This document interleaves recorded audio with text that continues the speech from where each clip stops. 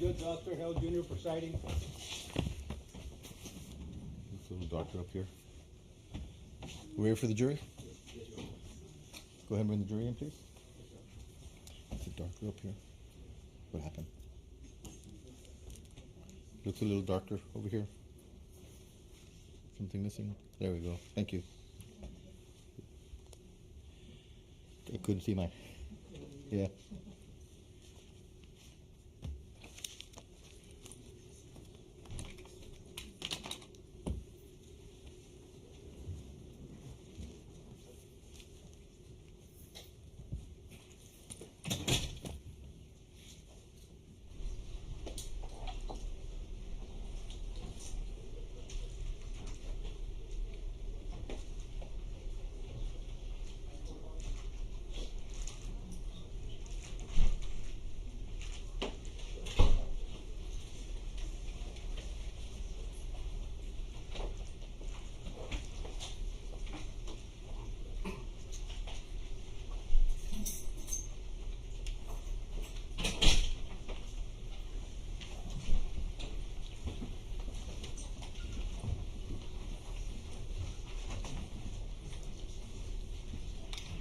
You may be seated.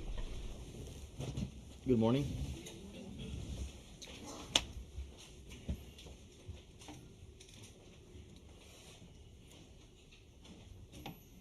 We have our witness, Mr. Getting him, Your Honor. Yes, sir.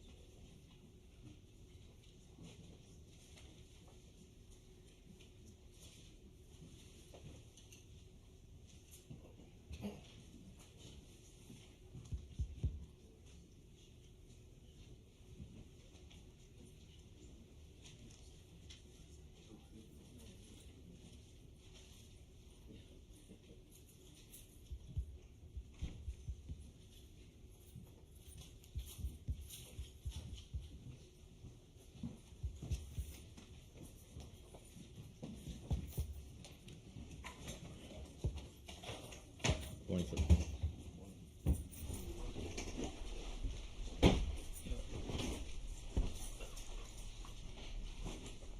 You may proceed.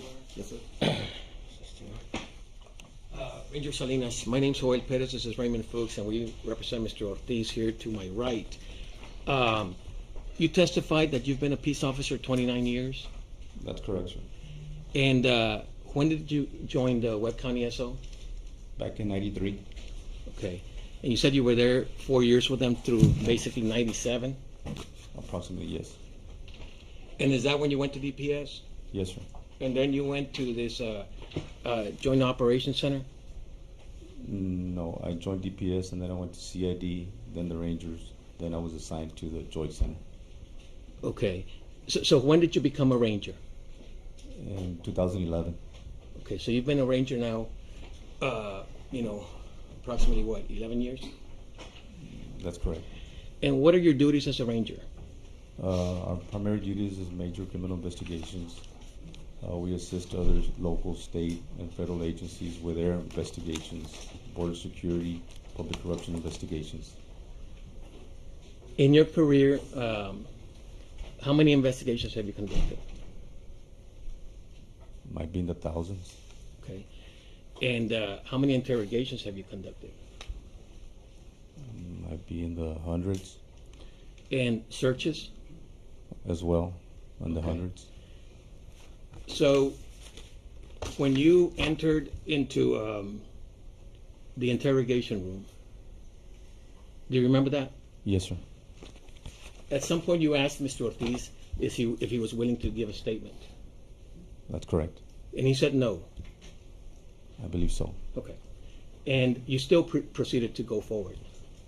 I still read him his rights, yes, sir. Okay.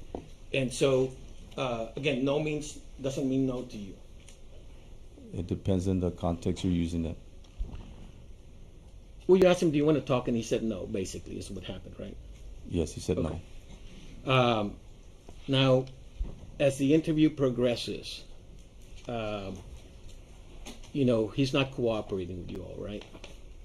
He's not being truthful, no. Okay. In your opinion, he's not being truthful at the time, because at the time, the only information you have is from Erica Pena, correct? Correct. Okay.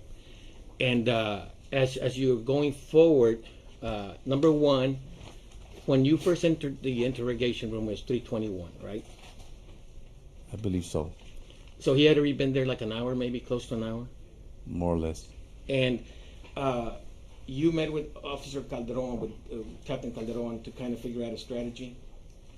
Correct. Talk about what we had so far. And so you, like Captain Calderon, have experience in interrogation techniques, correct? Correct. So with interrogations, how many interrogations have you conducted? Must be in the hundreds. Okay. And you'd agree that based on your training and experience, you have a technique? The only technique that I've been taught, sir, is build rapport with the individual I'm talking to. Well, when you go to, how many classes have you gone to regarding interrogations in your career? Several. Okay. But I imagine, and is it a 1 hour class? Is it a 1 week class at a time? What is it? It depends. Okay. So I'm sure they don't tell you the only technique to utilize is to build rapport.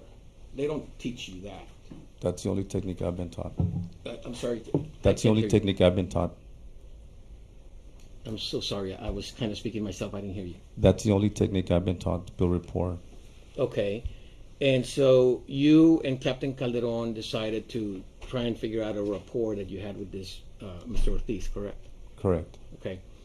Now, when he was in the room waiting for you all to go in, that was by design? No. Okay. And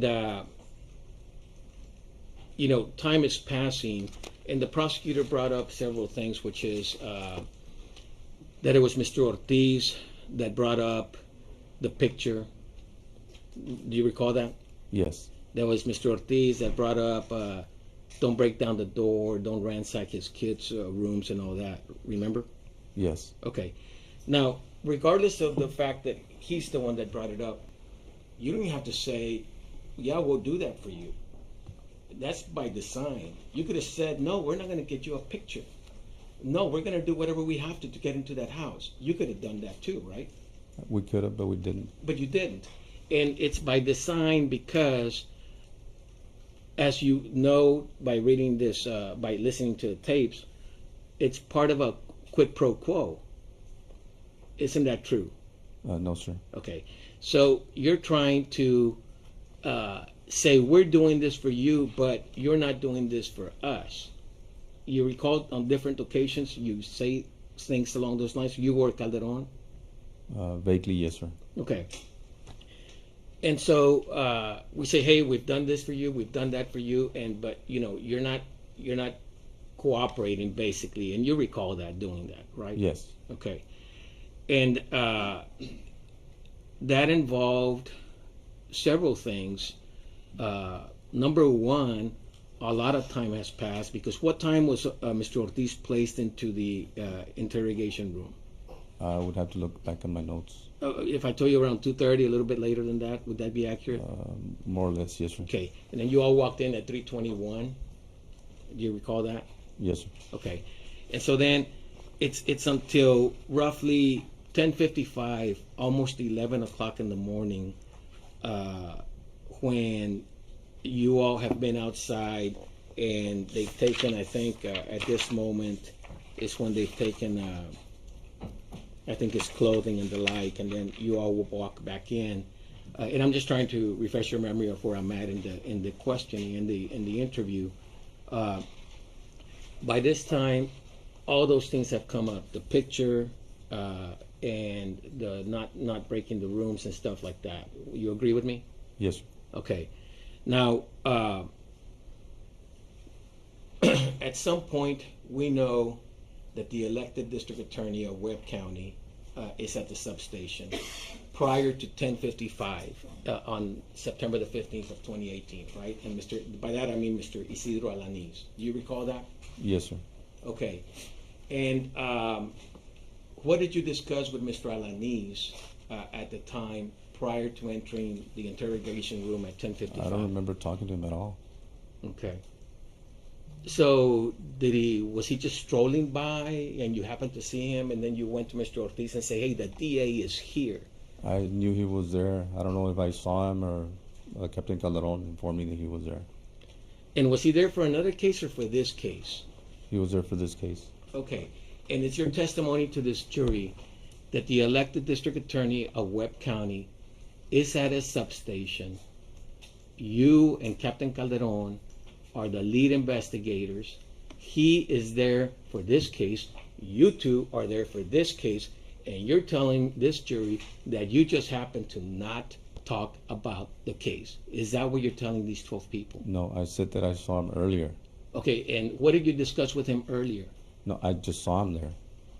Okay.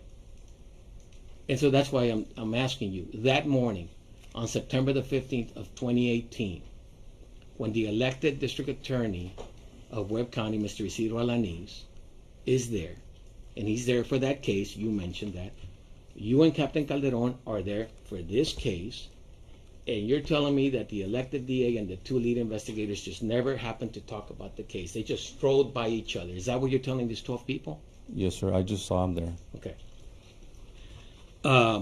But regardless, you took that opportunity then to go in there, and after maybe 7 hours or more, that's when you walked in there and you tell. Do you have the transcript up there with you? Yes, sir. Okay, and I'm on page 13 of disc 6. Am I right? Yeah.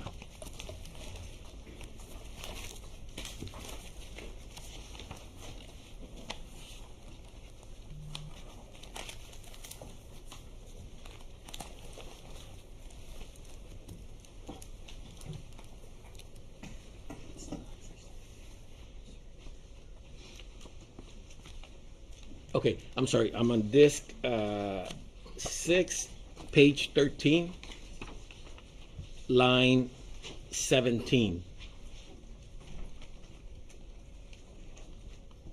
Are you there? 13, 17, yes, sir. Yeah, and that's where you say, look, partner, everything so far that you've talked about and everything that you've asked, we've accommodated you.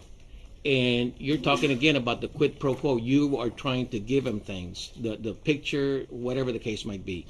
Okay, now, half the district attorney's office here, he's right here. The DA himself, okay? Answer, okay, sir. And then your question, and now is the time. If you want us to put in a good word in for you, you need to, do you see where you say that? Yes, sir. Okay, and now this is you talking, not Calderon, right? Yes, sir.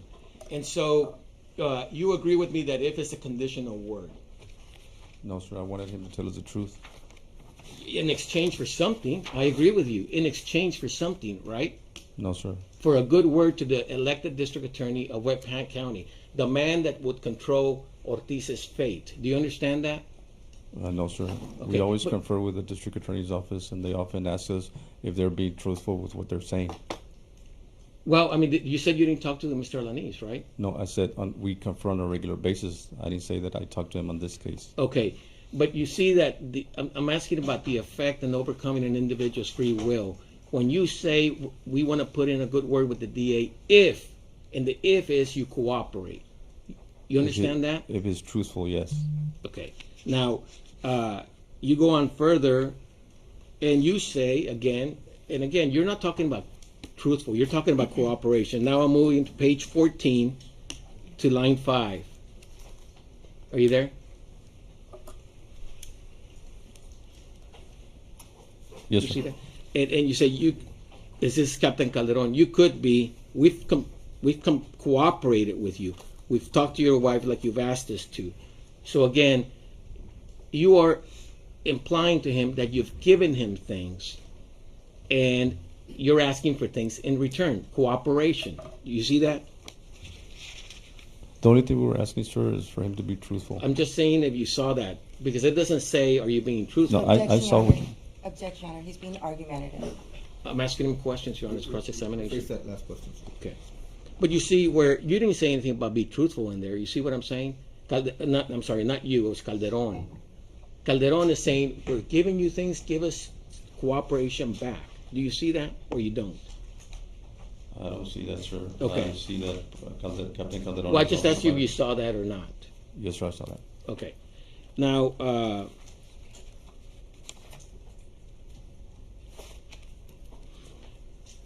if you go to line 17 of that same page, and this is Captain Calderon, and you a question by Calderon, and she wanted answers, and we told her that she could hear from you later. We asked her to go back to San Antonio, and she went back to San Antonio. You're asking us for a picture of your family, and we can get your picture of your family. We'll work on that. So again, you haven't done that.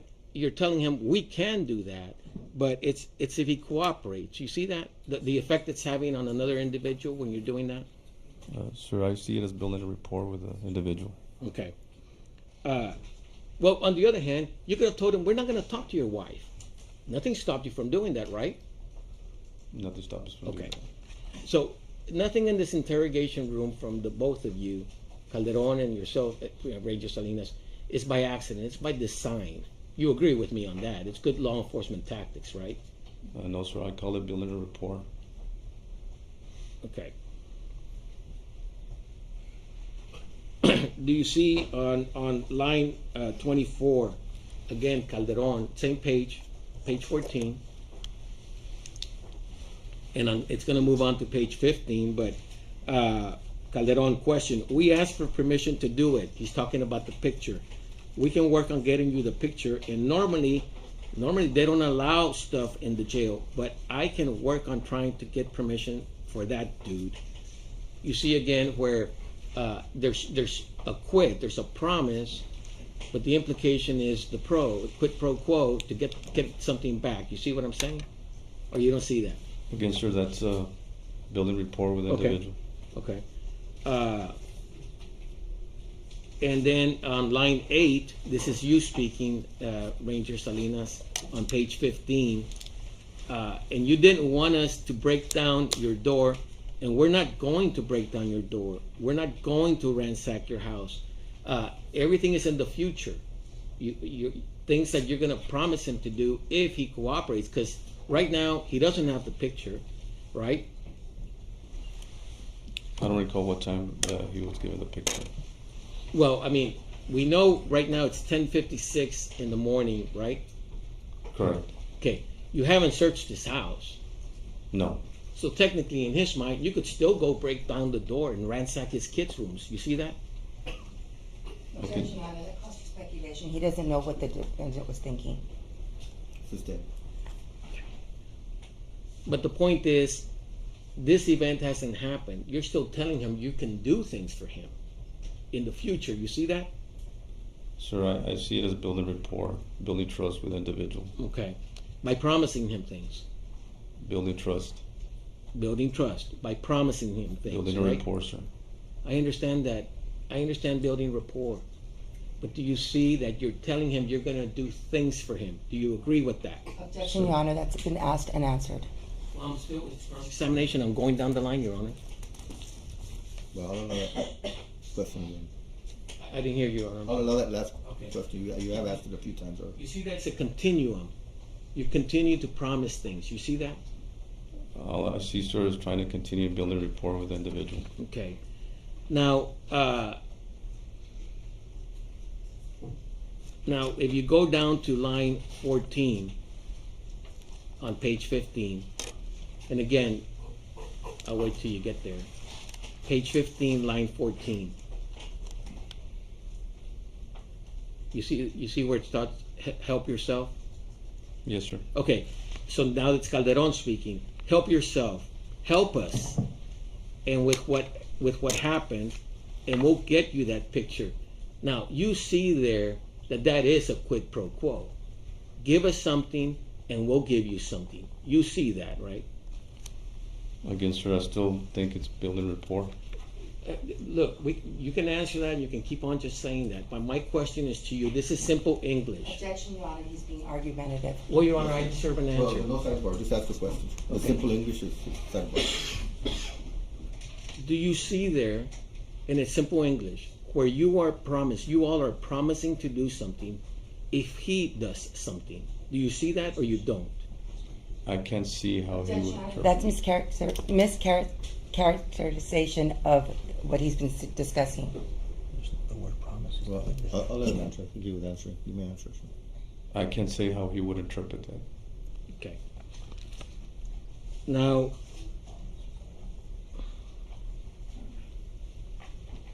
if you go down to page 16, line 23.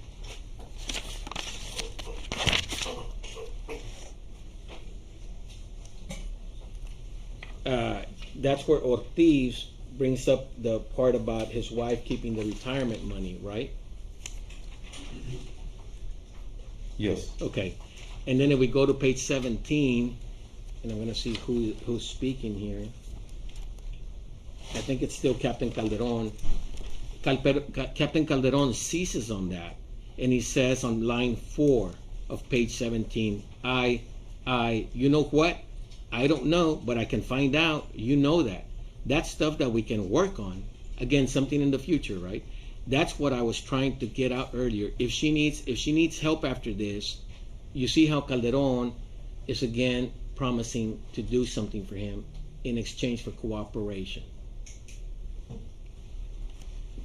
Again, sir, I still think this is building If you don't rapport see it, with you the don't guy. see it. You can say, no, I don't see that. I don't see it, sir. Okay. Now,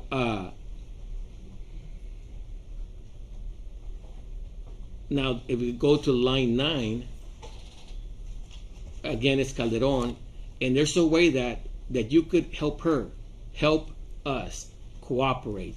You see that, like, that's a direct request to cooperate, and then you'll help his wife. Do you see that Calderon is saying that, Ranger Salinas? Objection, Your Honor, that's a cop-on question. I'm not sure what it is that he's asking for. Rephrase, sir. Do you see where Captain Calderon is telling him he'll do something for him if he cooperates? Here it's literal. Do you see that, Ranger Salinas? I see he mentioned the word cooperate. Okay.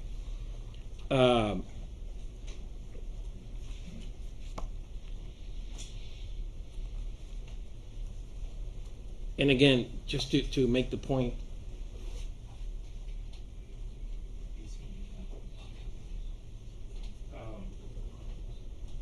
and it goes on and on. I mean, we already spoke to Captain Calderon, but do you see that you talk about the retirement, you talk about the picture, you talk about the ransacking the house, and everything is if you cooperate, it's conditional. You see that?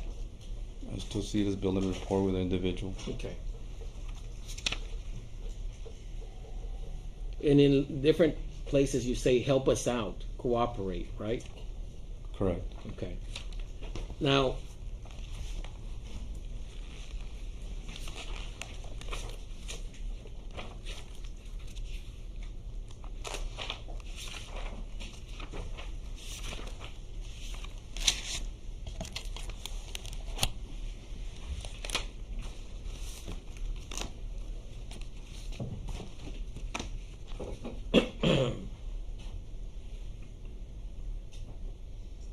if we go back now to earlier in the day, you received a call from Trooper Hernandez about Erica Pena, correct? Correct.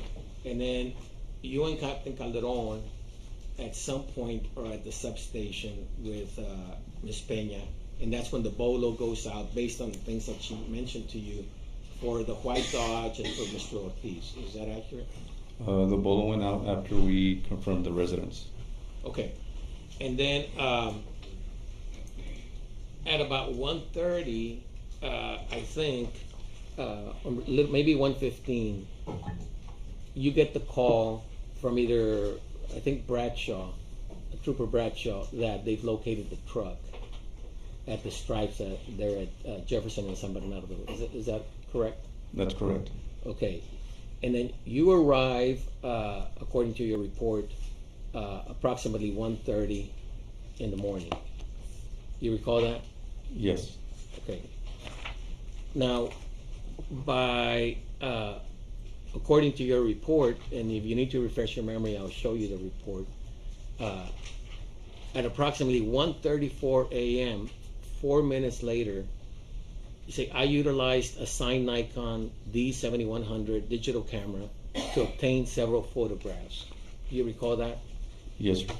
So, when you arrived, the truck, we're talking about the white Dodge, Ortiz's truck, that vehicle was already seized by law enforcement.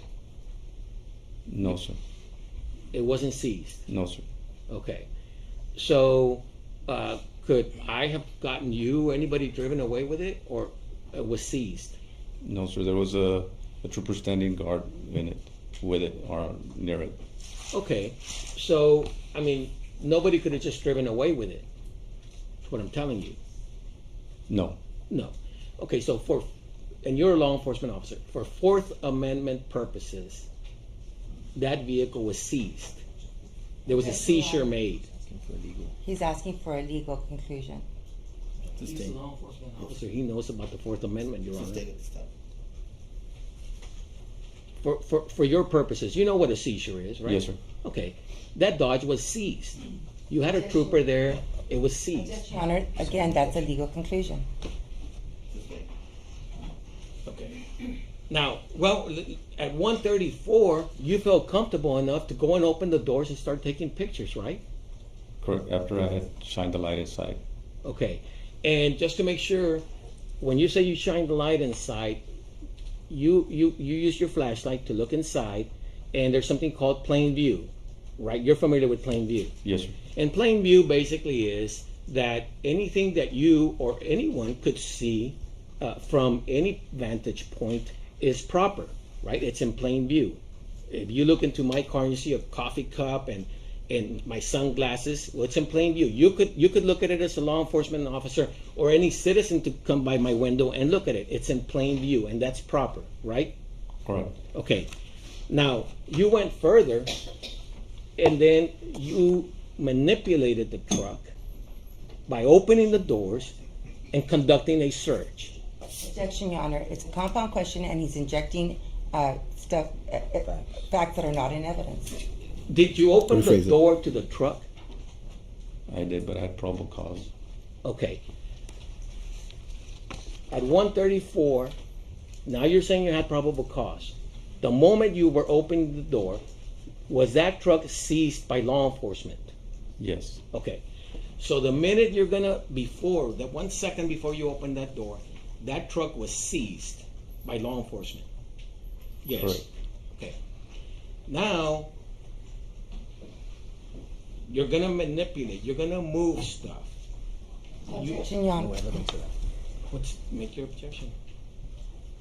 Okay. You manipulated the truck to be able to see things that were not in plain view. Is that correct, sir? Objection, Your Honor. Those are facts that are not in evidence. You need to ask him if he manipulated anything. I just asked him if he opened the door. He said yes, Your Honor. It's a different question. I'll allow the question. Okay. At some point, after you seized the truck, did you open the door to the truck? Yes, sir. And we have the photos where you opened the driver's side door. Yes? Yes, sir. Okay. And now is where the gun is in the door well, if you will, of that white Dodge Ram on the driver's side. And we have the photo. I didn't see the gun at that time. Okay.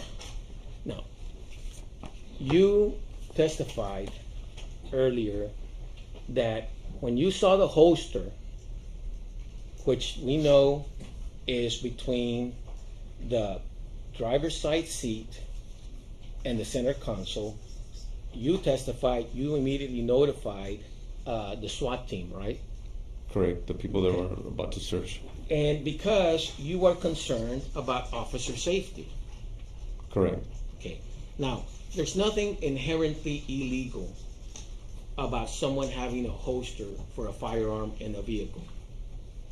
Not in those, in normal circumstances, no. No, let's say in the plain view.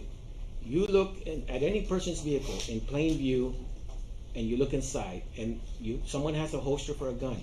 There's nothing illegal about that, right? There's nothing illegal, but not at those circumstances that I was looking at, and the circumstances surrounding the event. Okay. Now,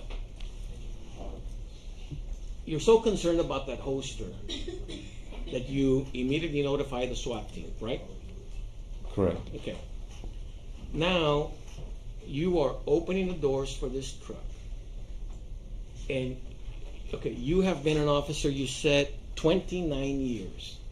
Is that accurate? Correct. You are not only a DPS trooper, you are within the DPS, the elite of the elite, the best of the best, a Texas Ranger, are you not? That's an opinionated question, sir. Okay. Now, officer safety is paramount to you, is it not? Yes, sir. And so you open that door because you want to know if the gun for that holster was in that truck. Isn't that true? No, sir. Okay. All your experience that you have, officer safety is paramount. And you're telling these 12 people that the reason that you opened that door is not because you wanted to know if the gun was in the truck. No, I saw the holster, and I radioed in to the guys that the guy might be armed. Okay. And that gun is plain as day once you open that door. Do you know that? I didn't see it that night, sir. Okay. And you're saying you didn't see it because we know that DPS Trooper Santuro turned in that inventory form and he said no inventory was conducted. You're aware of that now, right? Yes, sir. Okay. And so if Santuro said back then at 2:17 in the morning on September the 15th of 2018, that's when he signed that form or documented it. And it says no inventory conducted. You're aware of that form? Yes, sir. Okay. So now you're stuck because once it says no inventory was conducted, the only remaining thing is a search was conducted. Isn't that true? The search was conducted. Is it true or not true? The search was conducted. Objection, Your Honor, that calls for a legal conclusion. Jesus, Judge, what Ooh, legal I'll allow that. conclusion? The question about whether there was a search? It's a What is the fact objection? The objection is that he did not know what Santoro had that night. He's asking if he knows now. Was it a search? That's the last question that That was was the asked. question, Your Honor. And it's a compound question. Did you hear my question? Rephrase it at this point. Yes, Your Honor. Okay, if it wasn't an inventory search, an inventory, then it's a search. The vehicle Is wasn't that true? searched. The vehicle wasn't searched at the stripes. You understand that once you start moving stuff, that's a search. Objection, Your Honor. He's mischaracterizing the evidence. He has not said that he moved anything inside the vehicle. Your Honor, the officer can say no. He can either say yes or I'll allow no. the question. This is cross-examination on I'll allow the capital question. murder. Ask the question. Okay, if it's not an inventory, and we've already talked to these 12 people and all of us, an inventory is to document things that are in the truck, right? Correct. If you wanted to do that. But then we know now that no inventory was conducted, right? No inventory was conducted at that time. Okay, but yet you manipulated that vehicle in order to look into it. Objection, Your Honor. Again, he has not asked him if he's manipulated anything in that vehicle. And his answer was no. He asked, did you move anything? Just rephrase the question, sir. Did you open the door of the truck to look into areas that were not in plain view? The areas I was looking at were in plain view. Not where the gun is. Objection, Your Honor. He's arguing with the witness. Not where the gun is. I didn't see the gun. But you opened the door, and now things that were not in plain view are viewable by law enforcement. I didn't see the gun, sir. Are you,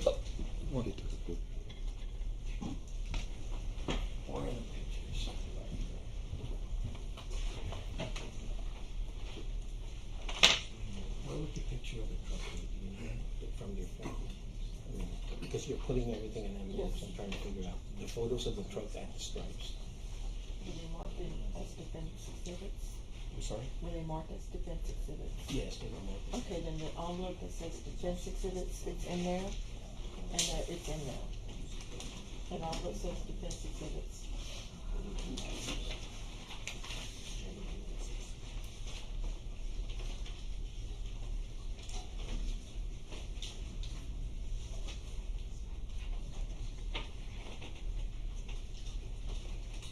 May I approach your witness, Your Honor? Yes, sir. I'm going to show you defendant's exhibit number 7. Can you just, that's been admitted into evidence, so you can testify. Do you see where the door to the white Dodge on September the 15th of 2018 at the stripes in Laredo at Jefferson and San Bernardo has the door open to it? Yes, sir. You opened the door. Yes. You took a photograph of that gun. I didn't see the gun at the time. Do you see it now? I can see it now when you point at it, but I didn't see it at the time. Okay. And you knew there was a holster, by the time you opened this door, you knew there was a holster in the truck? Yes, sir. Okay. And you're testifying to this jury that you weren't opening the doors because, in fact, you were looking for a gun? No, sir. Okay. And you've been a cop 29 years? Yes, sir. And we know that Trooper Santuro said there was no inventory done Correct. out at the stripes. No inventory. And we also know that there wasn't any need to be concerned about the truck because you instructed Santuro, number one, to secure the truck at 1:15 a.m. You instructed him to secure the truck. Correct. Okay. So we know it's secure. We know it's seized. And we also know that once it was going to be towed, according to your reports, you instructed Santuro to follow the wrecker all the way to the substation, right? Correct. Okay. So we know that nothing was going to happen to that truck. No one was going to get into it and search it or take stuff out because it was being followed by law enforcement all the way to its destination. Correct. Right? Okay. So any items that were in there were secured to begin with. Would you agree with that? Yes, sir. Okay. Now, once it gets to the substation, we know that Ortiz was arrested around 2:30 a.m. We've established that. Now, around 3:54 in the morning, you instruct Ugarte or Nenke to go ahead and start searching the truck. Do you recall that? Yes, sir. Okay. So now out at the scene at the stripes, because the truck was already seized, other than inconvenience and the like, nothing would prevent you from getting a search warrant for it, right? I didn't need a search warrant. Okay. But if you had wanted to, nothing would have prevented you from doing it. Probably the time at night. Okay. So time, but I mean, legally is what I'm asking you. Legally, you could have gone, done an affidavit and gotten a search warrant and searched it out there at the stripes, right? Not at the stripes. Okay.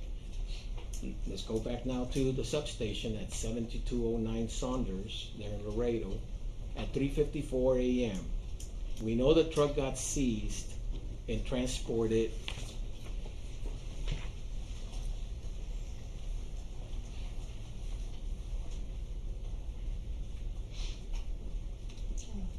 it had to be after 134 because it says, I instructed Sergeant Santuro to escort the record and the Dodge to WCSO, Webb County Sheriff's Office, substation located at 7209 East Saunders. So we know that it eventually got to the substation, right? Correct. Now, once it's at the substation, you'd agree with me that that's a secure area. You could say that. Well, it's not a bank vault, but it's an enclosed area where law enforcement personnel are allowed to go in only. Would you Correct. agree with that? Yes? Yes. Okay. So we know the truck's not going anywhere, correct? Correct. Okay.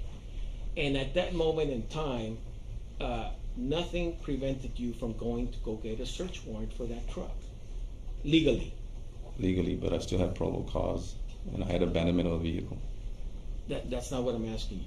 My question is, legally, could you have gone to a magistrate, presented your affidavit, gotten a warrant, and then come and search the truck? I could have. Okay. But you didn't. No, sir.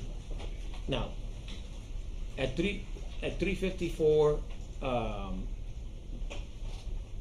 you instruct Ugarte to start searching the truck. I don't remember what time I told him. Okay, let me see. I'm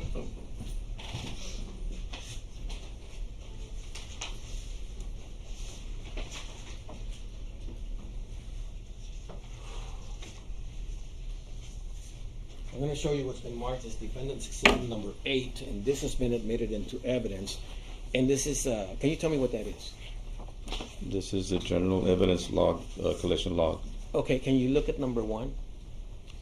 If you can read it. You want to put on your glasses? Yes. It's 3:54 a.m. Okay, and what is the item that is logged in? 1 HK 40 caliber handgun with 1 magazine, 9 live rounds. Okay.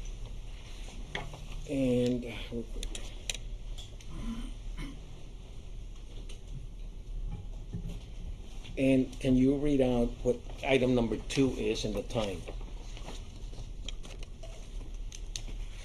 With the numeral 2. Yeah, that one. 4 a.m. cash bag with makeup and syringe. Okay.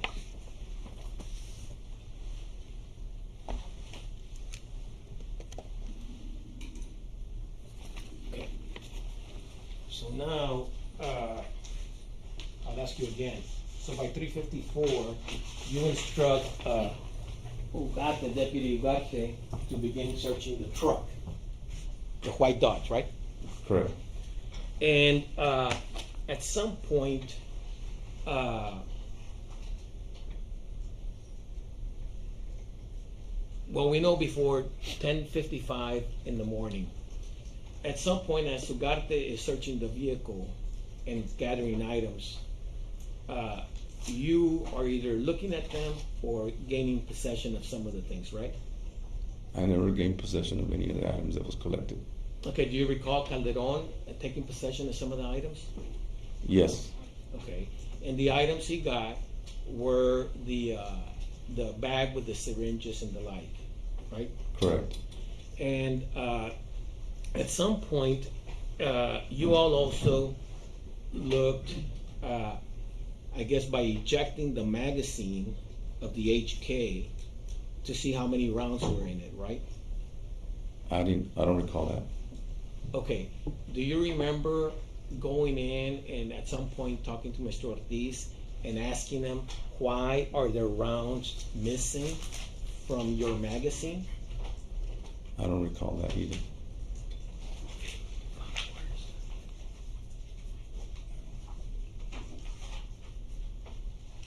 Now, with regards to the bag, because you remember that, Yes, sir. right? Now, you need the items in the truck to be able to confront Mr. Ortiz with, let's say, incriminating evidence. Is that accurate? That's fairly accurate. Okay. And for example, when you told him, we know this bag is not your wife's because it has syringes in it. Remember? Yes, sir. So you're utilizing the items from the truck because they're necessary to assist you in the interrogation. You agree with that? I wanted him to have as much information as possible to make his own conclusion. Sure.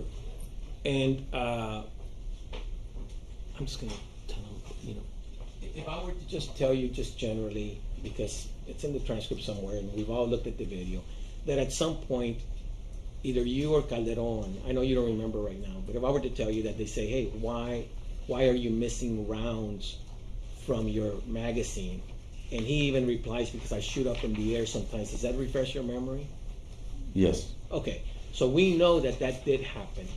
You all, based on the search of the truck, beginning at 3:54 a.m., were utilizing the items obtained from the truck to assist you in the interrogation of Mr. Ortiz, correct?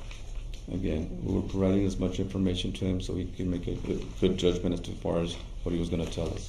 Okay, and the truth of the matter is, you didn't obtain a search warrant for that truck that day, at that time, because it was more important to you to use those items to incriminate Mr. Ortiz. Isn't that true? That's not true.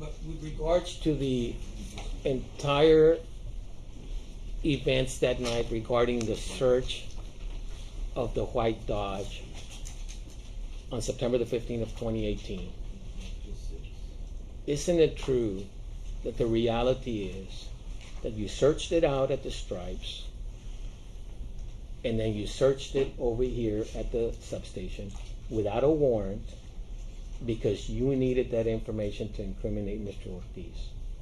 That's not true, sir.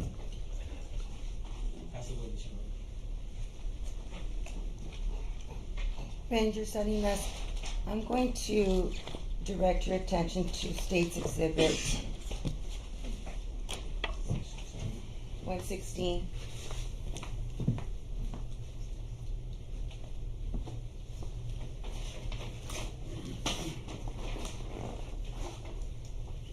Do you have the exhibit for the transcript?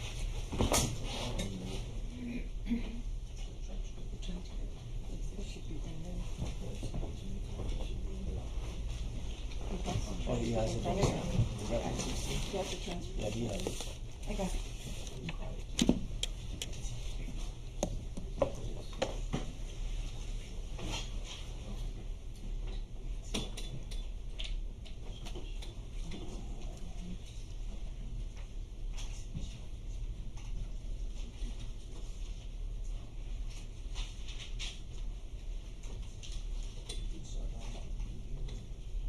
And at the beginning, do you remember who brought up the district attorney first?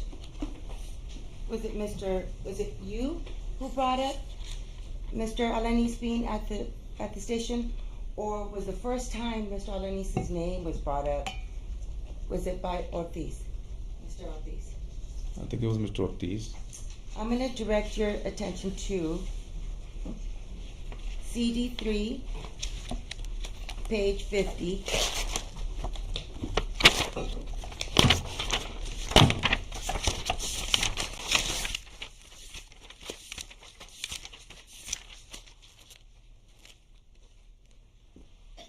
Line 25.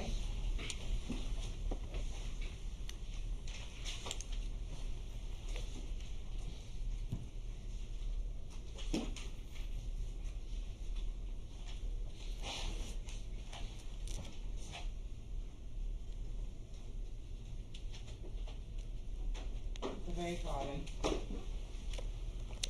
And this is Mr. Ortiz speaking. on page 50. And he says, did you guys already wake up the Chilo? And it continues on page 51. District attorney already, and tell him that you had one of the 2 stranglings. And you answered, this is Agent Salinas, well, nobody told you it was this way. And look how I am. This is him answering. I mean, you answer, well, you know that you're there for a reason. And his answer is, so you guys haven't even told the media, guys? I don't know. I don't believe that. And your answer is, we haven't, but someone else did. You know how BP works. What happens the first time that you get a load or something happens, everybody is there taking pictures, sending emails. We just have something like that. I'll be the first one that the gossip, but that's not us. And he says, and it keeps going, and he's discussing how BP knew, and he's actually goes into discussing the text messages or the media messages that were being sent back and forth while he was in the back of the truck when he got apprehended. Do you recall that? Yes. So who is the person who first brought up Mr. Alanis? Mr. Ortiz. Now, you were questioned, and you defense counsel said that you were not seeking, that you never said that you were seeking the truth. Do you recall that he just asked you that? Yes. I'm going to refer you to, it's on disc 3, page 19.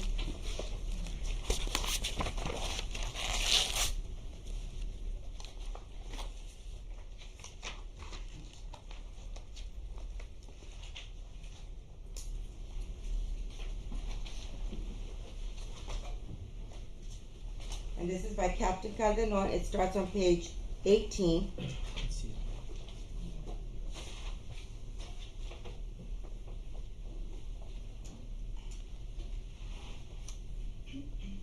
And he's discussing, she has kids, she had an alternative a way to support them, but it was still a way to support them. She was supporting a family. He's referring to Melissa.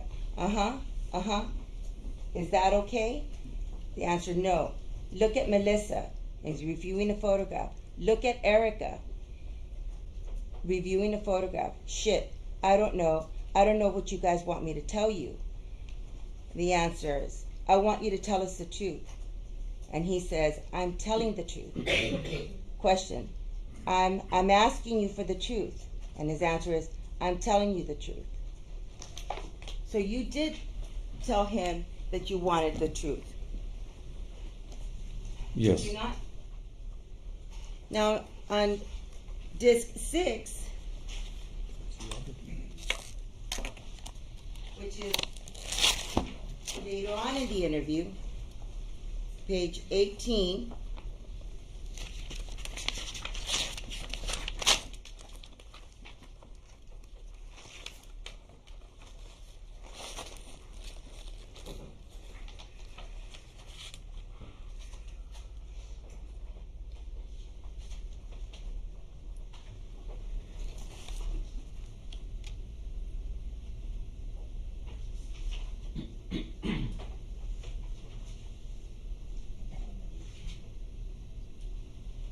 and this is by you, Agent Salinas. And you say, okay, the question was, okay, if you help out, Ortiz, and this is you speaking, if you don't want to waste money on legal fees, because he was discussing that, why are we going through all of this? Just tell us the truth. You know. Did you already know the truth was the answer by Mr. Ortiz? And then Captain Calderon says, well, you know that, JD. And the answer was, you already know that either it's on me and you've got blood on my boots. And the question, JD, look at me, please. Did you also discuss the word truth? Yes.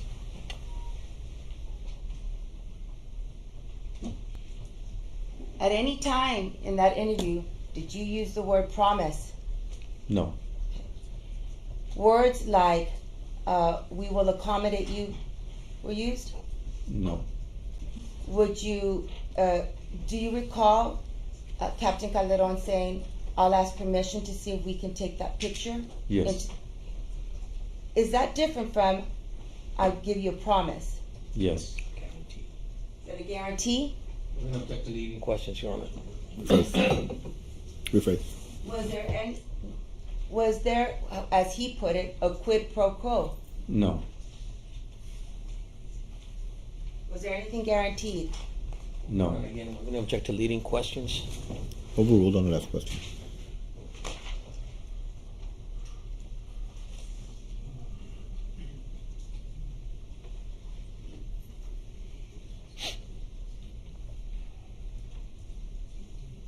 Now, during your interview, and we discussed this when we had you on direct yesterday, you said you already knew he was a law enforcement officer. Once he was at the substation, yes. Yes. And do you recall him discussing times that he had his own investigations and that he would conduct interrogations and searches Yes. and arrests? Yes. So you knew he was familiar. Did you know if he was familiar with these concepts and the practices of arrest, search, and seizure Yes. and interrogations? Yes.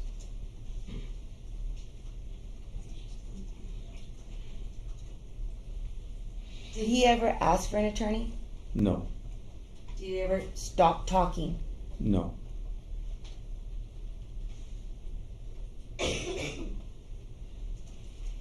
Did he authorize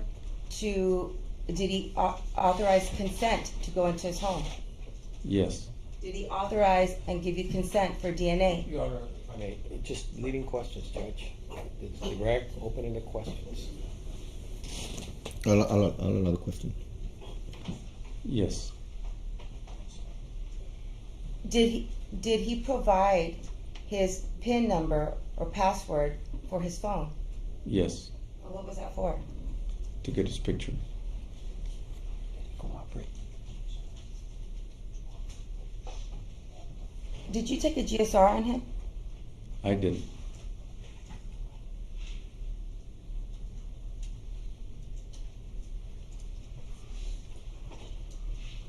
Now I'm going to refer your attention to the stripes that you were questioned on whether it was a search or not. At this point, hold on just a moment.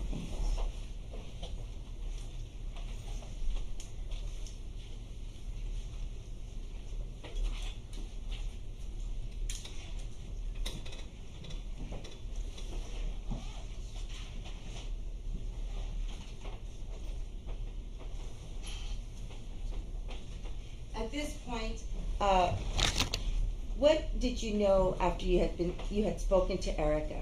What was the complaint that she had made? What criminal offense had she We're complained objecting about? compound question. Rephrase. What criminal charge had she complained about? Aggravated assault and unlawful restraint. And what information did you gain from her that you already knew would be connected to her statement? The white Dodge truck, Okay. Mr. Ortiz, the tallies, and the pink small little flowered purse. And what did she complain he assaulted her with? With a handgun. So those are the things that you knew would be connected to the aggravated assault that Erica Peña was complaining about. Is that correct? Correct.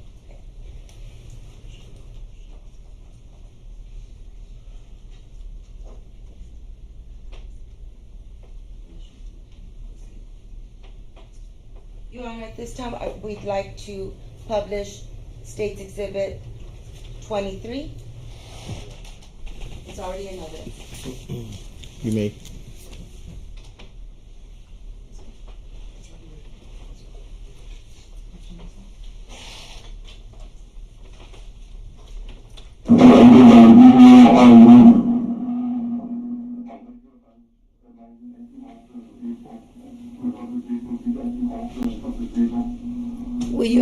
what's going on in here? Who is that?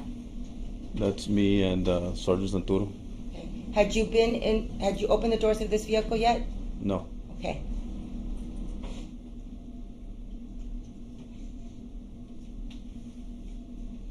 What is it that you're doing right now?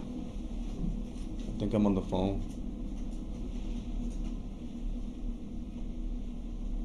And who's that other individual? That's Sergeant Santuro. And what are you doing now? I'm going to the driver's side door. With what in your hand? A flashlight. And what are you looking for? I'm looking what's inside. Okay. And what do you see? The holster. Okay. What else do you see? It didn't come out, but I go on the driver's side or the passenger side, and I see the tall boys and the pink purse and another brown purse in the front floorboard.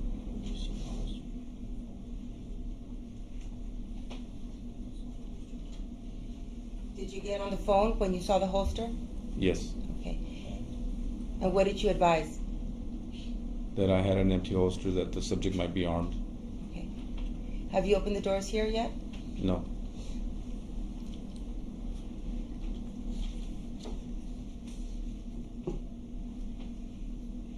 Now at this time, you saw, what were the items that you saw in plain view? A brown purse in the front, a pink purse in the back with some tall beer can, tall boys, and the empty holster in the driver's side. Did that match what Erica Pena had complained about? Yes. And when you testified during direct before, did you move any items in this vehicle? No. Did you remove any items in this vehicle? No. Did you manipulate anything? No. Did you believe that you could search the vehicle at this time? Objection, Your Honor. Speculation, opinion, and as they objected, it's a legal conclusion, Your Honor. Rephrase.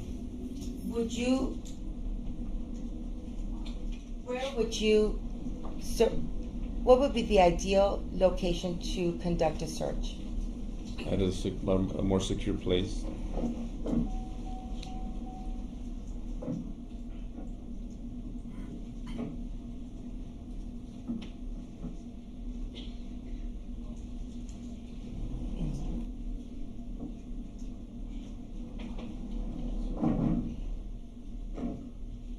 Now, when you were prompted, or what prompted you to take photos of the vehicle? Just so I can document the contents in the pristine manner that they were. And when you took the pictures, you did not. You can go ahead and turn. And when you took these pictures, again, it was just what you could see in plain view. Correct. But do you recall looking at your pictures and yesterday, and it was a picture that you had taken, and in fact on the door, the gun was there. Correct. So even though the camera picked it up, your eyes did not pick up that camera. Correct. I mean that gun. Correct. So what was the purpose of taking these photos at this time? Just to preserve the way the contents were in the vehicle. So they were preservation photos. Correct.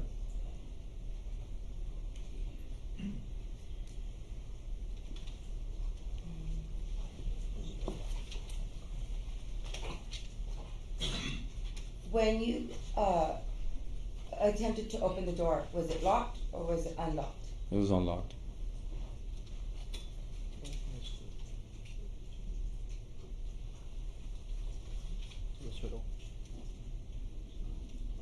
Did you know who the owner was of this vehicle? Yes. Okay. And was he present? No. And did you know from the investigation what had happened when the troopers confronted him at the stripes? Your Honor, I'm going to object to hearsay, and I'm also going to object to leading.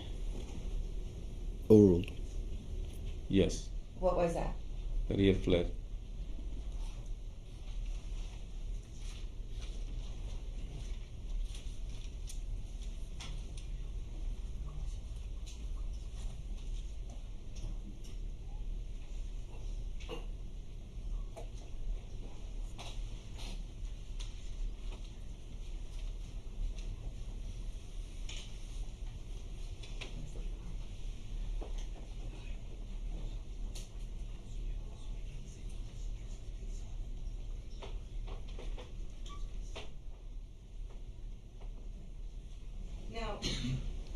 Now, after Ortiz was apprehended at the parking garage at the Ava,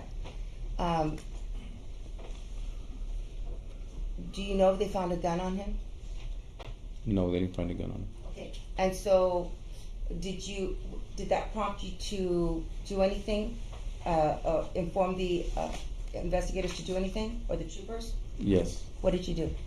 I told them if somebody can go down to the Stripes and check the bathrooms or inside the store or around the area. Again, because you did not see the gun in the vehicle. Correct. There was a dumpster by that truck. Did you have them look at the dumpster? Yes. I have no further questions, Ron. Past witness? Yes, Your Honor. Well, at this time, you didn't know how many guns were involved, did you? Correct. Okay. And the DA just asked you yesterday when you saw the photo, did you see the gun? Did you hear her ask you that? Yes. And so, am I hearing right that yesterday's the first time you see that photo and you see that gun there? No, it was when I was reviewing the videos getting ready for trial. Okay. But she said yesterday. I saw it yesterday again. So you're testifying to these 12 people. Judge That- Matter, I was referring to yesterday's testimony. Okay. Not- Well, go ahead and ask your question. Well, when did you see? She referred to a photo or a video. That's the first time you see the gun in the well of the door, Yes, sir. and you're the lead investigator. I'm the lead investigator for DPS, and Captain Calderon is the lead for the Webb County Sheriff's Office. And you've been an officer for 29 years. That's correct. And your testimony to this jury is 4 years approximately after this incident. This is the first time that you see that gun in that door well. That's correct, sir. And you're going to stick to that. Yes, sir. Earlier she asked you, did you manipulate the truck? Did you hear that? Yes, sir. Okay. What does manipulate mean to you? To move around. Move anything, right? Right? Yes, sir. Did you move the door when you opened it? Yes, sir. Okay. So you manipulated the truck? Yes. I opened the door. Okay. And you took a photo of the contents of the door well? Correct. And with all due respect, I know you wear glasses, but how far were you from that gun? Now that you know there was a gun there, what, 2 feet? More or less. Okay.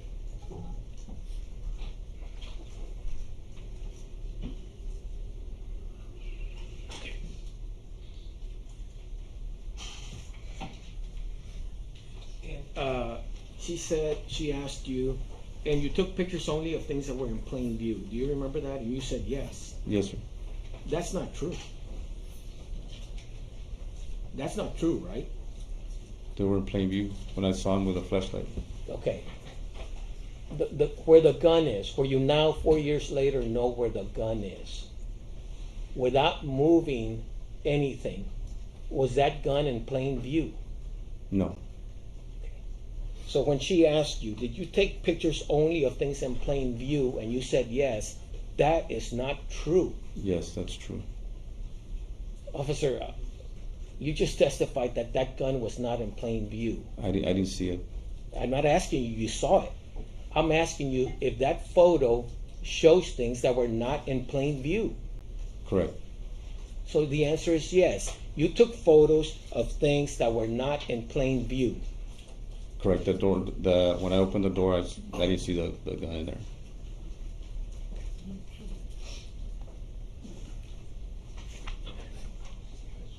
Thank you. No further questions, Your Honor.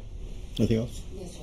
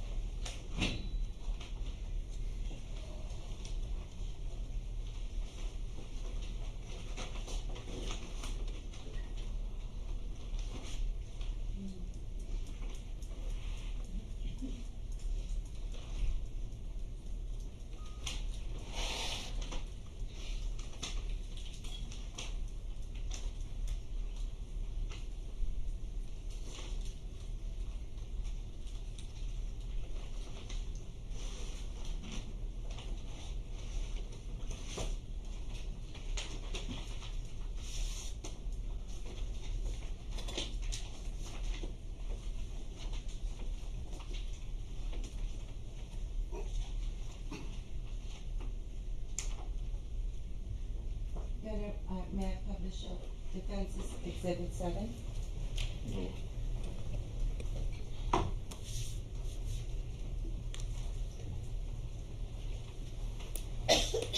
Now, Ranger Salinas, when defense counsel asked you regarding the first time you saw, or let me ask you this first, just a moment. I want you to look at State's Exhibit 7. Defense Exhibit 7. You opened the doors, and you took this photograph. Correct. You also took a photograph of the front of the vehicle. Is that correct? Correct. And the back. Correct. Did you have time to look at the details in the photograph that you had just taken? I'm going to object to leading again. No. And yesterday, during your direct examination,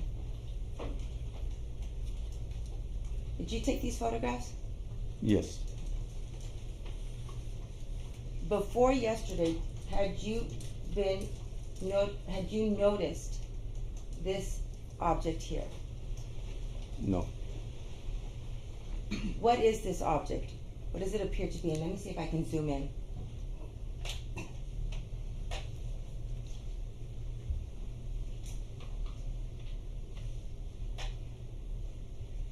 Upon closer inspection of this picture that you took, what does this appear to be?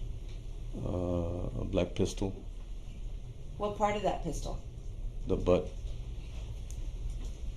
But when you took the photograph, you just snapped the camera. Were you looking at all the little details in it? No. And because you didn't see the gun, it prompted you to do what? Just close it back up. Okay? But you saw an empty holster?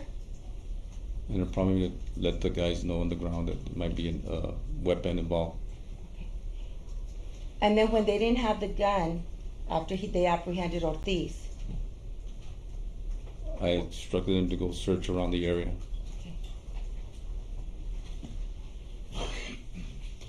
so it's your testimony today that when you were at the Stripes, the purpose of these photos was for what? To preserve the stuff that I had seen.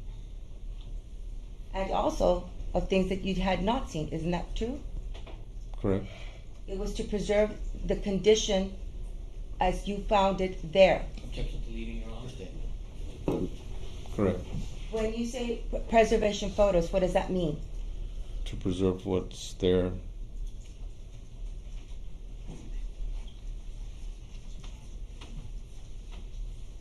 I pass the rest, Your Honor.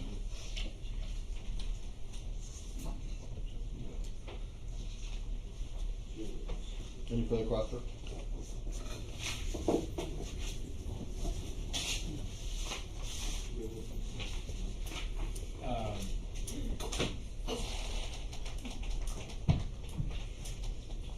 Well, that DPS form that you saw, that you know which one I'm talking about, right? Yes, sir. It says inventory form. It doesn't say preservation form, right?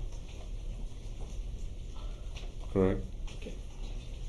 Because generally, with regards to what you're talking about, it's inventory or search. There's no preservation. Inventory or search. You agree with that? No, because I just asked you if you agreed. No further questions. Thank you, officer. No further questions. You may step down. You're excused, sir. thank you.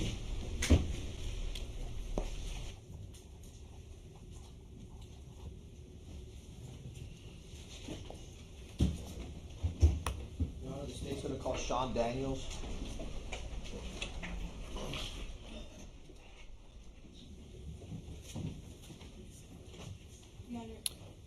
Quick question. The 116, was it there? Because I know he had a copy. It looked like. Does he have the copy or the exhibit? 116. Just make sure that the 116 is still there. I don't know who had it. You had it or the witness?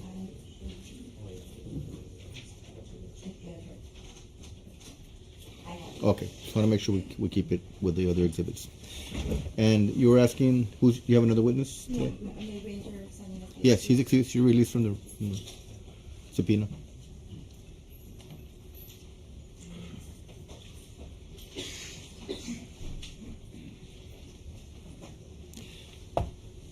Your next witness? Yes. Can you raise your right hand so I can administer the oath? Do you solemnly swear that the testimony you're going to give during this trial will be the truth, the whole truth, and nothing but the truth, so help you God? I do. Thank you, sir. You may take a stand. Pause. Yes, ma'am.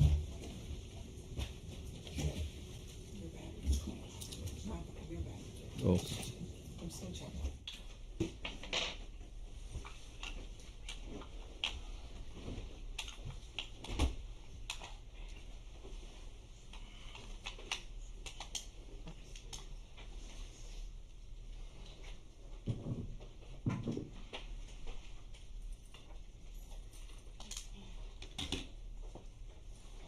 Okay.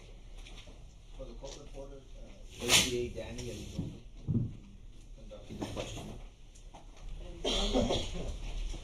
And you got them? I have the mic. Test Thank test. you. All right. For the record, Daniel Elizondo for the state. Good morning, Mr. Daniel. Good morning. For the record, could you please state your full name? My name is Sean Daniel. How are you currently employed? I work for the New Mexico Department of Public Safety, Prior to that, where were you employed? the Texas Department of Public Safety. What were your duties at the Texas Department of Public Safety? I was a forensic scientist in the Firearm and Toolmarks section. And how long were you employed at the Texas Department of Public Safety as a firearm, toolmarks, and analyst? I think around 6 years. What were your duties there with regards to the day-to-day work? So my job as a forensic scientist was to analyze evidence related to crimes. What is your educational background? What qualifies me for this position is my biology degree. And do you have any other education that you received, undergraduate? I do. Yeah, I have a finance degree also. What about any specific training you've received in the area of firearm and toolmark examination? I'm sorry, can you repeat that question? Yes. Have you received any specific training with regards to firearms and toolmark examinations? Yes, I have. When I was hired for this position, I went through a training program that was about 1.5 years long. We went through different, modules with the history of the field, different manufacturing techniques, a lot of firearm safety and function, a lot of microscope work. And then after that training, I go into supervised casework, where I'm working actual cases under the supervision of a trained examiner. And then after I complete that, then I do independent casework. Since then, I've done continuing education and This has been my job, 40 hours a week since then. And at the time you were working at the Texas DPS, it was a crime lab, correct? Yes. At the crime lab, were you licensed as a forensic analyst? Yes, I was. By who? The Texas Forensic Science Commission. And just for the jury's sake, how many times have you yourself conducted firearm toolmark examinations? Many times. More than 20? Yeah, oh yeah. Yeah. More than 50? Yes. I've worked hundreds of cases. So it's in the hundreds then? Yes. Okay. At the time you were employed at the Texas DPS crime lab, was the lab you were working at accredited? Yes. Was that accreditation recognized by the Texas Forensic Science Commission? Yes. And was that accreditation recognized and accepted nationally or internationally? Yes. Okay. So shifting gears here, I want to ask you a simple question. Is it possible in your field and in your science and expertise to determine whether a particular bullet was fired from a particular gun? Yes.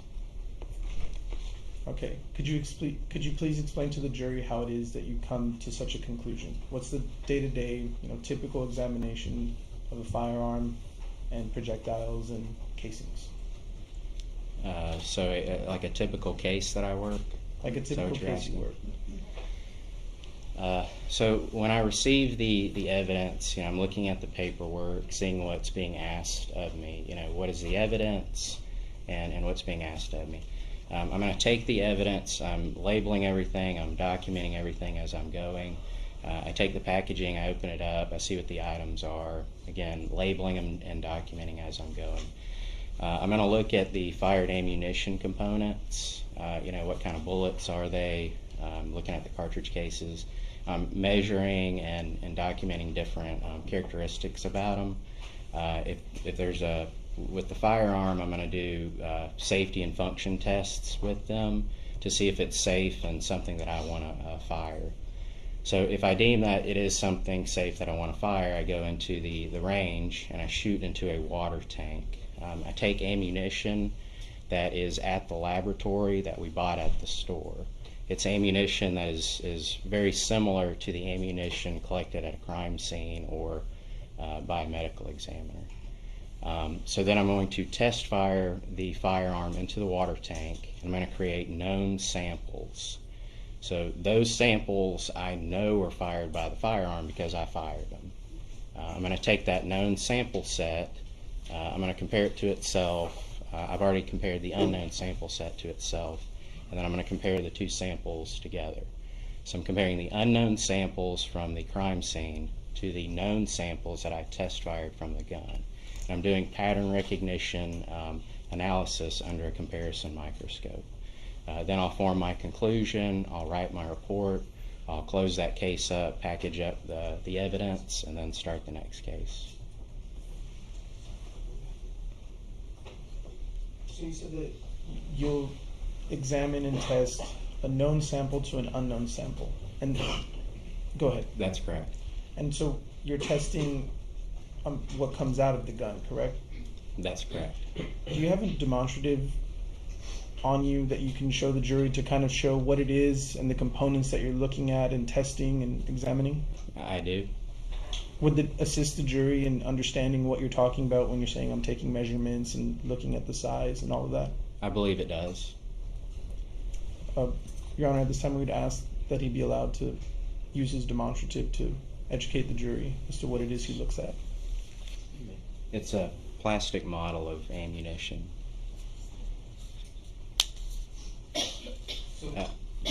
Go ahead and explain to the jury what it is you look at. And if you could hold it up so they could all see. Yeah. So this is, just to help with some terminology, this is one round of ammunition. It's called a cartridge. This part right here is the projectile. This is what travels down the barrel, and this is, what you're shooting. This is the projectile or the bullet. So the whole thing is not called the bullet. Usually in TV shows and movies and stuff, they call the whole thing a bullet. but this part is the bullet. The whole thing, a live round, is called a cartridge. This would be the primer area that the firing pin strikes, and then this is called the cartridge case. So again, the whole thing is a cartridge. This is the bullet. This is a cartridge case. So when you're looking at those and examining them with the known sample and the unknown sample, what is it on that you're looking for? Well, with the bullet, whenever the bullet travels through the barrel, it's engaging the rifling and the bore of the barrel, and it's going to leave, scratches on the bullet. So that's what we're comparing, these marks right here. On the cartridge case, there's a whole lot of information on these. There can be chamber marks on the side body here. Of course, the firing pin impression, and also this part right here actually slams against the breech face during the firing process. So you get kind of like an imprint. And so on this part, we call these breech face marks or breech face impressions. And there's some other marks, but those are the big ones. So with these characteristics, how are you comparing them? I mean, could you explain to the jury what an individual characteristic is versus a class characteristic? So whenever I'm doing my microscopic comparison, the first thing that I'm looking at is called class characteristics. These are design features that are determined before a tool or firearm is ever made. So an example of that would be the diameter of the bullet, the caliber of the cartridge, the shape of the firing pin. So these are general features. To give you an example of why they're important in a comparison, if a crime scene had cartridge cases with round firing pins, and you give me a gun that creates square firing pin impressions, and I look at that, I'm going to eliminate the gun as firing those because the class characteristics do not agree. So I'm looking at a number of different class characteristics on the cartridge cases and on the bullets. And I'm going to compare those unknown samples to the known samples, and I'm looking at those class characteristics first. And if those class characteristics, if any of them disagree, then it's an elimination. But if they're all in agreement, then I move deeper into my analysis and I look at individual characteristics. Those are the little nicks and ticks and the unique things to that tool or firearm. Then I'm going to do my pattern analysis on that. And if I see if there's a significant or a sufficient disagreement, then I would eliminate them. If I see sufficient agreement, then I would identify it. And in some cases, I can't really tell. There's just not enough information. That would be an inconclusive conclusion. So when you are able to analyze a gun and have the sufficient findings, would you say, is it safe to say that that's similar to a fingerprint? Yes, and that's a really good analogy. It's like the tool or firearm has fingerprints, and when you get that physical contact between the ammunition components and the firearm, it's a lot like the firearm is leaving its fingerprints, so to speak, on those ammunition components. And that's what I'm looking at. Those would kind of like be the individual characteristics. So in this case, did you conduct any type of analysis as you described to the jury? Yes, I did. Okay. And as part of that analysis and evaluation, did you prepare a report? Yes, I did. Your Honor, permission to approach? Yes.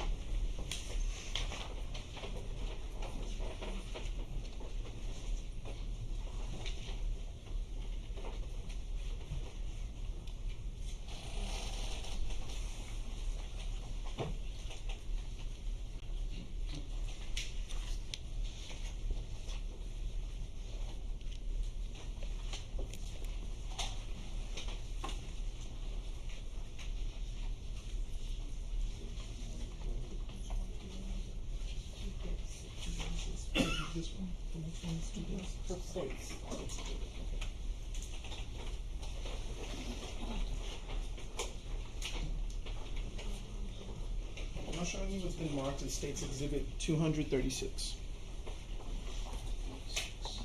Are you familiar with this document?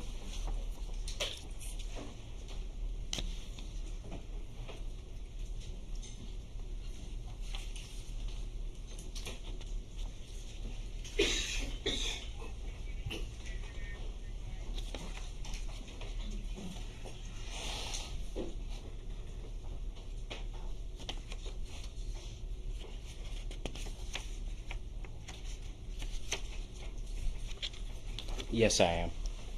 How are you familiar with it? This is the report that I issued. It summarizes my conclusions of my analysis for this case. Okay. Was this report generated in the normal course of business of the Texas DPS Crime Lab? Yes, it was. Was this report made at or near the time the events that this report talks about took place? Yes. And has this report been materially altered in any way? No. Okay. Let the record reflect, I'm now tendering to defense State's Exhibit 236 for review, and would like to admit that into evidence. Assuming you're offering it. Yes, I'm offering. We'd object, Judge. Well, if I could ask a question. Did you prepare this report yourself? Yes, sir, I did. Judge, we'd object to being offered into evidence. It's not a business record. It's his personal report. Just like an offense report. I mean, it's his report. Judge, I would, if he wants to have a conversation, we approach the bench. All right, go ahead.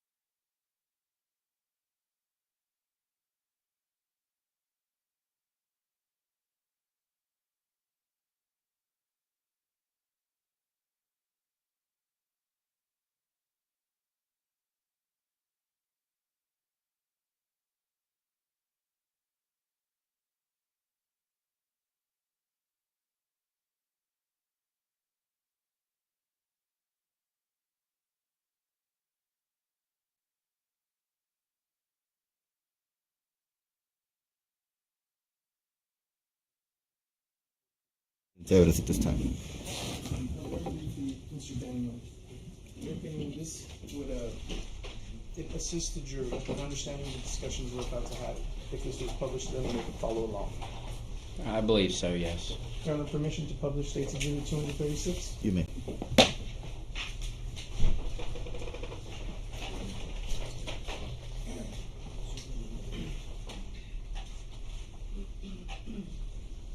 All right, Mr. Daniel.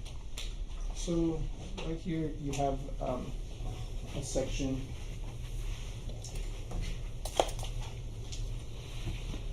for evidence, description, and results of analysis and interpretation. This list, is this a list of items that you received to test and conduct analysis on? Yes, it is. Okay.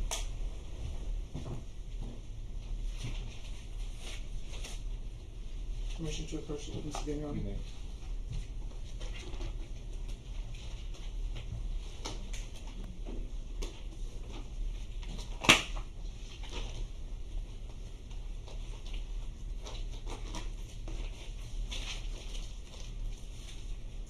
Apologies.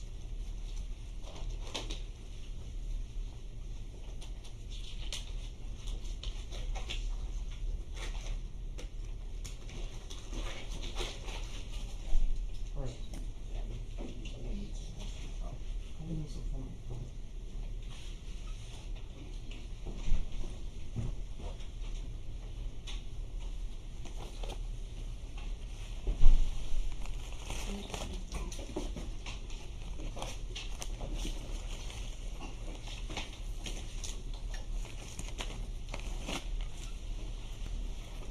right. I'll let you put your gloves on, but I'm going to ask you a couple questions while you're doing that.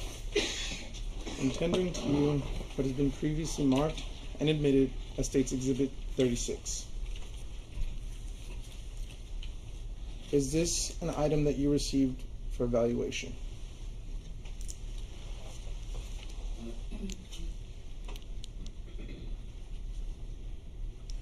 Yes, it is. And how are you familiar with this item? Yes, I am. How are you familiar with it?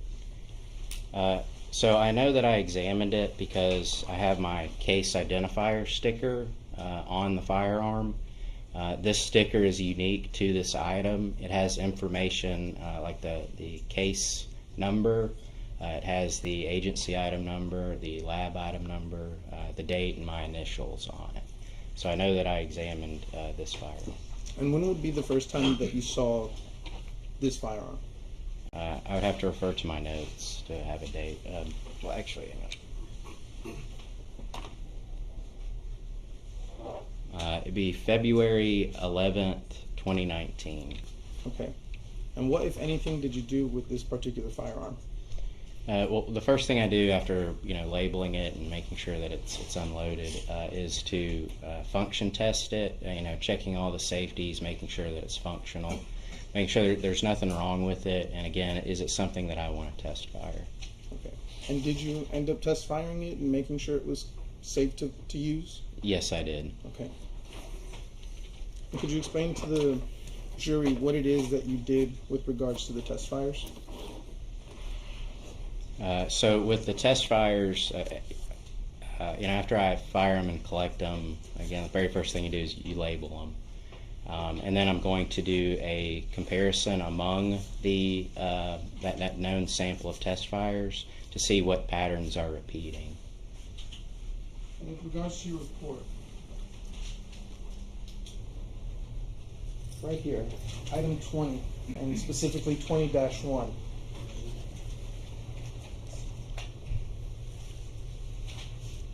Is this item that you received in evidence and tested the same firearm that I just showed you? Yes, it is. And with regards to this, was any evidence ammunition provided to your office? Yes. And what, if anything, did you do with that evidence ammunition? The live rounds, I didn't do, the majority of them, I didn't do any analysis, any type of comparative analysis with them. Two of the live rounds that were submitted as evidence, I used as test fires. Would that be indicated right here at 21-02-AB? Yes. So you received live ammunition from the Webb County Sheriff's Office, and of that ammunition you used to make known samples? That's correct. Okay.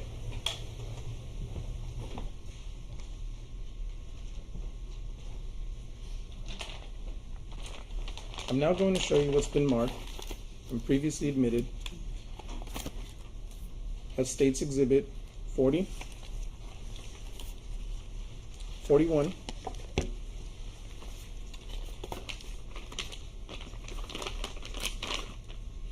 42, 46A, 45A,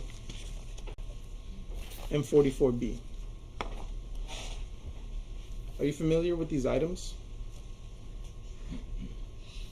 Yes, I am. How do you recognize them? They also have my case identifier sticker on the packaging, so I know that I examined them. Okay. And when would have been the first time you've seen these items? It appears the date on them is, on all the packaging is February 11th, 2019. Okay. With these particular pieces of evidence that I've handed over to you, did you test them? And if you need to look at your report to refresh your memory to make sure. I do. We can move this.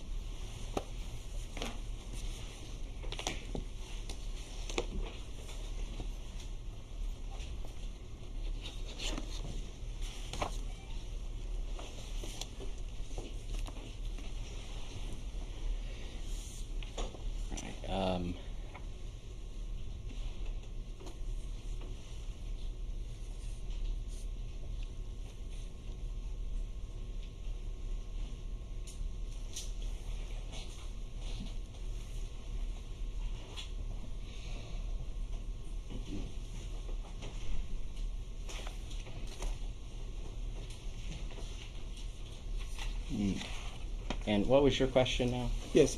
Did you perform any analysis or tests on these items that are in front of you? Yes, I did. Okay. On all of them? Just to be clear. Yes. Okay. Let's see.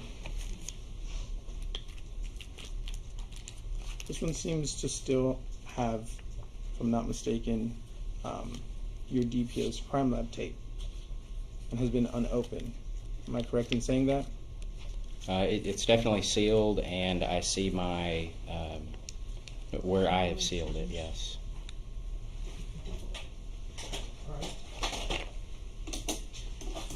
I'm gonna have you open any of those that are still sealed, and that way we can take a look at them. Okay. Do you want me to open all of them? All of them. If they're still sealed, please open them. Okay.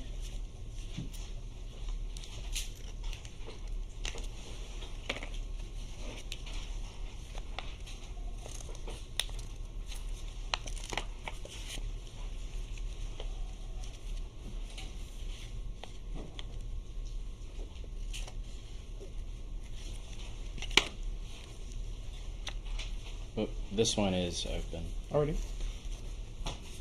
And those last This three one might is be. open. And this one is open. Okay. So these three are open. All right.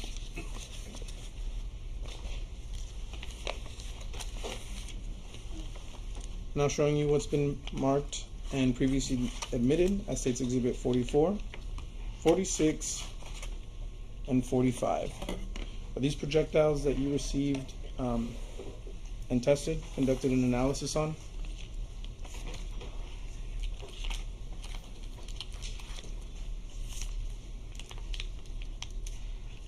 Yes, they are. Okay. I've now opened State's Exhibit 40 and retrieved what was in there. And I'm going to do the same for 41 and 42.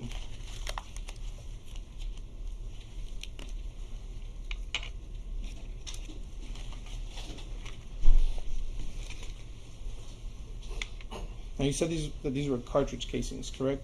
That's correct. But they're also commonly referred to as just casings. Yes, that's a slang term for it. Okay. Were these cartridge casings tested by you? Yes, they were.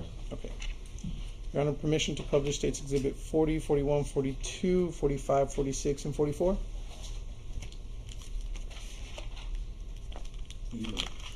Thank you.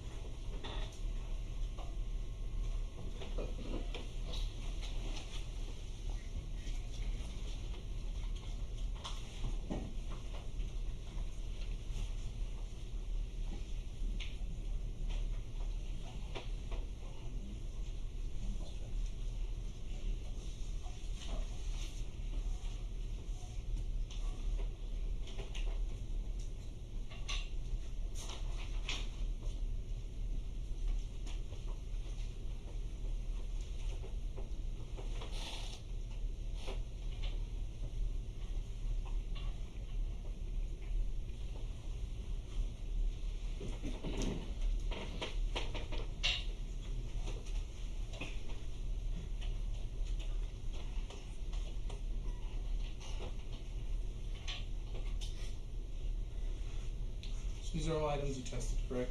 That's correct. And pursuant to your lab report, that would have been Item number 4-03-AA, the cartridge casing from scene. 4-04-AA, cartridge casing from scene.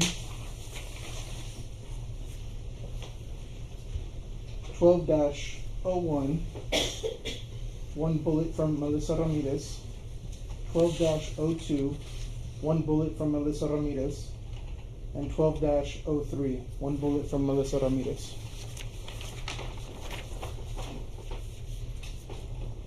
These would coincide with those on your report, correct? Yes, they would. And from scene, are you familiar with what scene these were taken from? I'm sorry, these casings right there? It's my understanding they were taken from the Melissa Ramirez scene. Okay. And after you completed your evaluation on this, these are what you would call, let me back up. These are what you would call an unknown sample, correct? That's correct. And then you had previously said you had 2 known samples that were fired from this firearm right here. That's correct, but I actually had 5 unknown samples. So I fired a total of 5 test fires. Of those 5, 2 of them were from ammunition that had been sent to your lab. That's correct. 3 of them were ammunition that were store-bought that we keep at the laboratory as stock, and then 2 of them were evidence cartridges. So a total of 5. And after doing your analysis, which I believe you said you do it under a microscope, right? Yes. What did you find on all of these projectiles? What was the conclusion?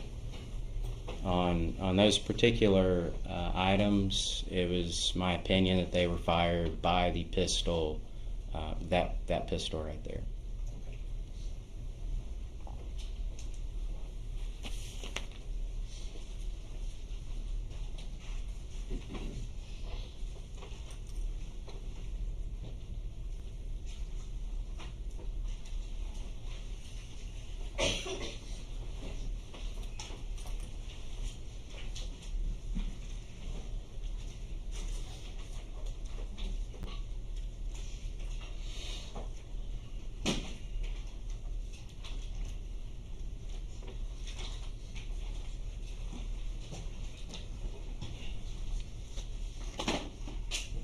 Apologies, some fell behind your computer.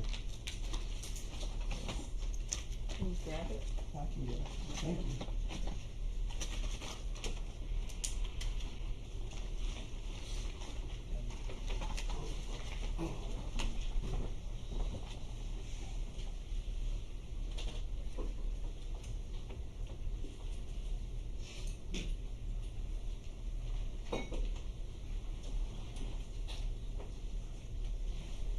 You had just said that after your evaluation of those, that it was your opinion that they were fired from this firearm, correct? That's correct. How did you come to that conclusion?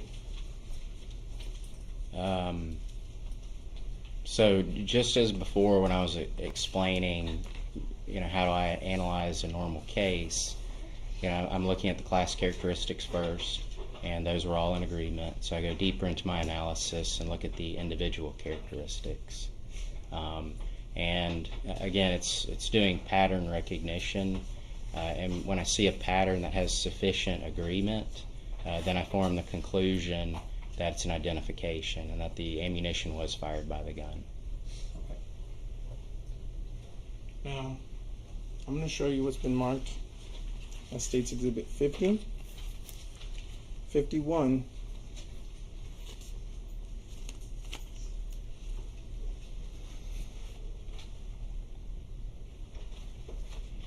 oh yes, I'm in the way.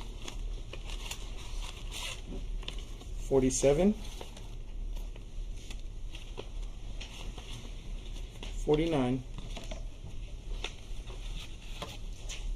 and 48. If I'm not mistaken, I believe 51 and 50 are still sealed. So if we can go, actually before that, if you could identify this envelope and tell me whether or not that was something that you're familiar with.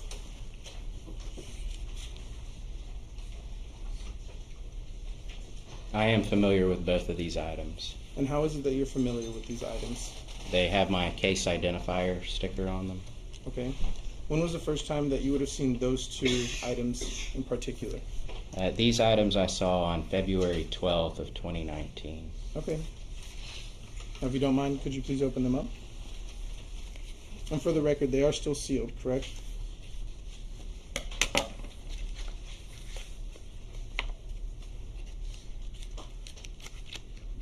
Yes, they're still sealed. Okay. And actually, seeing where you... For the record, Your Honor, I'm going to move the State's Exhibit sticker because I do think it lines up with where he's about to... I can cut somewhere else. Okay.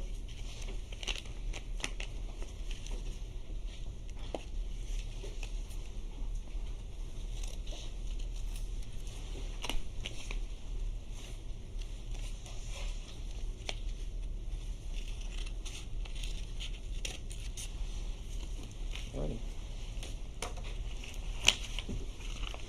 Let's take a look at State's Exhibit 50 and State's Exhibit 51. You recognize these items? I do. Okay. Is there any particular thing that you do with these to make sure you recognize the actual casings? Yeah, actually with a lot of the items, I can scribe them. So I take a metal scribe and I scribe the case identifiers on the item themselves. I do that with the cartridge cases and the bullets. Okay.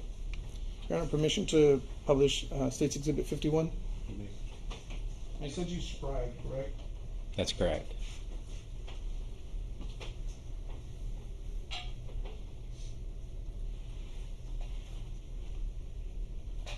Seems to be some markings on it that I don't think you would see in a traditional store-bought bullet. Is that your scribing? Yes, towards the mouth of the cartridge case. So on the model, it's right here. You can actually see it scribed. So I put unique case identifiers, and they're scribed in there. Okay. And that would coincide with right where this pencil tip is, correct? That's correct. Those metal scribings. Yes. Okay. So you've already said that you're familiar with 51 and 50. Now, are you familiar with State's Exhibit 49, 47, and I believe that's 48?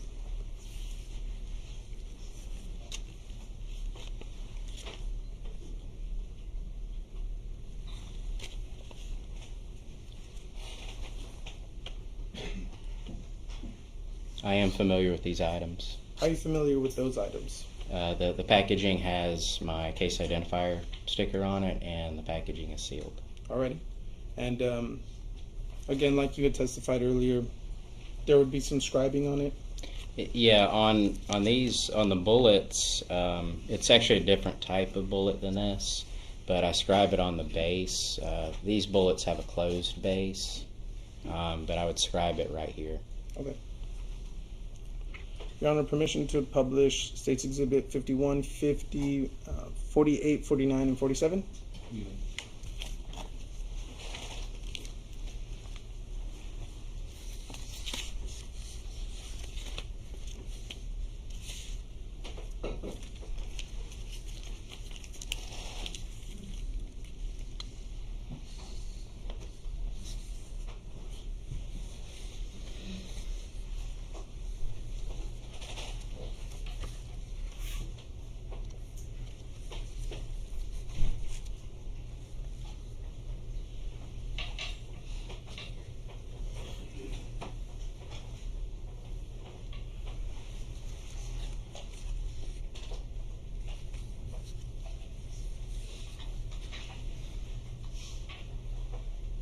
Mr. Daniel, did you perform an analysis on all of these items? Yes, I did.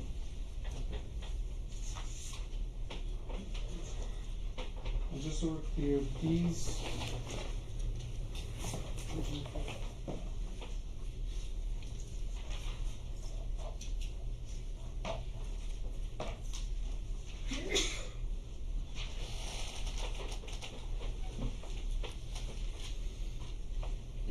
These items should coincide with on your report. Items number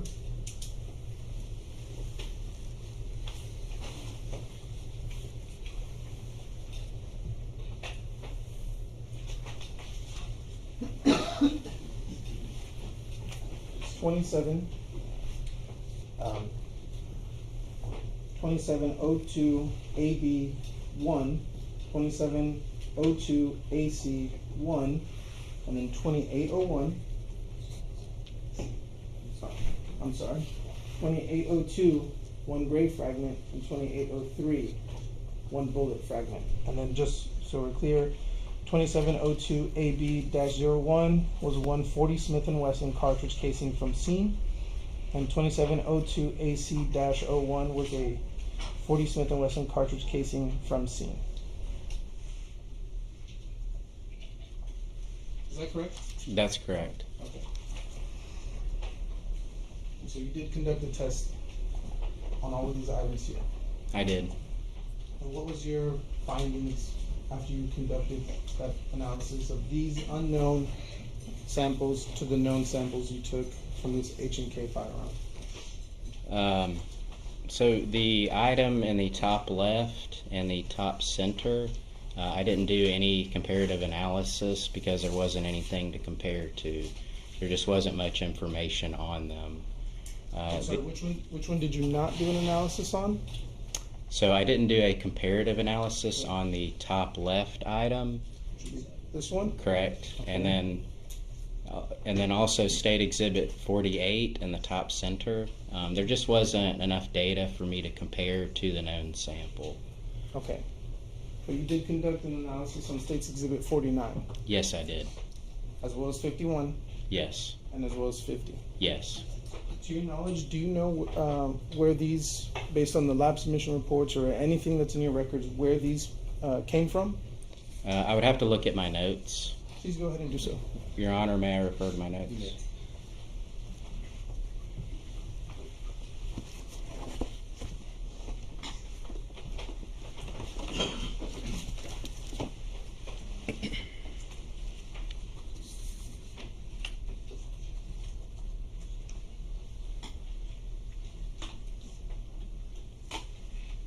I do know which crime scene they came from. And which ones were those?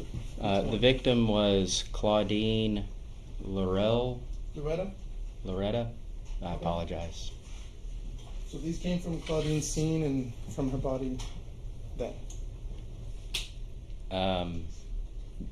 That's what the submission form says, yes. Okay. And after conducting the analysis, what was your conclusion?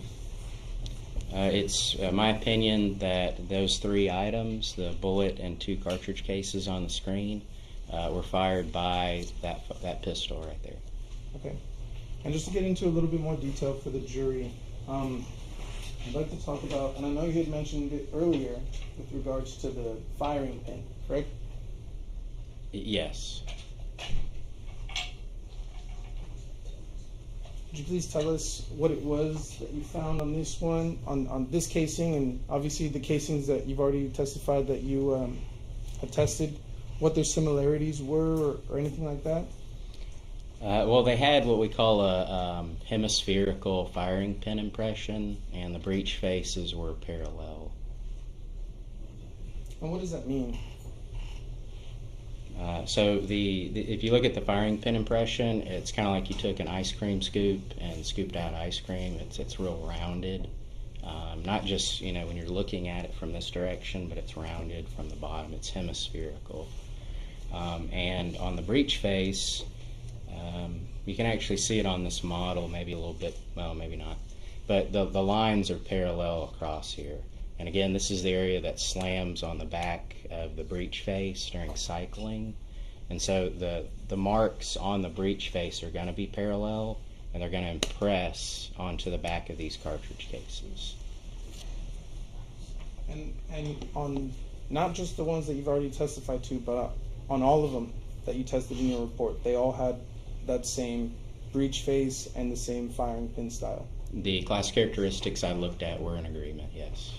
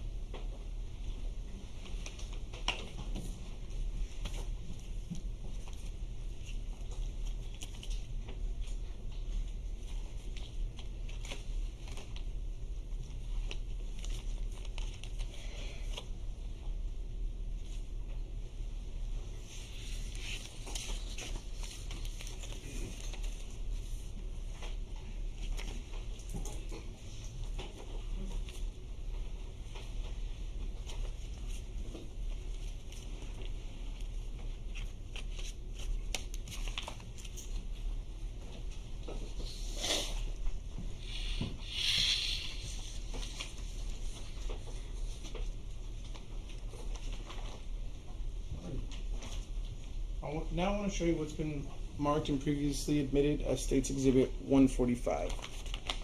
Are you familiar with this envelope? Yes, I am. Okay. How are you familiar with this envelope? It has my case identifier sticker on it. And when would have been the first time you saw this envelope? February 12th of 2019. Okay. I also want to show you what's been marked for identifying purposes as 56A, 55A, 52, 53, and 54. Are you familiar with all of these envelopes that I've just handed to you?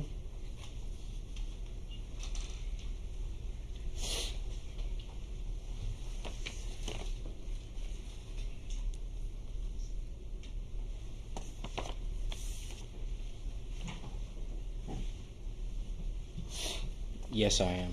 And how is it that you're familiar with all of these envelopes? They have my case identifier sticker on them. And when would you have seen these envelopes for the first time?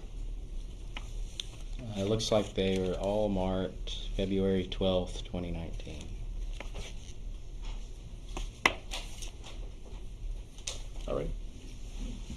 I want to take some of these out.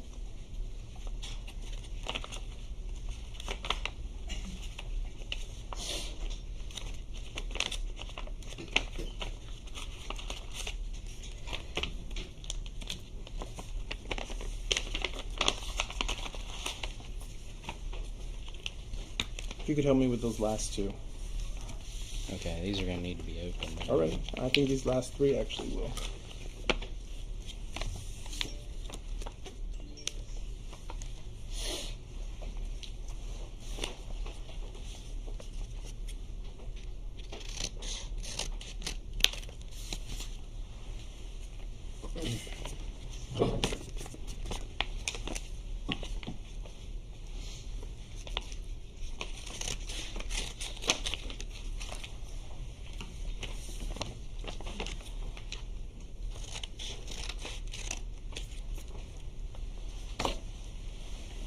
Ready?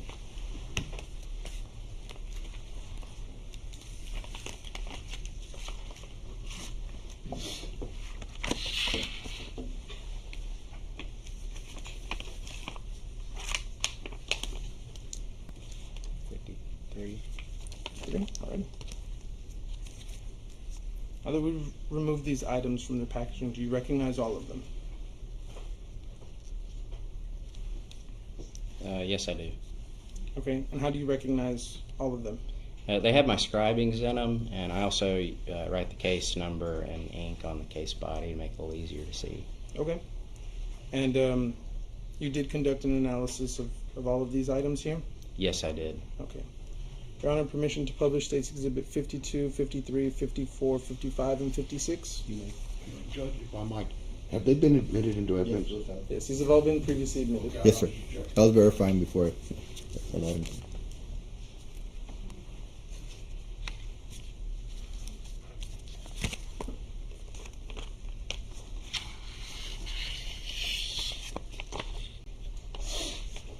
Do you need to?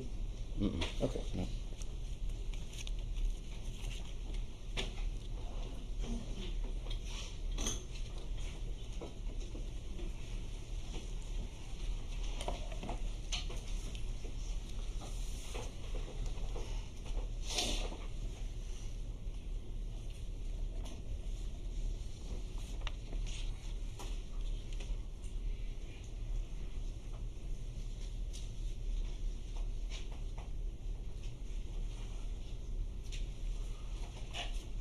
Alright. I'm now showing you State's Exhibit 56, 55, 54, 53, and 52. Would these exhibits coincide with items number 2402AA,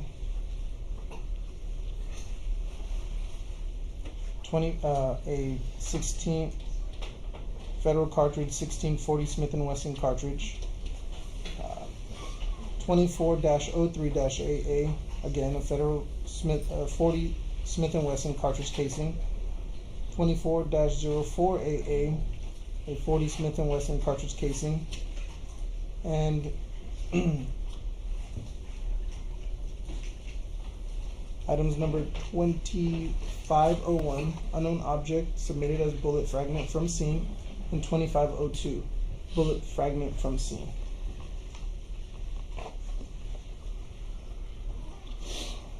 Do these coincide with those item numbers on your lab report? Yes, they do. Okay. And you previously testified right now that you did conduct an analysis of all of these, correct? Yes, I did. And after conducting your analysis of these unknown samples, correct? That's correct. So the known samples you took from this guy, Yes. what was your conclusion and finding? Can you flip over State's Exhibit 56, please, so I can see the item number? Is that 2501? I can bring it back to you. Just a little difficult to see Oh, the no two worries. items. Okay.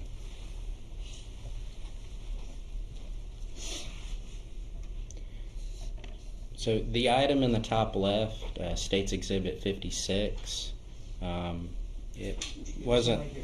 Yeah, I didn't do any comparative analysis on that. It just wasn't consistent with an ammunition component. I labeled it as an unknown object, Okay. so not an ammunition component. So 56 was not tested then for comparative analysis. I didn't do any comparative analysis on that, correct. Was 55? 55 and the 3 cartridge cases, it was my opinion that they were fired by that pistol. Okay. Based on what again? Again, microscopic comparison of the class characteristics and individual characteristics. Individual characteristics as well. The tool marks. Okay. And are you aware, again, just like before, which crime scenes these came from? I am. My paperwork has the victim listed as Griselda Hernandez. So would it come from Griselda Hernandez then? That's where Yes. these came from. That's what my paperwork has, yes. Okay. And again, they were tested, and you, in your opinion, said that they came from that firearm. Yes. Okay.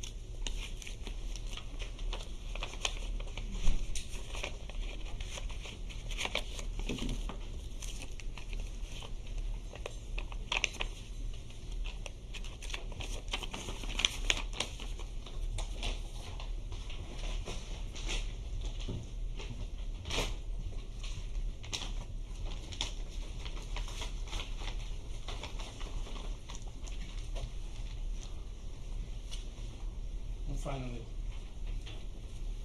I want to show you what's been marked as State's Exhibit 57 and State's Exhibit 58. Are you familiar with these items?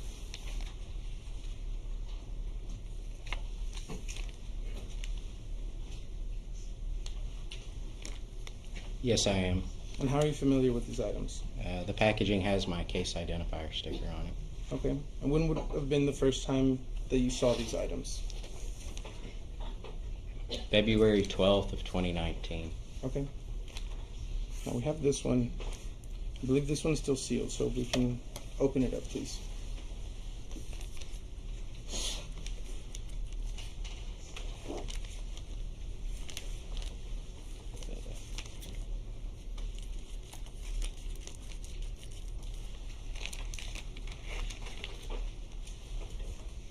Do you want me to open this one also?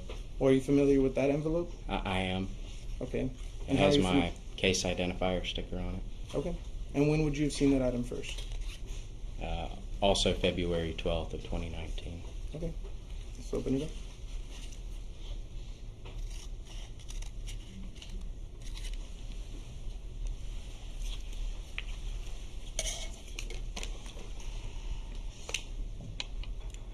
Now that you're seeing this item, are you familiar with that particular casing? Yes, I am. How are you familiar with that casing? It has my case identifier scribed near the mouth of the cartridge case, and I wrote in ink what the item number was. Okay. And did you conduct an analysis of these items? Yes, I did. Okay. Under permission to publish States Exhibit 58 and 57? You may.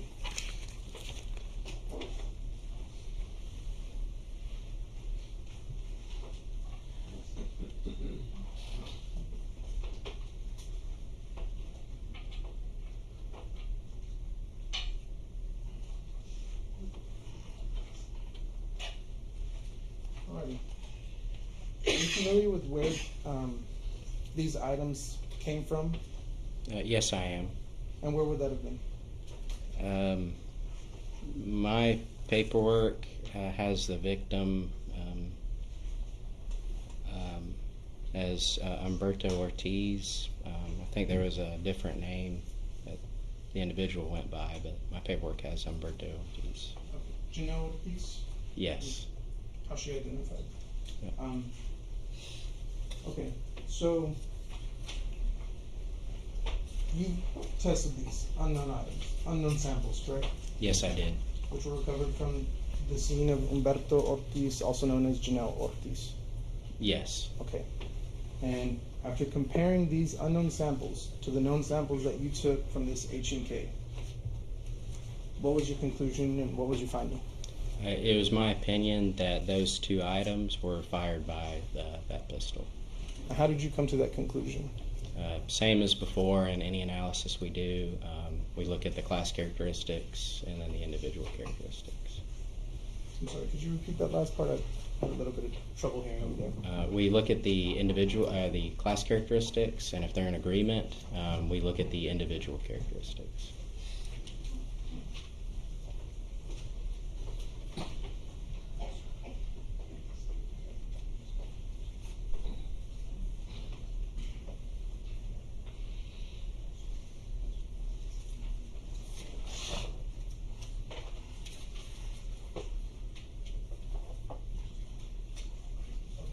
All right.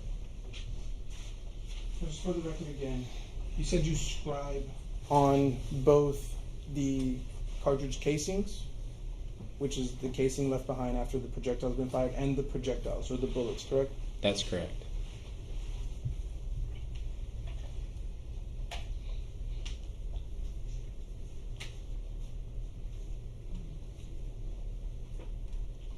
Is that the scribe you were referring to that you put on the bullets? Yes, they are.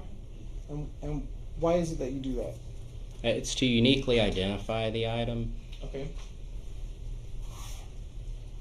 I believe you said you also do that on the casings, correct? That's correct.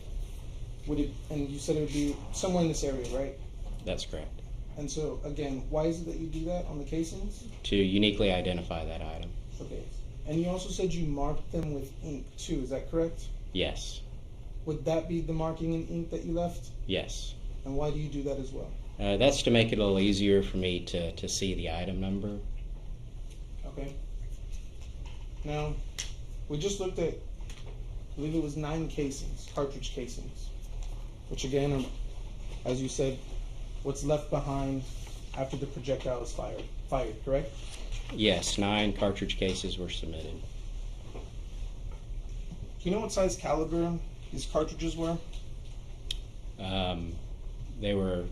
The cartridge cases were 40 Smith & Wesson caliber. Okay. Do you know the manufacturer of those particular bullets or cartridges?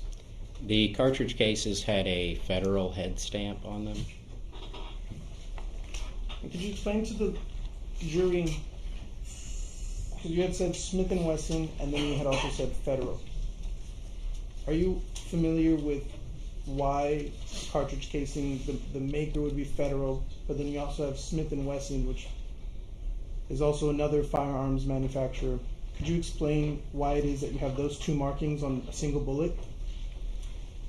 Yeah. Well, on the cartridge case, the head stamp, there's 40 Smith & Wesson, and that's the caliber. That's the type of cartridge that this is. So they make a lot of different types of calibers. They can make really small ones, really big ones, but that designates what the dimensions of this cartridge, this live round of ammunition, there's standards. And when you say 40 Smith & Wesson, it has to meet certain standards. So that manufacturers, if they're making either ammunition or a firearm, and they're saying it's 40 Smith & Wesson, it has to meet certain specs. The diameter of the bullet, the length of the cartridge case, the diameter of it. It's so that it'll operate. So it'll chamber in there very tightly, and that it'll fire. And there's a lot of different calibers out there. So the 40 Smith & Wesson refers to the caliber only. And the Federal refers to who made the cartridge case. So Federal is the brand that just physically made the ammunition, and they made it in the 40 Smith & Wesson caliber. In this particular case, based off of the projectiles, the bullets that were sent to you for analysis, were you able to tell what type of bullet they were? Yes. What type were they? They were jacketed hollow point bullets. Do you know who that type of a jacketed hollow point is commonly used by? A lot of manufacturers, and it's difficult to determine the brand of fired bullets unless there's very specific features to them. But they don't have like a head stamp on them like a cartridge case. And if you know, are you aware as to whether or not law enforcement uses that kind of round? Law enforcement uses a lot of different calibers and different ammunition, yes. Okay. But the jacketed hollow point in particular? That's most common, yes. That's the most common amongst law enforcement? Yeah, I would say that's the standard, yes. The standard. Yeah. Okay. And so here you have were all of these 40 Smith & Wesson caliber cartridges that were manufactured by Federal. I guess it was Federal that you said was the manufacturer? Are you referring to the live ammunition or the cartridge cases? Cartridge casings. All the cartridge cases had a Federal head stamp on them. And they were all 40 Smith & Wesson. That's correct.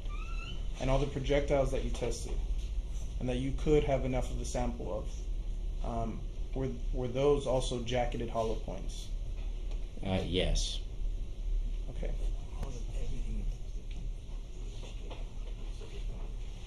Permission to approach, Your Honor?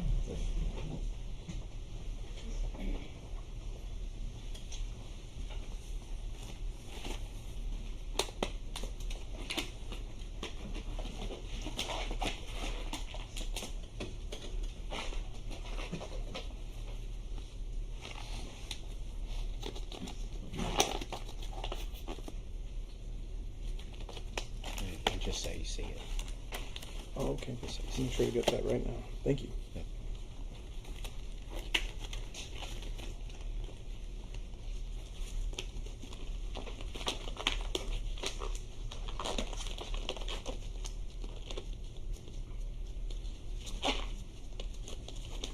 Okay.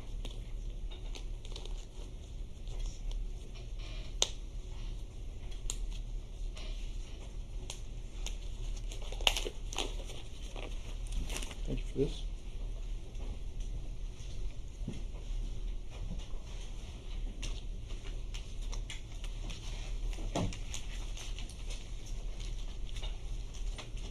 In conclusion,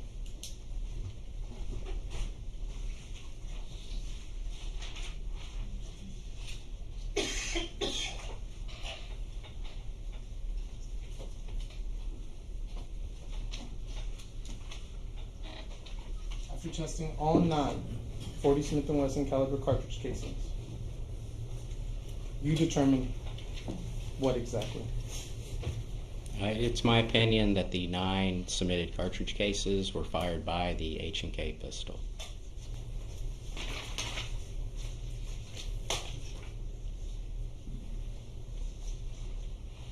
And after doing an analysis and evaluation on all 6 projectiles, which were what we learned to be fragments or bullet projectiles that came from the bodies of Melissa, Claudine, Janelle, and then projectiles that were found at the scene for Griselda, what was your conclusion after testing these specific items right here? For those 6 projectiles, I determined, it was my opinion that they were fired by the H&K pistol. So they were all, each and every single thing you tested was fired from this firearm right here. Those items that I listed, it was my opinion they were fired by the H&K pistol. Thank you.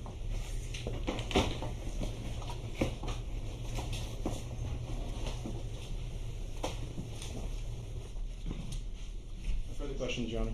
Absolutely.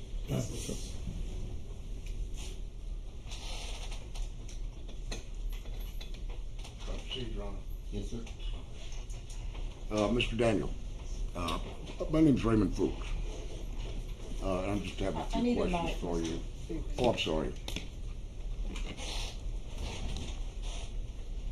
I'm going higher tech than I'm used to.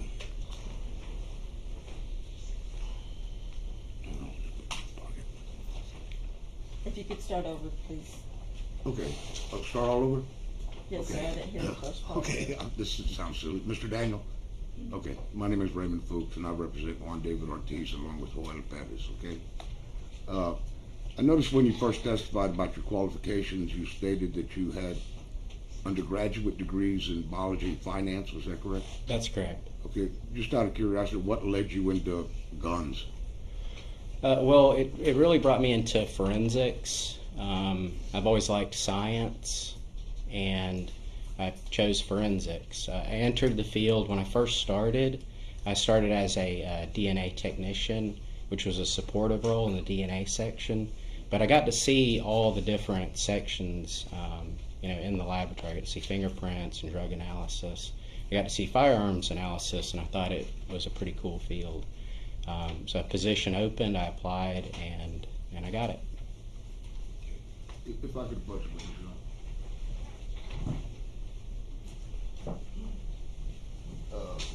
We're going to talk about this gun a little bit,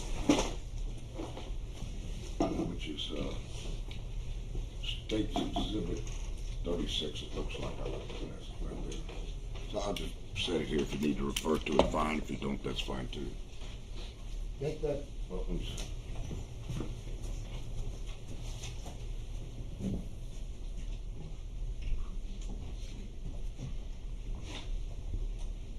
That weapon itself, State's Exhibit number 36, is a H&K Model 40 S&W, correct?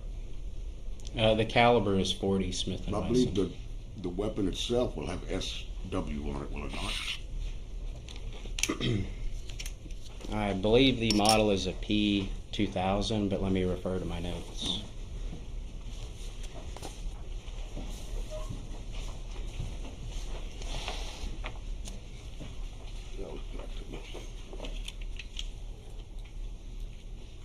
I should have brought my glasses with me.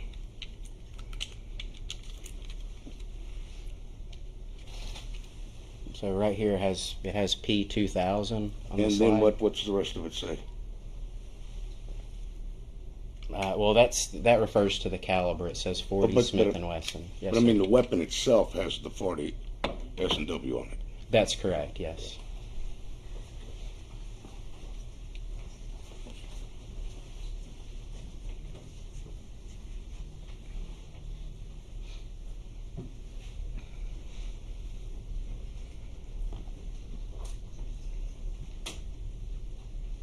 What type of metal is that barrel made out of? Steel.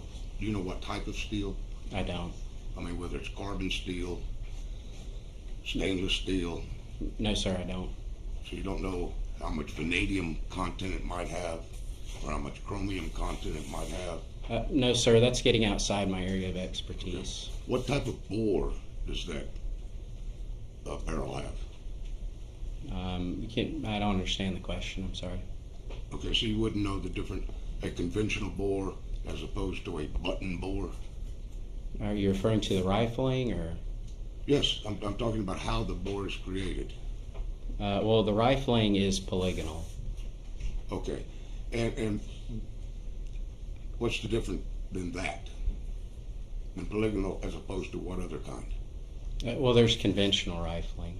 Those are the two big ones. There's also polygonal with rails. Now, when you test, you shoot a test fire, as it were, and recover that projectile. Yes, sir.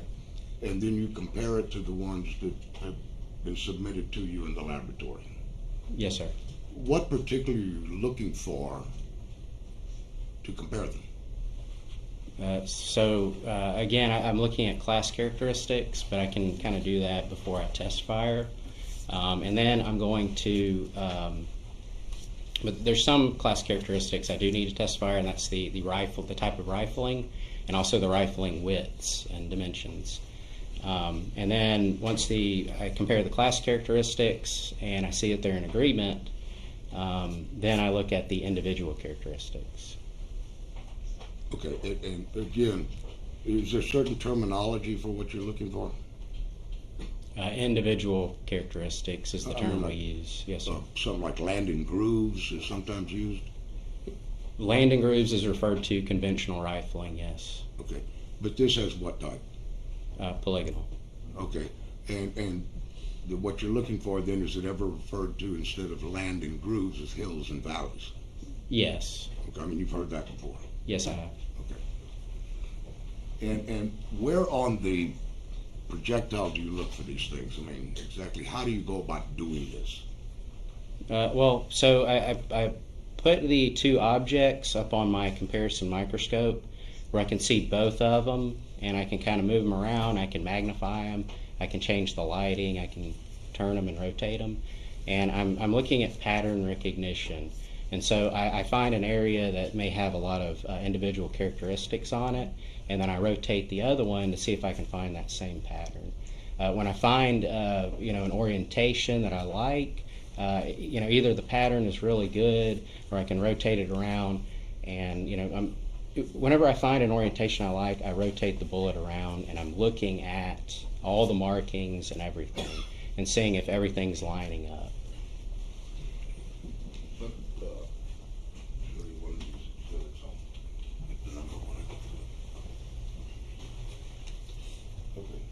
If I could show you Special Exhibit 57.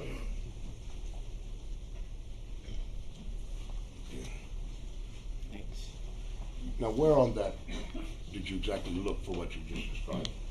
So it'll probably be easier to see on my model, but it would be these markings here. So whenever the bullet is fired, it's engaging that rifling to create, the rifling's job is to impart a spin on the bullet, a lot like a quarterback throwing a football. It's to increase the accuracy and the distance of the bullet. So it has to engage that rifling and get that metal on metal contact. And so that's the area that I'm looking at. You said that you did have some projectiles you just fired. Did you bring those with you? I did not know. Okay. So we're not going to be able to see how much damage is done to that state's exhibit I just showed you compared to the normal projectile. I'm sorry, I don't understand the question. Well, I think the state's exhibit 56, was it, the projectile I had? 57? Yes, sir. 57, yes, sir. I mean, it's certainly compressed. You're talking about the shape of the bullet? Yeah, I'm talking about how it's... Yeah, so this is a jacketed hollow point bullet. It's a different style than this bullet. It actually has a hollow cavity right here, and its purpose is when it hits to expand, and the term we use is mushroom. So this is kind of a normal shape for a jacketed hollow point bullet. I did bend the petals out, but the petals much like the nose area here, do not engage the rifling. It's not, the diameter isn't wide enough. So this is the bearing surface, and this is what I'm looking at. And so the part that you call petals is from what part of the bullet? So it's part of the nose area, and again, it's designed to expand out.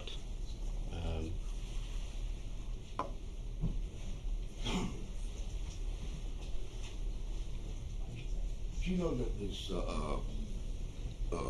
well, the weapon we're talking about here, when we talked about how the bore, do you know how the bore was made in that barrel? No, sir, I don't. Are you familiar with any of the milling techniques for barrels? Not with H&K, sir. Okay, so you don't know if they use like a computer numerical control to create the bore, CNC milling? I believe that the bore is made with button rifling, but I would have to contact H&K to confirm. And now you say that you did the test fire of that weapon and compared it to these projectiles that were recovered, say, during the autopsy that were submitted to you? Yes, I did a comparison. Okay. And how many of these H&K 40 calibers have you examined? I'm not sure. Well, I mean, have you examined other ones? I've examined a number of H&Ks, but I couldn't give you a number. Well, and having done that, have you ever gone back and made comparisons to the other ones? No, sir, I haven't. Okay. So what we're talking about here is a science of absolute inclusion. Once you find a match, it's game over. Is that a question, or? Yes, it is. Sorry. I'm saying, is that the way it works? Well, I testified that it's my opinion that the ammunition was fired by the pistol. Well, and this is based on the training and experience that you have. So whoever trained you said this is how it works. Is that correct? Well, what we did, we read research, we did tests ourselves, and so the training really establishes the foundation for the field. Do you have any idea how many of these H&K 40 caliber weapons were manufactured? No, sir, I don't. And they are manufactured in Germany, are they not? I believe so, yes. Okay, and you're aware that in the United States and Germany, they use different metals to make barrels, for example?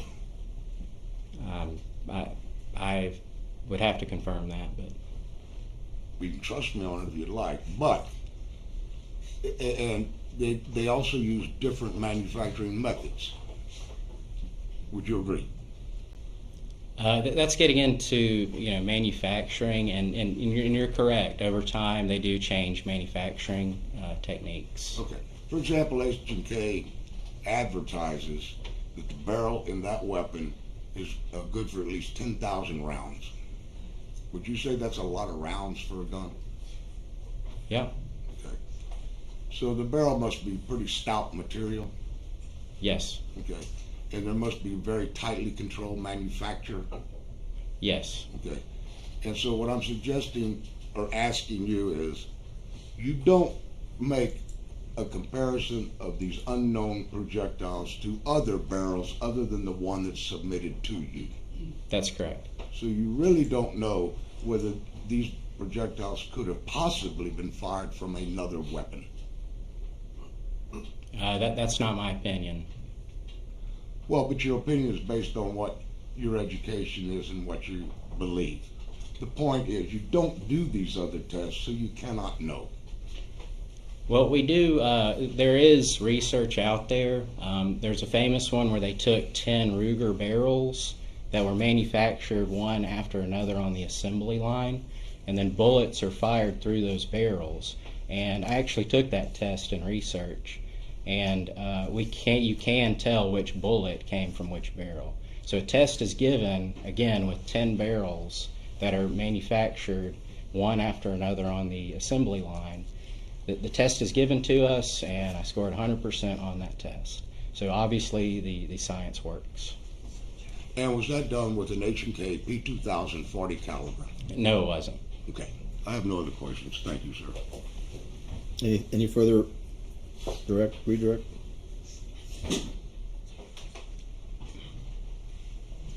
I have a couple questions, if I may proceed, Your Honor. There was talk about the hollow point, and I just want to make it clear what it is that we were talking about. I believe this is the one, State's Exhibit 57. Permission to publish?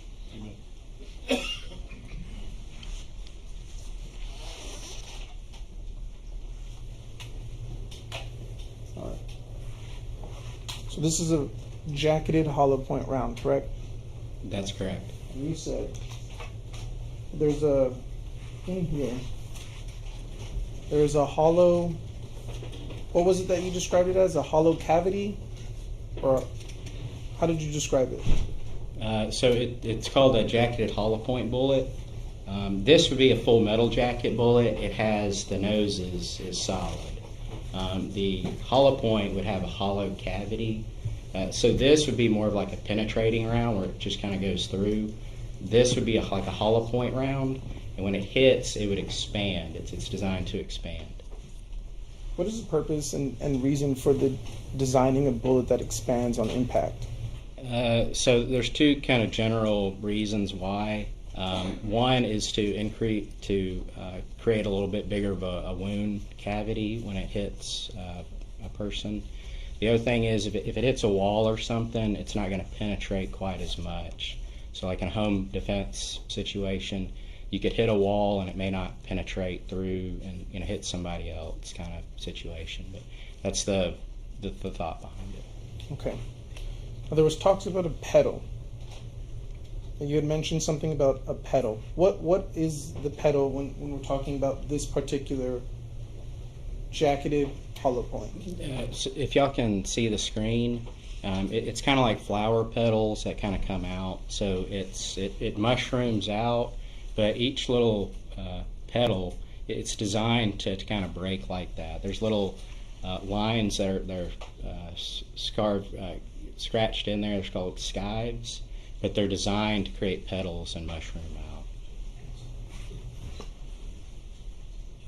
So these are because you said they had lines. These are perforated bullets that have lines to allow it to petal out in this design.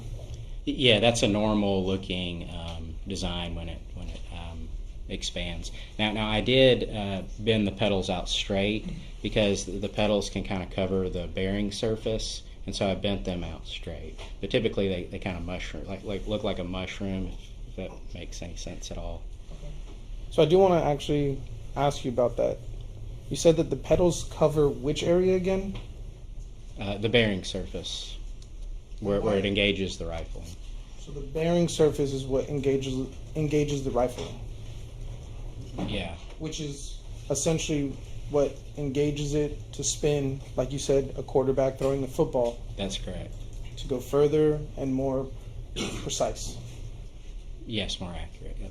And you look for rifling when you conduct an examination on an unknown source, correct? You try to see what's the rifling on this, compare it to a known source. Yes, that's a class characteristic that we look at. So this bullet looks pretty beat up. And it may be difficult to see.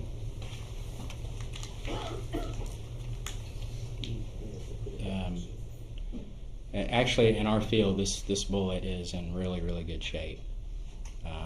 The base is in round. It's not out of. It's in excellent shape. So this area right here, past the petals, where it, is solid, like you said, in good shape, that is where you're looking for the rifling. I'm sorry about that. Yes, typically it's, again, this bullet kind of shows it. You kind of have the nose area that's kind of pointed down, it kind of tapers. This part is not going to engage the rifling. This part and beyond is going to engage.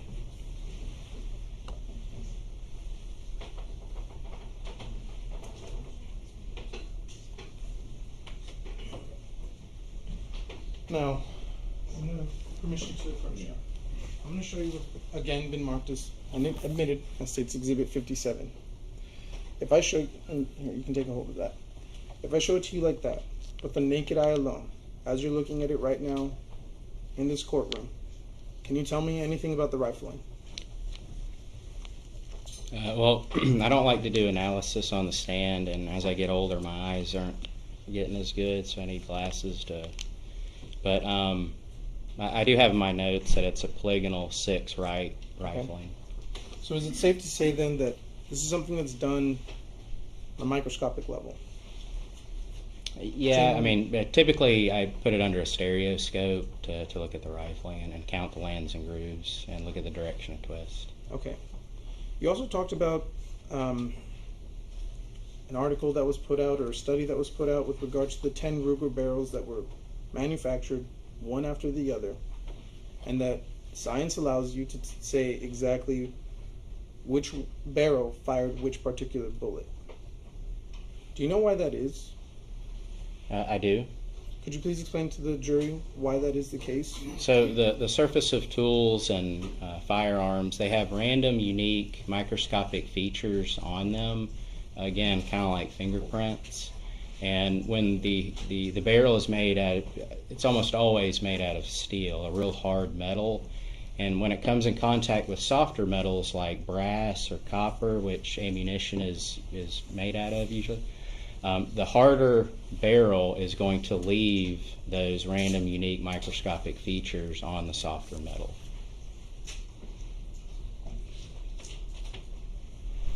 Pass the witness, Your Honor. Further question. Mr. Brown, your excuse? Thank you so much. You're released from the subpoena. You may go back to your business. Thank you.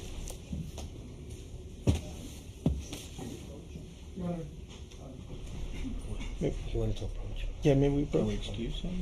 Yes, that's fine.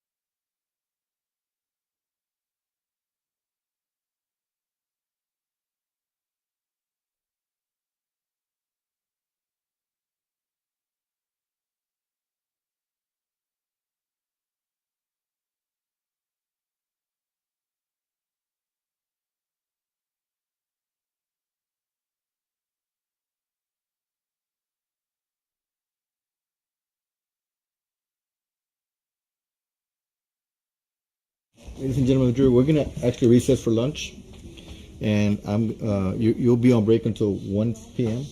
It's 11:35, so you have a little longer lunch break than we've had. Again, I'll just remind you not to discuss the facts of the case, not to watch any news accounts or read any articles regarding this case. So you'll be on lunch break until 1 p.m. Thank you. All right, jury.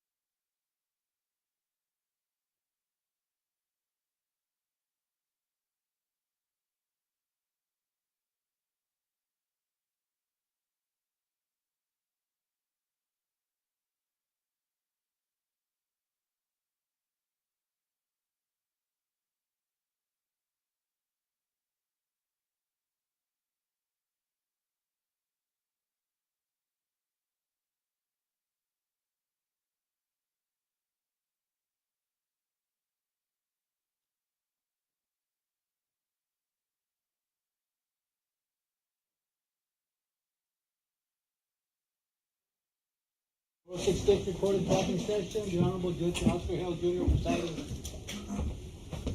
You may be seated. Let me just find out from the lawyers where we're at. Mr. Alanis, Mr. Perez. You want to approach? Yes, sir.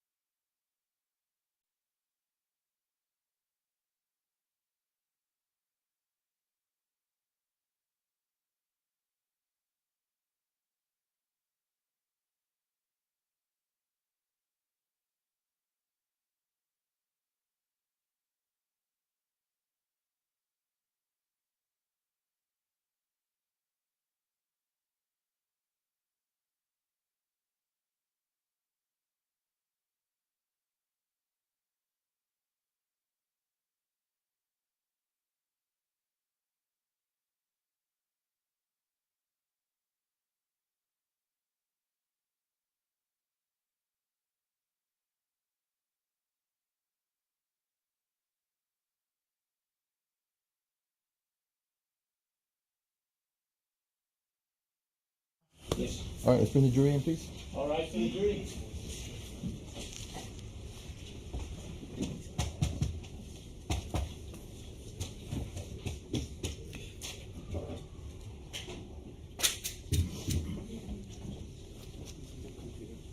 Thank you. Okay.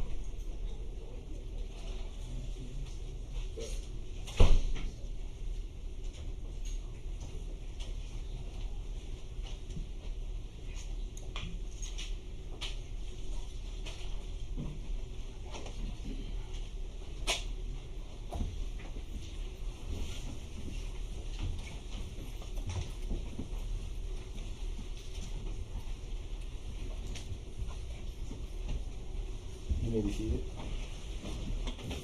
Good afternoon. All right. Let's go ahead. Good afternoon, Your Honor. The state calls Dr. Jenny Lounsbury. She would be examined by ADA Karina Rios.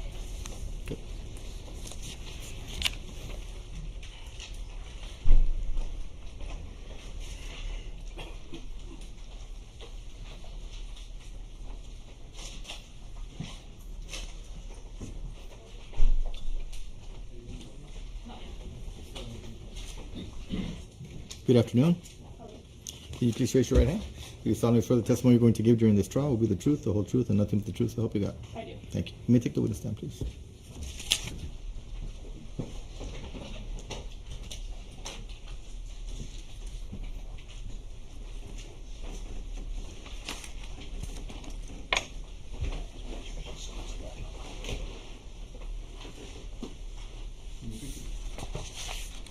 Good afternoon, Your Honor. I'm Karina Rios from the state of Texas, for the record.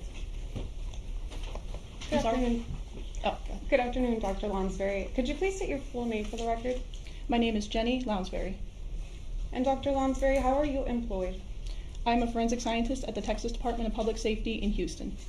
And how long have you worked as a forensic scientist? About 9.5 years. And could you please walk us through your educational background? I have a bachelor's degree in chemistry from Utica College, a master's of science in forensic science from the University of New Haven, and I hold a PhD in chemistry from the University of Virginia. Do you have any additional training or background that qualifies you as an expert? Yes. And could you go through that? When I started at the department 9.5 years ago, I was entered into the Trace Evidence Training Program. This involved reading the current literature, practice exercises, independent competency exams, mock trials for all of the various disciplines that I am trained in. And is the lab that you work at accredited? Yes. Who is it accredited by? The Texas Department of Public Safety Crime Lab is accredited by the Texas Forensic Science Commission and the American National Standard Institute, American National Laboratory Accrediting Board. And have you been proficiency tested in this discipline? Yes. Do you recall the last time? Earlier this year. And so are you yourself licensed as a forensic analyst? Yes. By who? The Texas Forensic Science Commission. Have you testified in court as an expert before? Yes. How many times approximately? Approximately 20. Okay. So I heard you mention that you are a forensic scientist with DPS. Could you tell us what your duties are? I am specifically assigned to the trace evidence section, so I analyze evidence, prepare reports, provide training for newer analysts, provide court testimony when needed, and any other forensic services that might be needed. And what is trace evidence? Trace evidence is minute material left behind through some kind of a transfer, so this can include hairs, fibers, paint, and in this case, tire impressions. Okay. And how do you conduct tire impression comparisons? It starts with a visual exam of the questioned item. I determine if in fact it is a tire impression, if it is, what kind of design it might have, and then I compare it to the known impression using visual and side-by-side methods. So you said visual and side-by-side measures. What does that include? It includes looking at the photographs they might have sent, the casted material that they might have sent, pictures from a scene, and I compare them as best I can. And if there is a ruler in the question in photos, I can compare them based on size. And the side-by-side analysis is physically side-by-side on my desk, and I compare the features back and forth to each other. So in essence, what you do is you take, or could you explain in layman's terms what it is that you do when you compare these two samples? I'm comparing the tread design, the width of the what are called lugs. Those are the individual elements that make up that tread design. If there are a certain number of ribs present, I will compare those. I will compare the size of the lugs, the shape of the lugs, to determine if they are the same as the known impression. And are there any levels that you use to categorize the level to which they match? We do have a scale called our categories of association, which provides a measure of how strong that association or disassociation is. Could you walk us through that scale? Sure. Our categories of association are numbered 1 through 5. So category 1 is what's called a source association. This is our strongest association and is typically used in cases such as a physical fit, where pieces of a broken item have physically fit back together, similar to a jigsaw puzzle. Category 2 is our our association on class characteristics. So this is a category where I have similar class characteristics. So using the example of tires, they would have the same size, shape, and tread design. We have a category 3, which is our inconclusive, meaning that there are some similarities and some differences between the two items, so I couldn't render a conclusion. There's what's called a category 4, which is a non-association, but I couldn't exclude the source. This category is typically used for paint samples. So, for example, if I'm given a paint chip and I compare it to the known, and it's not similar to that known, I can't exclude that vehicle, as different vehicle parts are painted at different times with potentially different types of paint. And the 5th category is our category 5, and this would be an exclusion. So, for example, if that paint was blue and the known was green, then I could exclude it from having come from that source. And can you please explain to us what the process is like when the lab receives evidence for testing? When an officer brings evidence to the laboratory, it is received by our evidence receiving team, who provides it with a barcode and a unique laboratory case number. That barcode is placed on the evidence, and it begins what's called the chain of custody. This will track the evidence as it moves through the laboratory, from vault to analyst, back to vault, and then whenever it's returned. So whenever it's returned, you send it back to the county that sent it? It depends on where the case originated from. So if it's a case based out of a Houston county, the agency will usually just come pick it up. In this case, I think we probably would have sent the evidence back to the Laredo laboratory, and then that agency would have picked it up there. If it's a DPS case, like a trooper dropped it off or a Texas Ranger, we would hold on to it indefinitely. Okay. And so you did receive evidence for this particular case? Yes. And did you prepare a report as part of your analysis? Yes. Your Honor, may I approach? Yes, ma'am. I'm now going to show you what's been marked as State's Exhibit 237. And I'm going to ask if you recognize this document.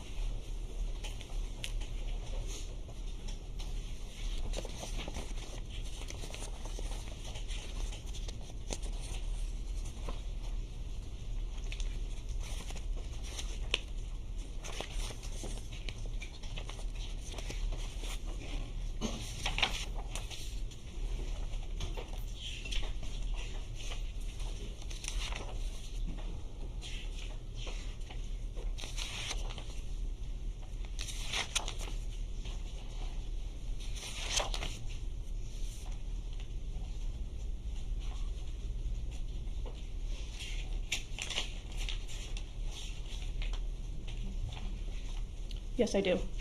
And did you prepare this yourself? Yes, I did. And was it done at or near the time when you conducted your analysis? Yes, it was. Your Honor, I'm going to send it over to the defense counsel and admit State's Exhibit 237 into evidence. Judge, I again will object. It's not a business record or a government record as to this witness. It's her personal report and therefore not admissible. She can, of course, use it to refresh her memory, but not as an exhibit at trial. Right. Well, the objection to overruled. State's Exhibit 237 is admitted into evidence at this time. Thank you, Your Honor.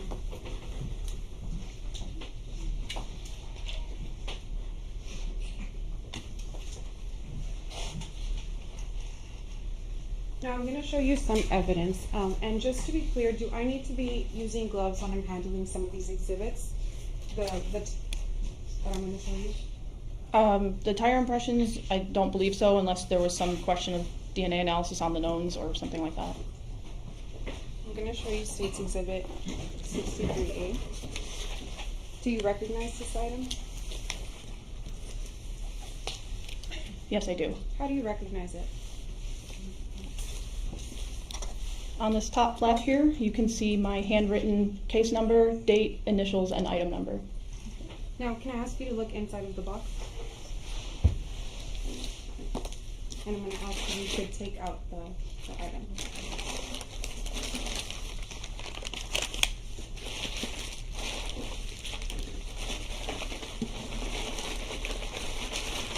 Your Honor, permission to publish State's Exhibit 237.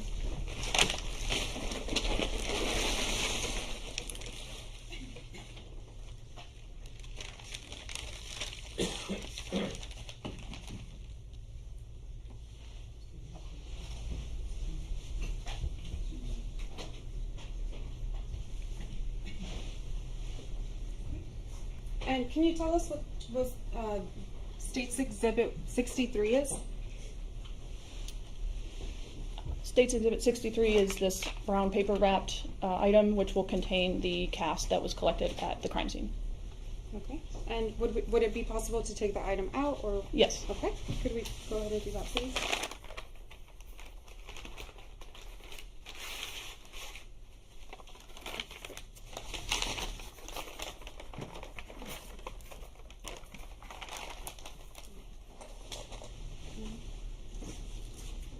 And to what does this correspond to on your report? This will be listed on my report as item 2901, casted impression, parentheses, 2 pieces. Okay. Now I'm also going to show you some other exhibits. First, I'm going to show you State's Exhibit 62. Do you recognize this item? Yes, I do. How do you recognize it?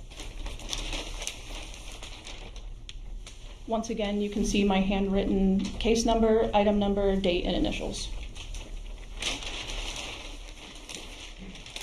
And to what number does this correspond on your report?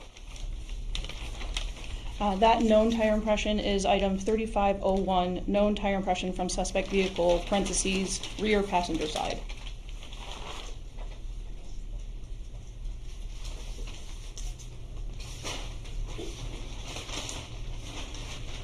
Now I'm going to show you what's been marked as State's Exhibit 61.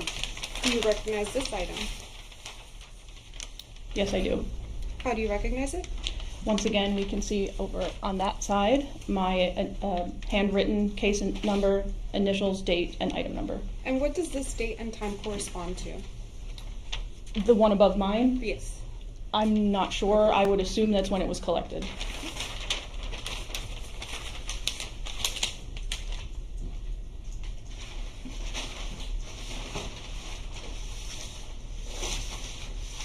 Showing you State's Exhibit 59, same questions. Do you recognize it? Yes, I do. And how do you recognize it? Again, we have my handwritten case number, date, initials, and item number. And what item does this correspond to on your report? That is item number 3504, known tire impression from suspect vehicle, parentheses, front right.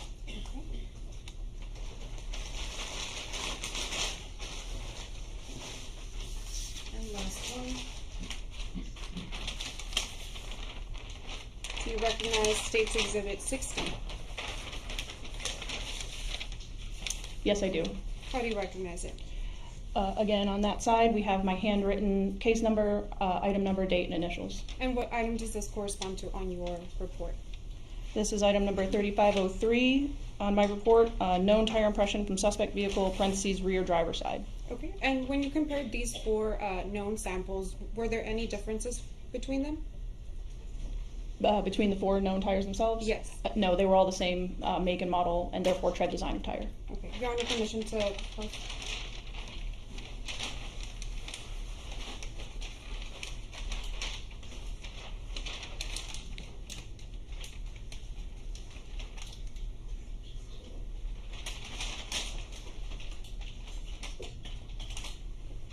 So for purposes of questioning, I will be referring to just one, but it's your testimony that they would all be the same? Correct. Okay. And now I'm going to post, Your Honor, permission to publish State's Exhibit 63 on the Elmo? Okay.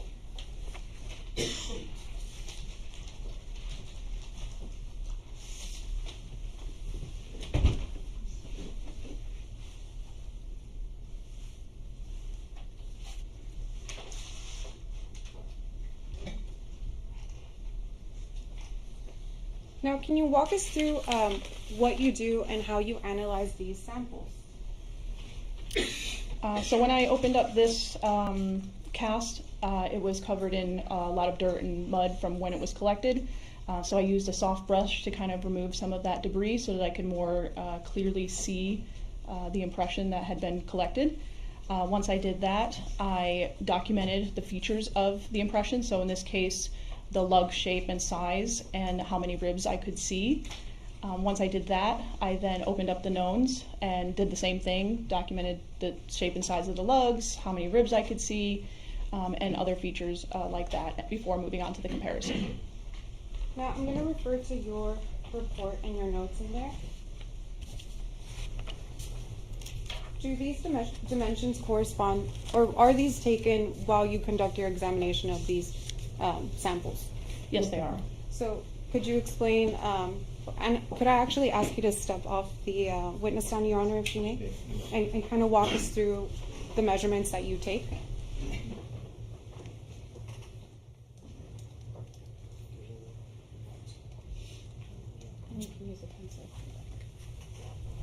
Can you all hear me okay? So in this case, because I didn't have any images that I could resize, I had to work on side-by-side analysis alone. And normally when we do our comparison, I would make what's called an overlay, where I would copy the known onto transparency paper and then physically lay it over top of the photograph. That doesn't work in this particular case because the cast is lumpy and bumpy, and so I wouldn't be able to have a nice flat comparison. So in this case, I resorted to some measurements. And so in this case, I was measuring, let's see, like for example, the width of these lugs here, the distance between these lugs here. I measured the lug here. And this is just to give me a baseline on approximations on how big these lugs might be when I compare it to the questioned. Okay. And if I could now direct you over to I'm sorry, the cast.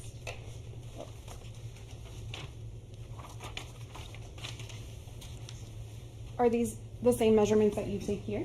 Yes, so once again, you can see I measured the lugs down here, I measured the distance between the lugs here, and I measured the lug that was there. Thank you. And you can take this again. Thank you so much.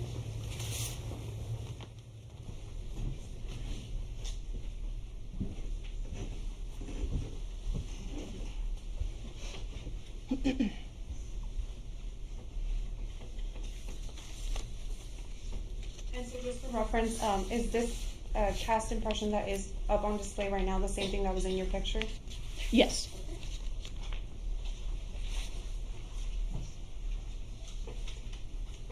Do you receive any other information regarding the samples that you received?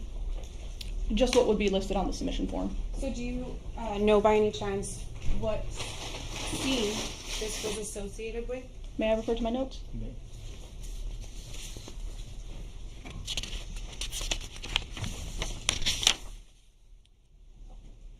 According to the submission form I was provided, the tire cast was taken from a scene, and the victim listed on this particular submission form was Claudine Luera.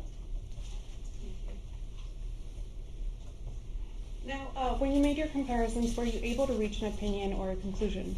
Yes, I was. And what was it? In this case, the question impression that was in the tire cast was similar to all four of the known tires in size, shape, and tread design, or any other tire with similar characteristics. And did you assign it to a particular category? Yes, I did. Your Honor, permission to publish? And what category was that? This fell into what's called a Category 2B. And could I have you explain what Category 2B is once more? Yes. When I explained Category 2 earlier as a class association, that category can actually further be broken down into 2A, 2B, and 2C. So a 2A association would be a class association with some sort of distinct feature. So, for example, a paint chip that's been repainted. Category 2B is where most of our analyses will fall. It could have come from that object or any other object with similar features. And then we have what's called a 2C, so this is a class association based on limited characteristics. So something about the question impression is limited. Maybe it's blurry, or maybe there's a paint layer missing, or some other feature of that item makes the analysis limited. Thank you. And therefore, is it your opinion that any four of these tires that you received could have been the one that left that tire impression on the scene, at the scene? Yes, or any other tire with similar tread characteristics. That's the witness, Your Honor.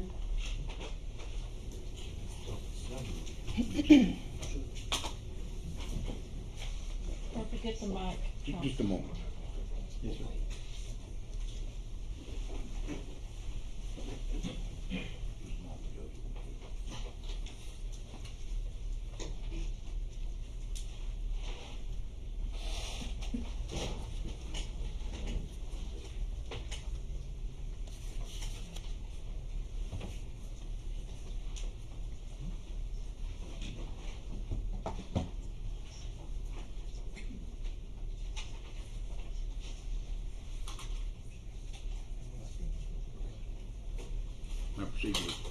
Ms. Lounsbury, good afternoon. Hello. My name is Raymond Fuchs, and along with Joel Perez, we represent Juan David Ortiz. You'd mentioned that there's different categories that you come up with when you're doing these comparisons. Correct. And which one did you say was applicable in this case? In this case, it was a category 2B.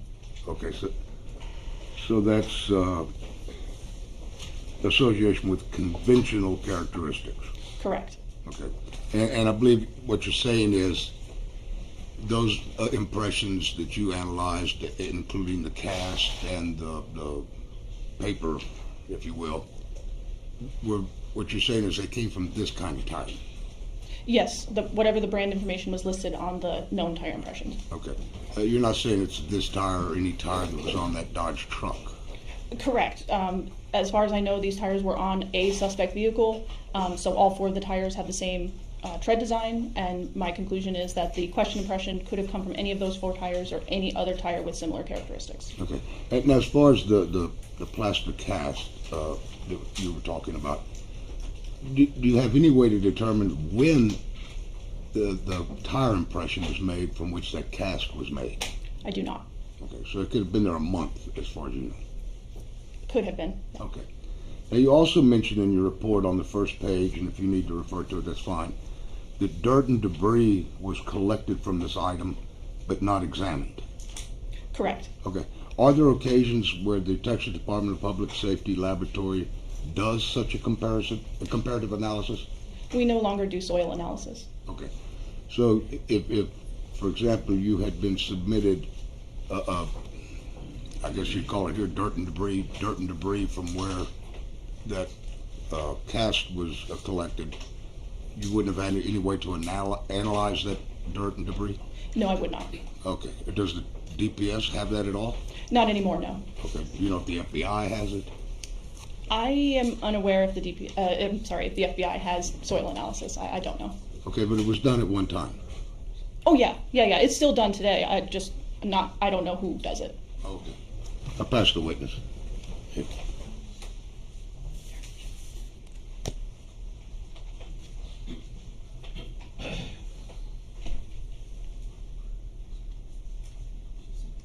Dr. Lounsbury, you previously testified that you received information that these came from Claudine Luera's crime scene. Were you aware that this was a homicide or murder investigation? Yes. No further questions, Your Honor. You excuse, you may step down. Thank you.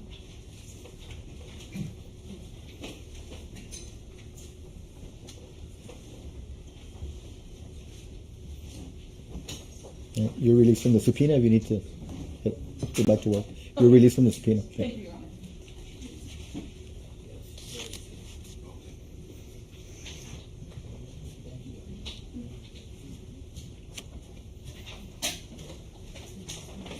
Honor. The state's gonna call Dana Saquiz.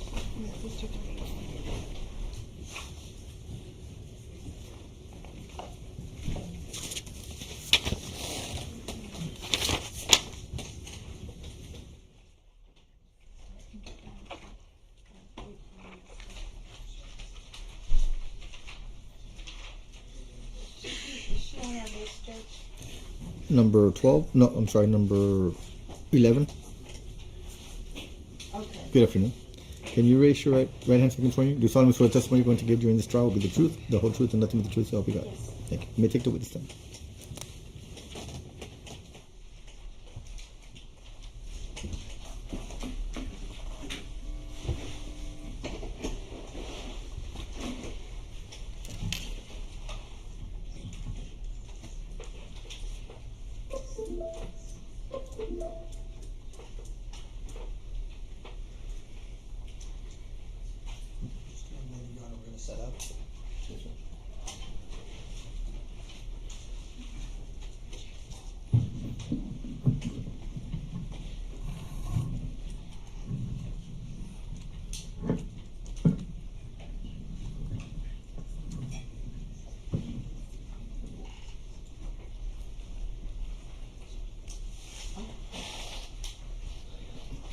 Test, can you hear me okay? Yes, thank you. Okay, great. Good afternoon. Good afternoon. Could you please state your name for the record? Dana Paula Saquiz. Okay. And Ms. Saquiz, how are you employed? I'm currently employed at the Webb County Sheriff's Office. Okay, and I'm going to ask you if you could please get near the mic and speak up loudly, please. Yes, sir. Okay. You are employed by the Webb County Jail? Yes, sir. Okay. And how? What is your position with the Webb County Jail? I am the supervisor at the Intelligence Division. Okay. And briefly, how long have you been with the Webb County Jail? Approximately 4 years. Okay. What are your duties and responsibilities in the Intelligence Division of the Webb County Sheriff's Department? Is that appropriate? Yes. Okay. Please tell the ladies and gentlemen of the jury what your duties and responsibilities are. Our duties are to monitor inmate phone calls, to deter any illegal activity from happening inside and out of the jail, as well as to monitor the inmate phone calls for their safety and the safety of the jail. Okay. So,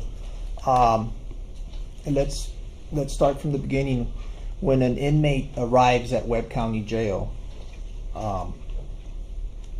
how are they monitored? Or let me back up. They're allowed to make phone calls, correct? Right, yes. And the county jail provides phones so that they can call whoever they want to call, correct? Yes. And what are the protocols, what are the procedures that you all at the Webb County Jail have for an inmate who wants to use the phones? So there are certain instructions you get. When you're first booked, you get an ID or SO number, and then you have instructions you need to follow in order for you to make your first phone call. After you follow the instructions are you need to create your own PIN, your personal identification number that you create yourself. You need to state your name, and then you need to state the United States of America. After you have completed those steps, they're both in Spanish and English, and you have your access to the phones. And in your analyst capacity or supervisor of this division, specifically, how many analysts do you have listening in on phone calls? Approximately 7. Okay. Do you have a system, database, or program that is utilized, or are you taking hand notes, or how does this work? Explain to the jury. It's a system. It's called IC Solutions, and it's a phone system where you can see every single inmate phone calls. So it's recorded and monitored. The way I would go into listening to the actual phone calls, you would go into the call records. You would get a list of all the inmates that have made a call, either live, completed, or attempted call. Once you choose the phone call you want to listen to, you will get the date, the time, the CSN, the call sequence number, along with the ID of the inmate, the last name of the inmate, the phone number the inmate called, and the station where the inmate is stationed at. So the station meaning the cell. So either the booking or medical, wherever the phone call came out of. Does the inmate pay for these types of services? The first time, I believe it's for free. After that, yes, you need to be inserting your calling cards. So it's like purchasing a calling card. You buy minutes. Yes. Basically. And any inmate that wants to be calling friends, family, or lawyers can buy minutes. Yes. Okay. Is the person, specifically the inmate who is dialing his code and his PIN number, is he made aware that his phone call is being monitored? Yes, there's a pre-recorded message letting the inmate know that the phone call is being recorded and could be potentially monitored any time. Okay, and so they're fully aware that the statements they make can be used in a law enforcement operation or for court proceedings like this one. Yes. Okay. Now, I want to ask you in 2018, were you employed in your capacity as an analyst? No, I was not. I didn't get there till 2019. Okay, and in 2019 you assumed the responsibilities of of this division? Yes, I did. Was this system already in place at that time? Yes, sir. Okay. Did you receive training to learn how to oversee the system? Yes, I did. Okay. Are you aware with the name Juan David Ortiz? Yes, sir. And who is that? He's sitting right over there with his two attorneys. Okay, and what can you describe an article of clothing he's wearing? He's wearing a black and color suit with a blue and color tie. Okay. Now, currently, is he an inmate there at Webb County Jail?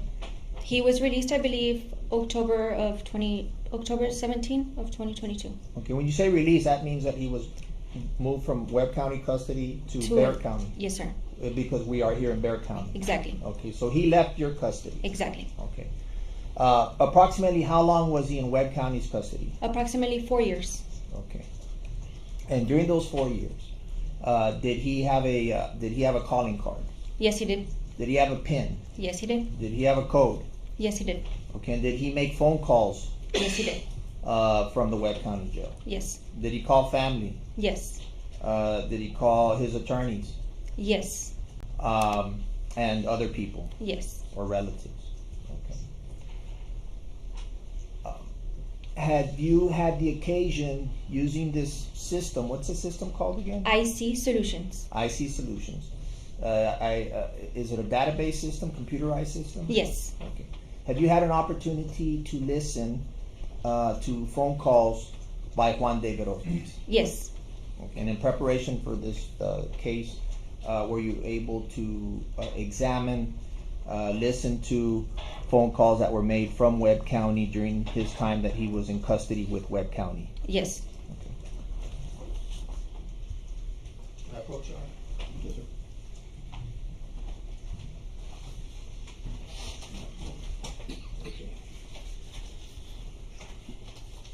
Ms. Saquiz, I'm going to show you State's Exhibit 238 and ask you if you're familiar with this CD. Yes, I'm familiar. And how are you familiar with it? This is the CD that I provided the district attorney's office. Okay, and are you familiar with the contents of within that CD? Yes, I am. And what are the contents? It's a phone call made by Juan David Ortiz. Okay, that's all I want to know. So this recording is, as you say, phone calls made by Juan David Ortiz from the Webb County Jail. Yes. Preserved on your system. Yes. Okay. And you've listened to them. Yes. Okay. And you prepared this. Yes. Okay. And I'm going to show you State's Exhibit 239. What am I handing you? Same thing, a CD that I provided the district attorney's office. And what is contained within this CD? A phone call made by Juan David Ortiz. And are these phone calls on both 238 and 239, have they been altered or materially changed in any way? No. Are they in their original state as the time that when they were recorded and captured during the phone call? Yes. Okay. Thank you. And at this time, I'm going to tender State's Exhibits 238 and 239 to the defense. Move to introduce. Yes, you want to put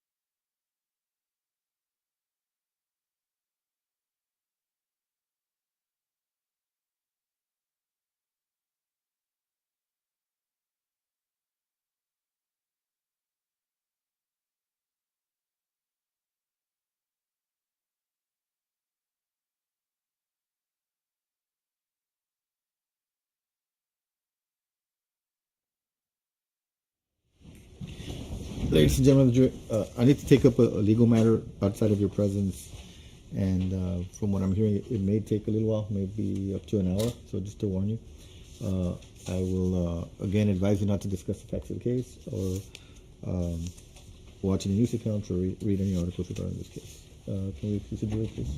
All right, for the jury.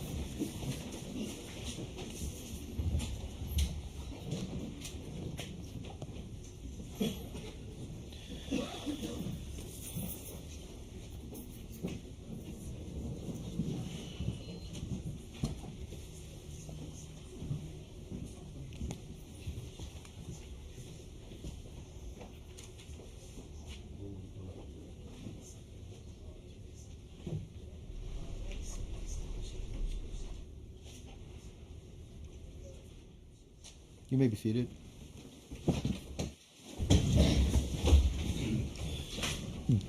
There was an objection to predicate, so I don't know if you want to get into the predicate questions before the voir dire, because you did object to the proper predicate.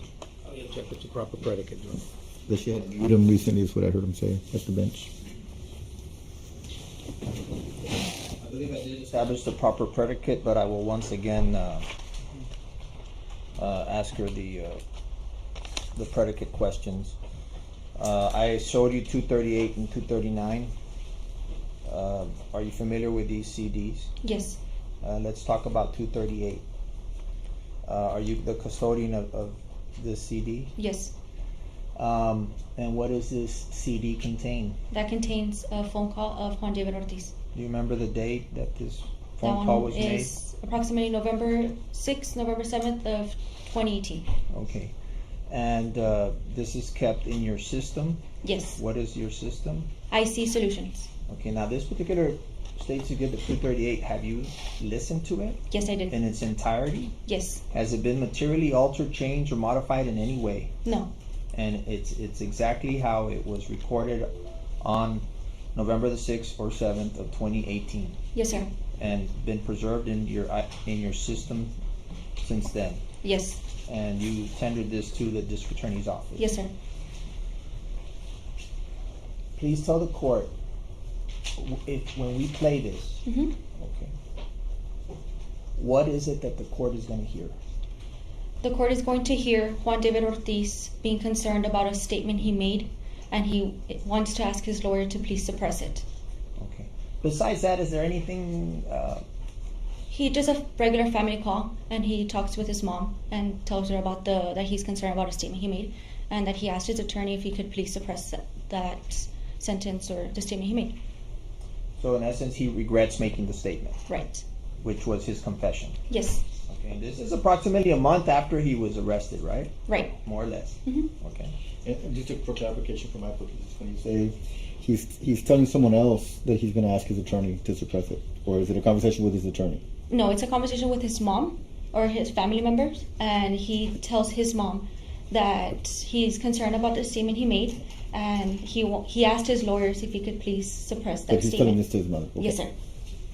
So just for clarification for the record, he's not talking to his lawyer. No. If he was talking to his lawyer, would you be recording it? No, we cannot listen to attorney privilege calls. Okay, very good. All right. So that's 238. Yes, sir. Okay, now let's move into 239. Same questions. Tell me about this DVD. Are you familiar with it? Yes, I am. And was it created by yourself? Yes. And it was through your system? Yes, IC And what Solutions. IC Solutions. Mhm. And it contains a recording. Yes, sir. When was this recording made? That one was made approximately July 10th of 2018. 2020, excuse me. 2018 or 2020? 2020. Okay. And has his conversation during that time, who was he speaking with on this recording? He was speaking to his kids, and then he speaks to his wife. Okay. And when he speaks to his wife, what is he telling his wife? Well, they're talking about court proceedings, and he goes on by talking about a book, and then towards the very end, he challenges whoever's listening to the phone call by saying that he's not suicidal. Okay, if you recall, to your best of your recollection, and you've listened to this, right? Yes, sir. When was the last time you heard this? Last night. Okay. How does he challenge the listener? The listener meaning somebody like you, right? Right, then to Analyst. To the analyst, and what is he telling the analyst? that if you hear the whole conversation, he is not suicidal. I am not suicidal. He says, if you're listening to me, I am not suicidal. Yes, sir. I repeat, I am not suicidal. Yes, sir. Does he say anything else that's like relevant for law enforcement purposes? Just the fact that he was reading a book.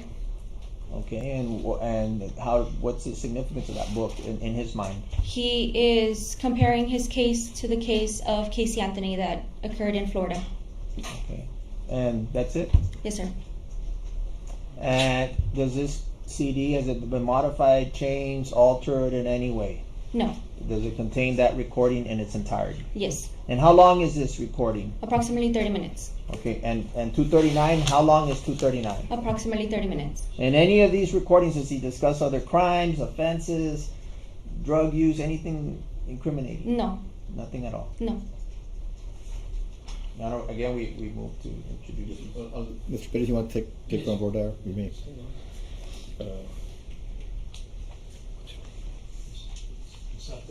Yes. Hi, I'm Joel Perez. With regards to, it'll be in 238. Now, when you testify right now that Mr. Ortiz is speaking to his mother,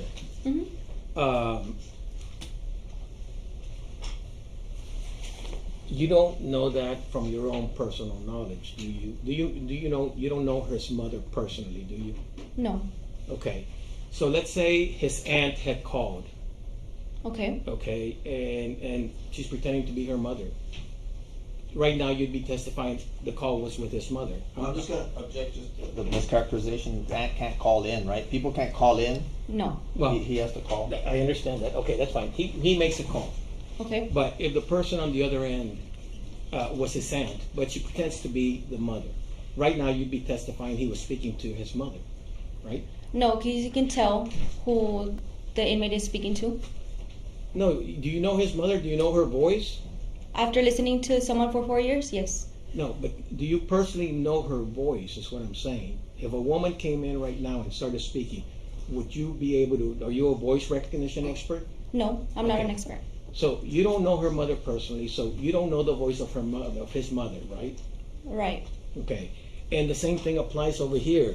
You don't know his wife personally. No.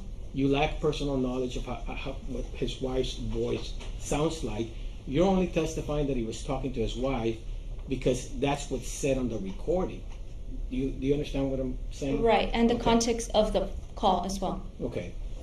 But either way, so that's her objection, Your Honor, that she lacks personal knowledge of the individuals on the recording, and therefore it's not admissible. Before it's admissible, she needs to be able to identify the voices herein from her own personal knowledge, and not from what she heard in the content. If I can just ask her Go ahead. a couple more questions. Do you recognize Juan David Ortiz's voice on the recording? Yes. Does he identify the persons that he's talking to while on the recording? Yes, either by saying mom or babe or chipmunk, whatever. Yeah. Yes. Are you familiar with his wife's name? Yes. And what is her name? Daniela Ortiz. Okay. And like you just started to explain, you've been listening to he lived there in your jail for almost 4 years. Yes, sir. You've become familiar with all his family, correct? Yes, sir. You recognize through his identification, through his own voice, Yes, sir. who he's speaking to, correct? Yes. Okay. That's all right. Anything else, Mr. Perez? I'm sorry, Your Honor? Anything else? Well, we're still objecting to the predicate because it's hearsay to this young lady. So she lacks personal knowledge regardless of what is said. It's still hearsay to her. So that's our objection to the predicate. And then we would object to relevance on those two issues, but we'd ask the court to listen to the calls outside the presence, and then, because even though they're offering them for these two specific areas, there's other items that are discussed in there, and so we still want, on relevance grounds, for the court to listen to determine the admissibility, in particular because we do have motions on oral statements of the defendant, Your Honor. Well, that was addressed at the bench conference, and there was a hearing where I believe the hearing was cut short because the defense withdrew a motion. Was that not the motion that was withdrawn? No, the motion that we withdrew, and let me refresh my memory. We were talking about, It was supposed to be jail calls, I remember, and at least that was an issue that was brought up, or is that not the motion? Go ahead, Mr. Alanis. And that, he requested to reopen the Jackson Deno. Yes. He requested to reopen the motion to suppress his confession because of some new evidence that they were going to produce. That Mr. Ortiz, during the time of his arrest at the Ava Hotel, had, between there and the jail, had requested an attorney. When we indicated and met and revealed that we had everything recorded, including the November 7th phone call that we were going to play where he's talking to his mother saying, I regret my statements, they withdrew their request to reopen that hearing. This is not a surprise. Well, no, it had nothing to do with the jail calls. He wasn't, well, without disclosing attorney-client privilege, our contention was that at the time during transport, Mr. Ortiz had requested a lawyer. If you recall, Mr. Alanis's contention at the time was he had a recording all the way through, and so therefore we withdrew our motion on that issue only.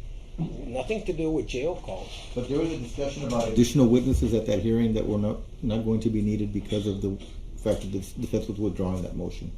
It's what I'm recalling. So in any event, so you want me to hear or listen to these? Yes, Your Honor. Your Honor, each one is 30 minutes long. When I'm editing, I don't know what to tell you. I mean, we're entitled to a relevance objection. And for the record, this was addressed at the bench conference. The defense has received these CDs. Obviously, you listen to them based on what you're arguing, right? Yes, Your Honor. However, when the defense files a motion that says, look, let's say a defendant made 20 statements along the line, and we file a motion and say, let's have a pretrial hearing and tell us what oral statements you intend to offer. And they say these 5, but not 6 through 20. We're entitled to rely on that representation. We filed a motion saying, produce. But right now, you want the court to listen to the CDs. Is there a specific language based on what you've listened to that you are asking the court to eliminate out or to redact, or what is it? Well, yes. If the relevance is these 2 particular tidbits, yeah, to redact them. All this other chatter, it wouldn't be relevant. Are you able to do that? If that's all you're asking to present? The dilemma we have is that the defense made his mental status, his mental state, an issue.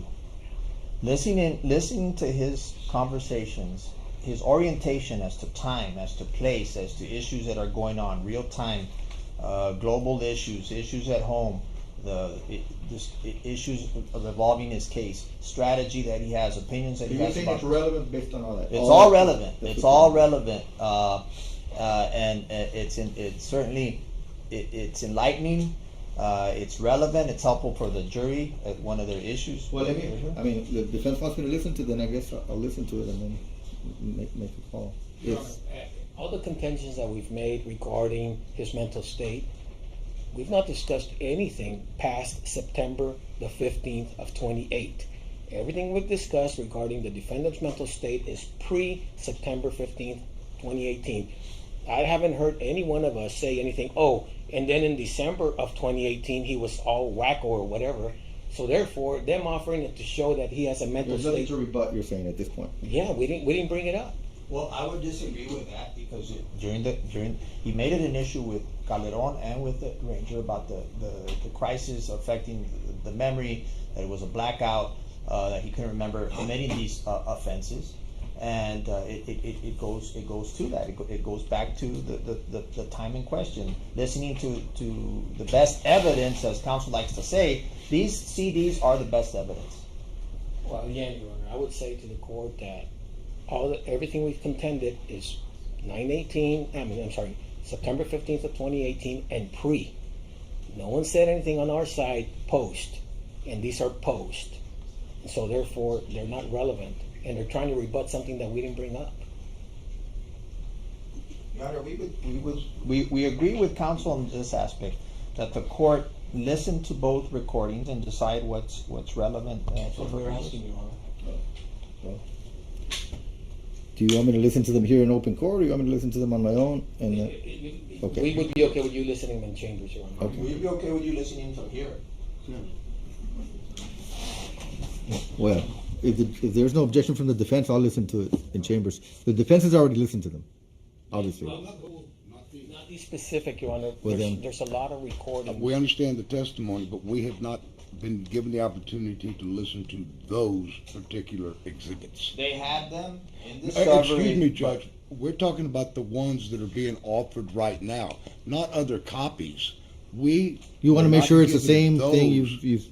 you've previously listened to. That's what you're saying. You don't know if it's what was you previously were provided. Well, it's not that I don't trust the witness. But that's what you're saying. But I don't know what's on those CDs. Yes.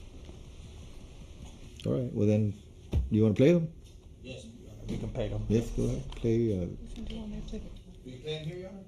238. Play it. Which one first? 238.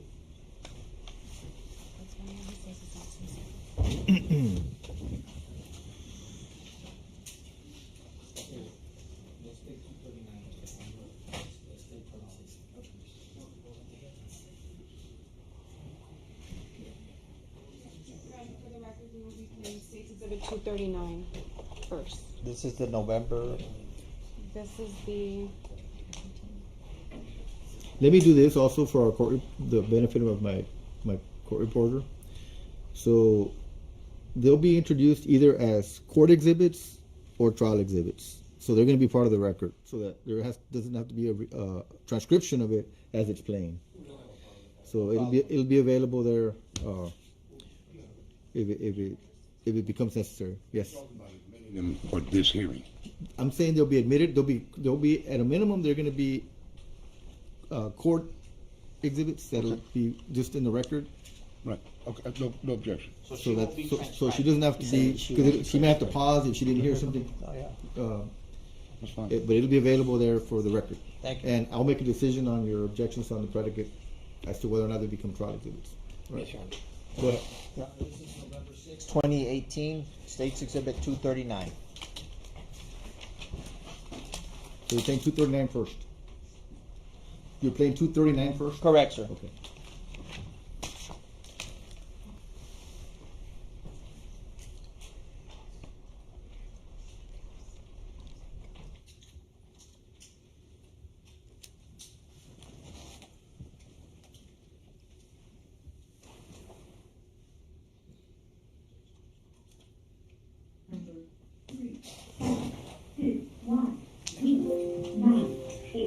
Inmate ID 0 0 0 0 5 4 9 3. Date 2018 11 6. Time 1 9 3 4 2 7. Dial number 1 9 5 6 5 4 5 3 4 8 6. From station 7 1 1 3. The time is 7:34 p.m. To speak to a PREA coordinator, press 9-1 after this message. Please enter your PIN number followed by the pound sign. After the tone, please say United States of America. United States of America. After the tone, please say again, United States of America. United States of America. Press 0 to make a prepaid collect call or speed dial call. Press 1 to make a debit call. Press 2 to transfer funds from one card to another. Press 1 to make a call. Please enter your calling card number followed by the pound sign.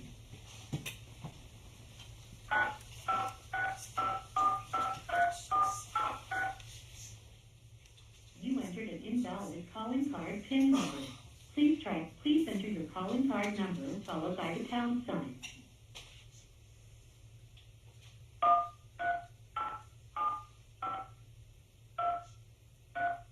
Your account balance is $10.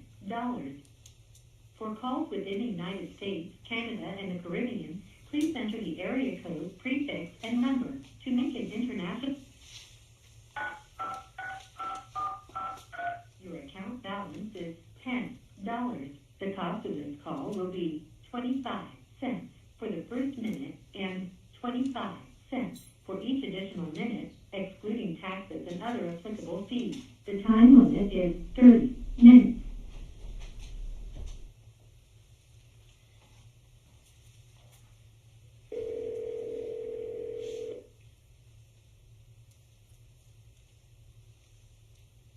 You have a call at no expense to you from an inmate at Webb. This call will be recorded and subject to monitoring at any time. Thank you for using IC Solutions. You may begin speaking. Hey. ¿Qué onda?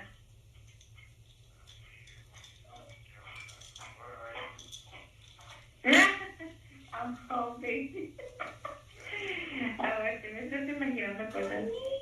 Nada, I'm home. I'm home. I'm home. Huh? Ay, pues hijo, they have a little toy that she keeps here at home. Y la otra está contando todo mal, pero está contando muy bien.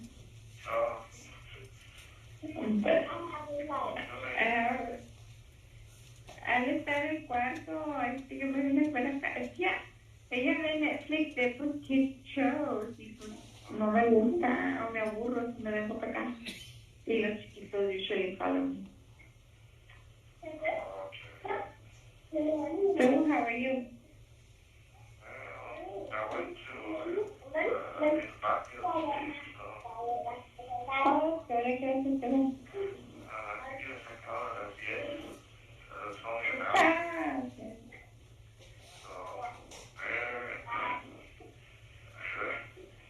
Yeah?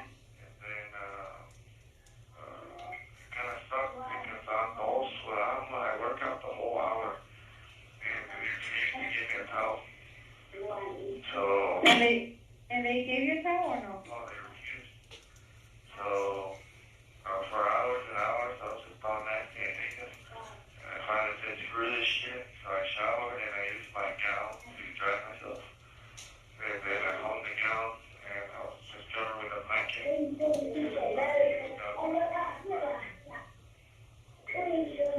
Well, why don't I give you a towel? Que porque según they're busy y que if someone understood their watch, que they have to be watching me when I shower and they don't have to be watching me. Oh my god, dude. So, I thought they were giving you like a tiny one, so there's no risk of, hanging yourself or whatever.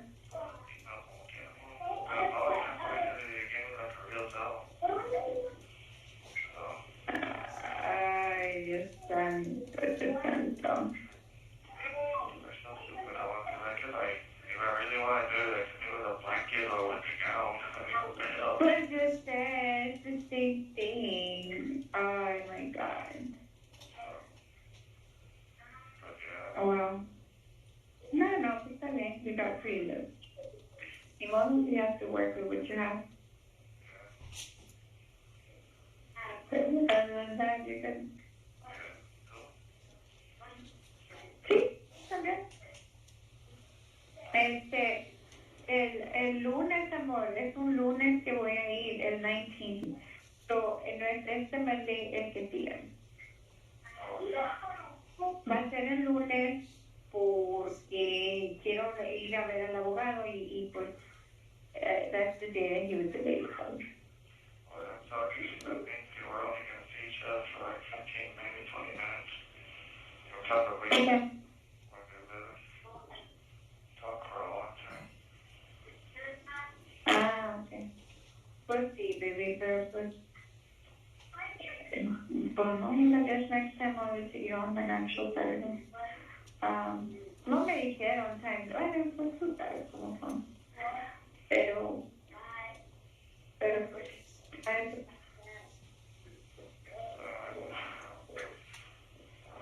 bueno,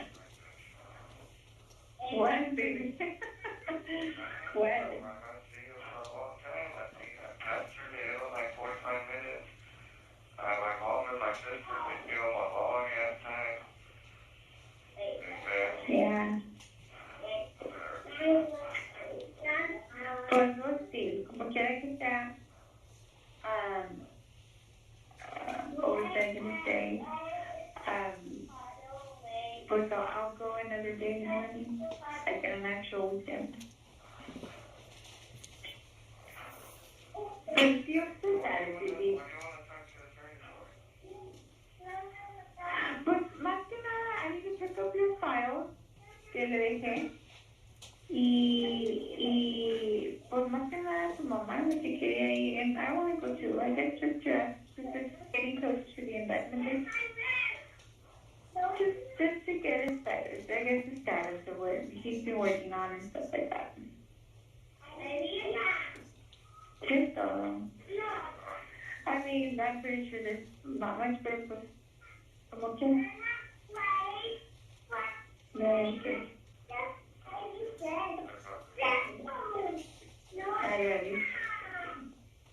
I got your letter. La más impressive one. I love you, baby. Yeah, it was sort of like a prayer, I guess. And, pero you're fine. I mean, it's fine. We're okay. We're gonna be okay. You know?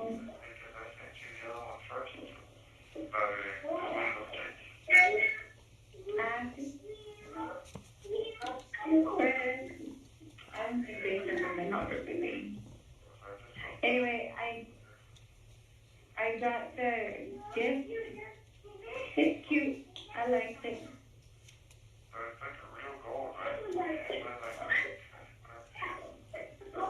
More. It's real gold. Okay, 14 karat gold.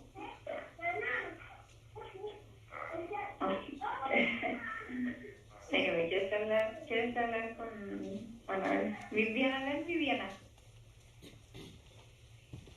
Say hi. Hi. Hi, my what are you doing? Playing with the ball? You're playing with the ball. I thought you were counting numbers. I did. You finished already? Yes.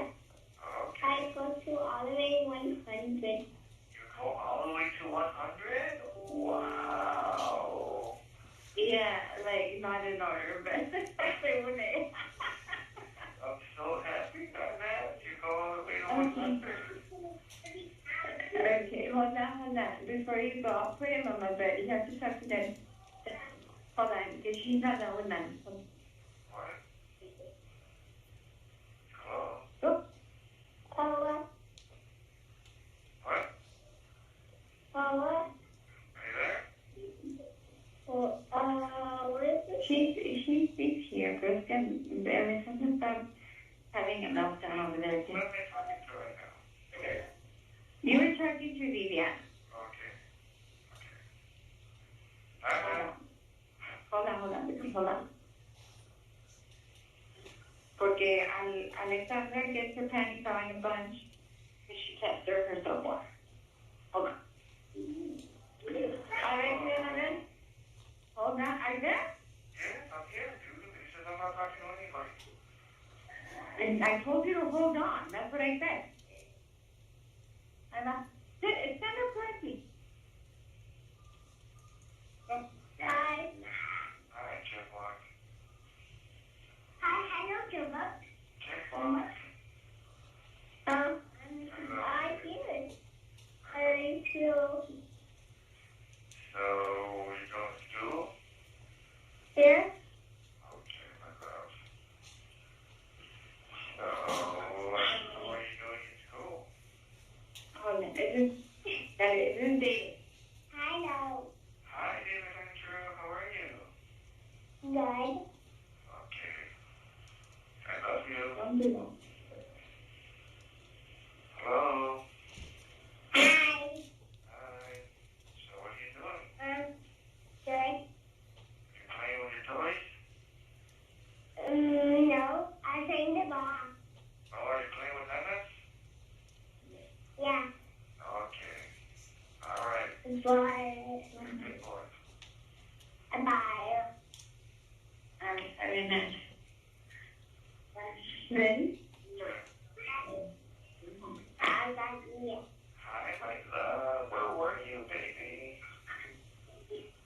At school. I mean, watching TV. At watching TV. You're watching TV? Oh, I heard that you bought me the gift, but I don't know what it is. no, it's a surprise. I don't know. I got you a gift, baby. You're gonna like it, my love. Okay. I love you, baby. I love you so much. Okay. Baby, remember when my beard used to grow? And you used to call it spiders? The hair on my cheeks, the hair on my face? Yes. Little spiders. I love you, my other. I like you. Okay, baby. Hello? Okay. Yes? Love you, baby. Thank you. Alright. Anyway, thanks. Sorry. Alright, thanks. What?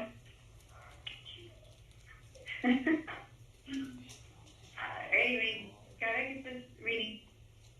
I finished the book of Jeremiah.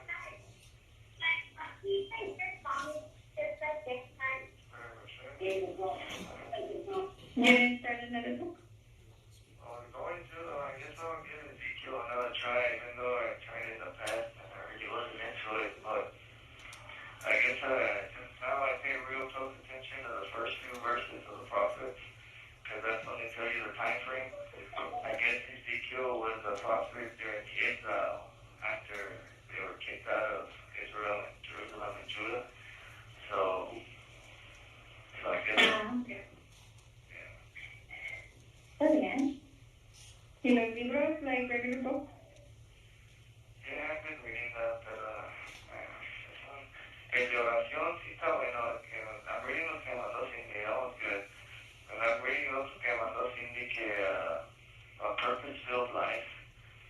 It's alright, dude, but it's like for, like, dude, I'm in prison. You know, it's like, so, I don't know. Well, maybe, yeah, I guess. Put some, even if it's a distraction. Yeah. I've been kind of weird lately. I'm like, so. Take care of it. I have no idea what's going to happen with us, with me, so. And I say with us because it is us, like our family. Yeah. ¿De qué? Como, I mean, the future? I'm like a horrible father. I'm not there for my kids. Babe. Well, don't focus on, unfortunately, the situation that, we're at the separation, pero no. I mean, you're still providing for them. You are. Because, well, with it, hopefully that doesn't stop them in disability. They're still supporting them. They still call them. They still, you write them, and they love that. Dentro de la situación que estamos, with your capabilities, you're doing what you can do.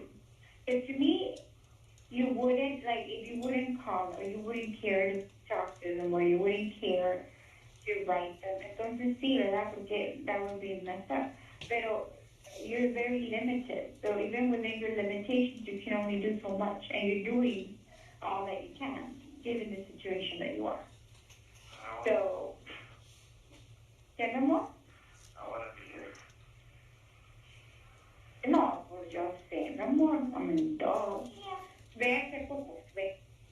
Is there any way you can print out and just keep it at 8 for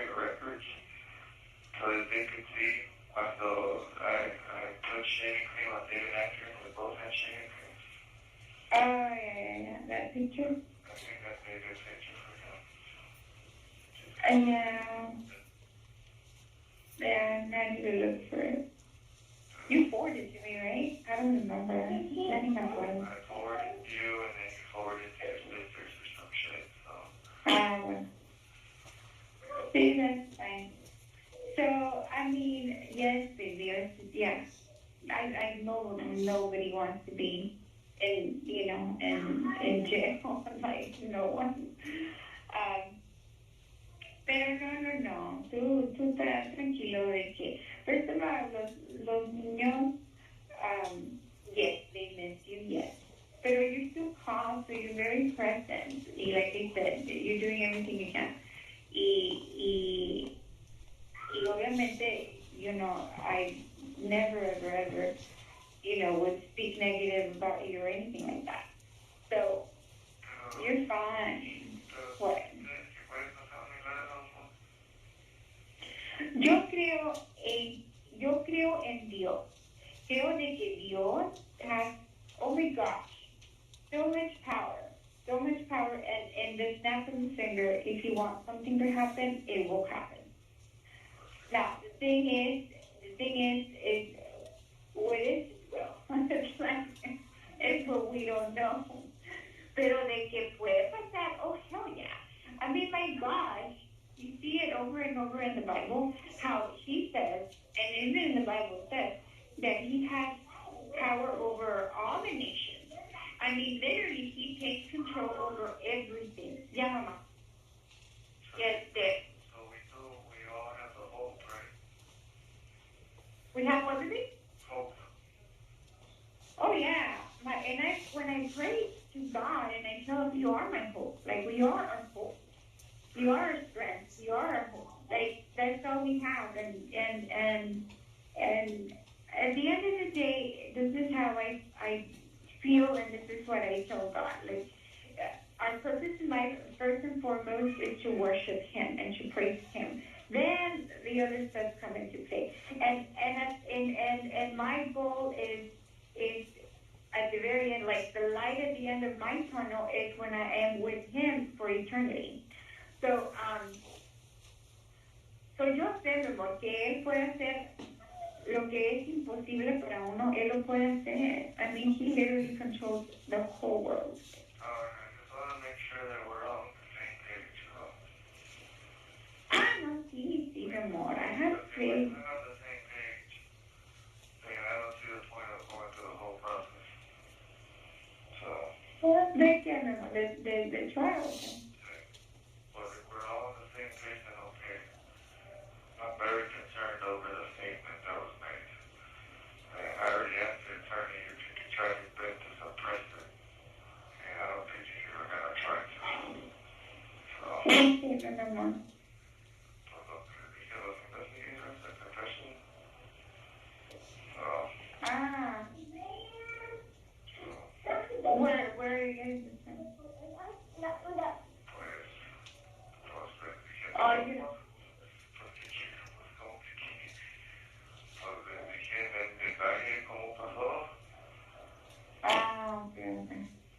Hay unas cosas que no veo. No. And so I need to talk to the attorney. Okay.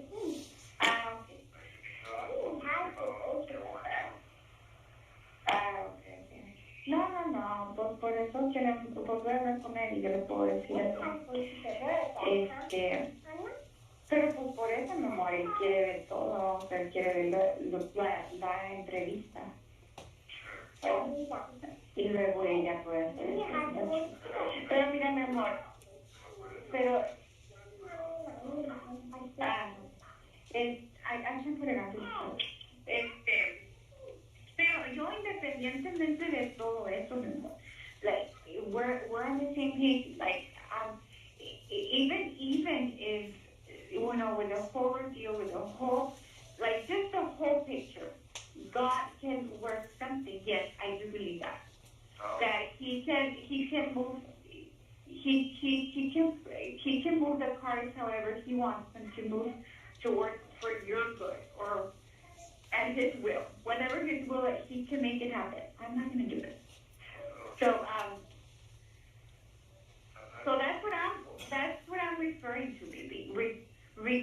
regardless of what your situation is or how, apparently it is, and with all the decks on the card, on the table,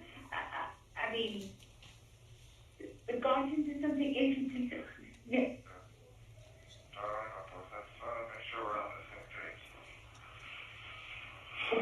You also believe that? Yes, I do believe it. I just don't want to be the only one that believes it. I know, mi amor, no. We all do. And then when I read the Bible, I read certain passages that I think God's talking to me. And so, I don't know.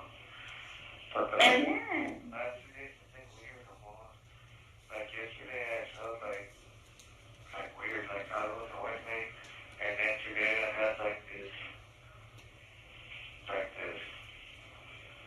fuck it, whatever's gonna happen, it's gonna happen type of attitude. And But it's not bad, amor, that of course, I know. But es que es la misma, hello, we're human. We're like that, like it makes us doubt, it makes us, have all these feelings, and God knows that. That's the whole purpose why He sent Jesus Christ in the first place as a sacrifice, because He knows all the challenges and conflicts that as a human we face. So, sí, mi amor, es normal. It's normal to doubt, yes, because I think that's just natural. I've even doubted myself, but then we just need to refocus on God and what He can do. It's just whether, como te digo, es nomás que todo sea en su tiempo y en la voluntad de Él. Y hope for the best, and that's it. That's it. Pues también tú, baby, just seeing things on TV, prostitution's gonna, be ugly and paint you this horrible. I'll go through it, and we all have the same hope that there is a miracle. You know what I'm saying? Yeah. Pero pues yo quiero que tú mentally is just, prepare for that too. Prepare for that. There's going to be some very bad things that are going to happen. So I just want to make sure we're all on the same page here. No, I know, babe. I know. We're going to have to cross that bridge whenever we cross that bridge. Pero sí, yo tampoco quiero que, como te digo, God's timing is perfect. So when we see a miracle, it may not be right after the trial. It may be, in years from now. You know what I mean? Like, I just want you to have an open mind too. ¿Sí me explico? Or no? I don't want you to. Yo sé, no. I love you. No. You know what I mean. Just like, so I love you, baby. It's tough. Definitely tough. But yo lo que quisiera es que ya fuera rápido todo lo del piso, pero pues, quién sabe. It takes time. No, I know, pero como quieras. Pero si se me hace, I don't know, un comentario que me dijo the one time when we went to court, que he wants me to get indicted and get charged with capital, que porque he can't do anything till then. He says que the court won't give him money to defend me, and that he needs money, because he needs experts, and he needs to talk to people that will be able to provide an expert opinion. So he can't do any of that shit until he has money. So I'm like, oh, Lord. So, Lord. Yeah. Hopefully it's the first week of December, not an indictment. Pero bueno. No, what? Huh? 25 minutes. I'm sorry.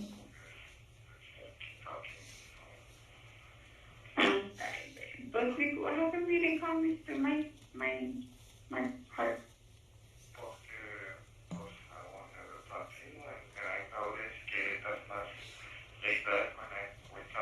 No.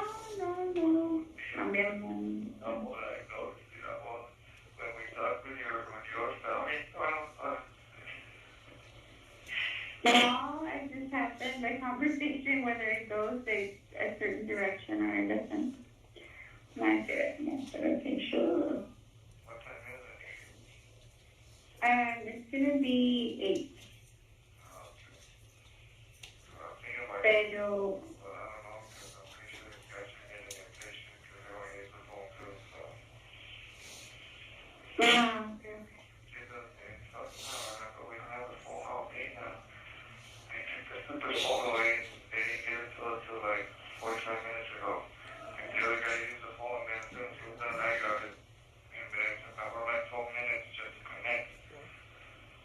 yeah. No.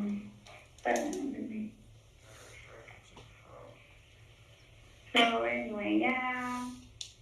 But more and more, this whole situation is horrible.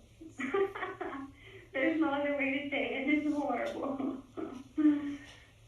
It's horrible, Bill. You know, we all love you. We all love you, and we know who you are, and we know who we serve as, you know, our creator. And God, yeah, that's all we can do is hope.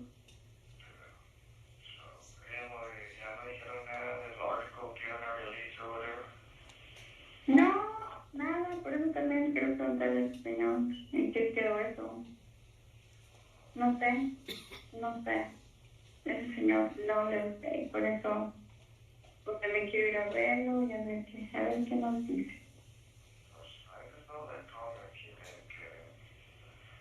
Can't do anything until I get indicted, and you can't really get any money whatsoever until I get charged specifically with capital.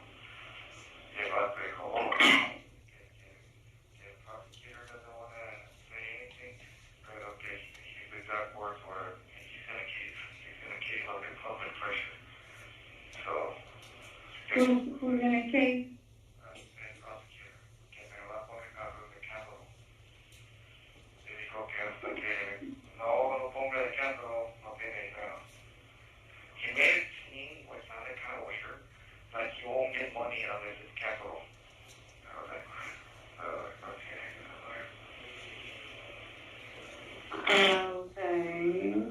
I don't know. I guess we need to clarify that. Pero maybe I misunderstood, I don't know. no, yo sé. Pardon me? Don't tell my mom because she'll have a heart attack. No, I won't. I won't, pero como quiera, o sea, no, I mean, I don't want them to charge you with that. Like, what the hell? I mean, no, I don't care, no, I hope not. I really hope not. Like, I hope they have enough to base it on that it is that. Now, 1 minute remaining. Enough, evidence or whatever to charge you with capital. You know what I mean? Well, there is no Yeah? there is no evidence. It's just that confession and hate. Well, you said. There is no evidence. So, I know. and I went into detail.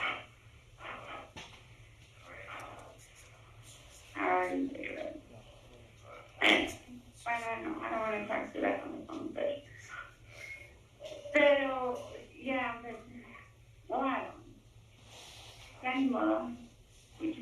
voy a ver qué onda. Bueno, a la digo que ya sé que se va a cortar. Ya no más un minuto. ¿Ya salió el pico? ¿Qué te digo? Sí, ya, no. Ya salió hace como 30 seconds. Thank you for using IT Solutions. Goodbye. Ms. Saquiz, I just want to clarify one misunderstanding that I had.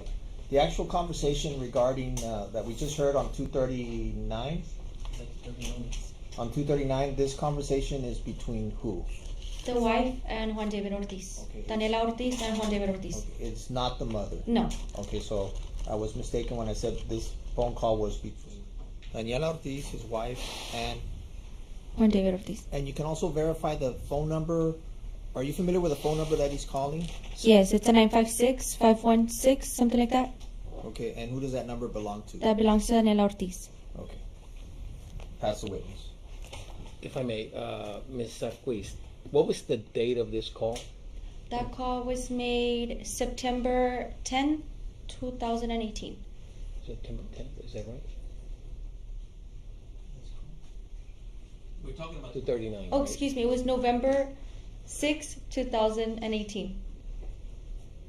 The phone number that was on that was 545-3486. 545. That's what it said at the beginning of the CD. I'm not sure. I'll It have said to hear it It said again. November 6, 2018, 7:34 p.m. And I heard the 1-956-545-3486 is the number I wrote down. I would just, for clarification, do you have your notes? I don't have my notes with okay. me. Do you have access to the phone number he was calling? Yes, And where are those? in my notes, Okay, and where are your notes? in the witness room. Okay. But that number that the judge that comes out in the beginning, Yes. Judge, what number was that again? What I wrote down was 545. Well, it was 1-956-545-3486 is what I heard. And I heard the date that you just mentioned, 11/6/2018. It also says 7:34 p.m. and then you have that phone number. Is that number her? And I wrote it down because I thought that might be an issue as to Well, whose number. I want. Would your notes help you Yes. verify that that's in fact Daniela Ortiz's number? Yes. Can we I bring know it- that the mother's phone number starts with a 210 and Daniela's is a 956.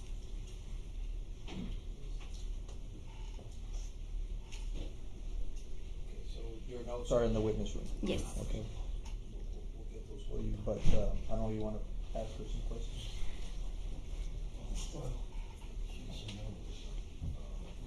What color is your notes? Is it a notebook? Yes, it's pink. Captain Calderon should have it.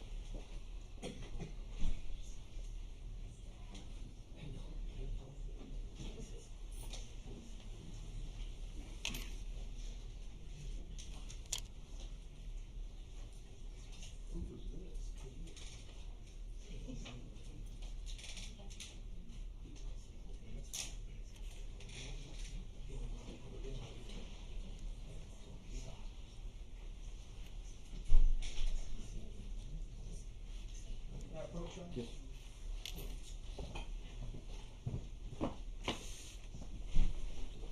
Thank you.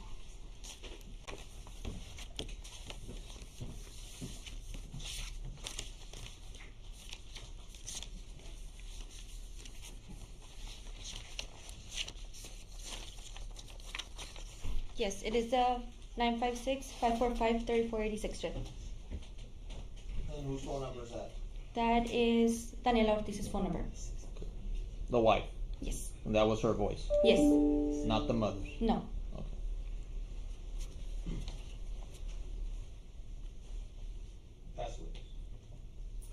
May I just review those course. notes that you have very briefly?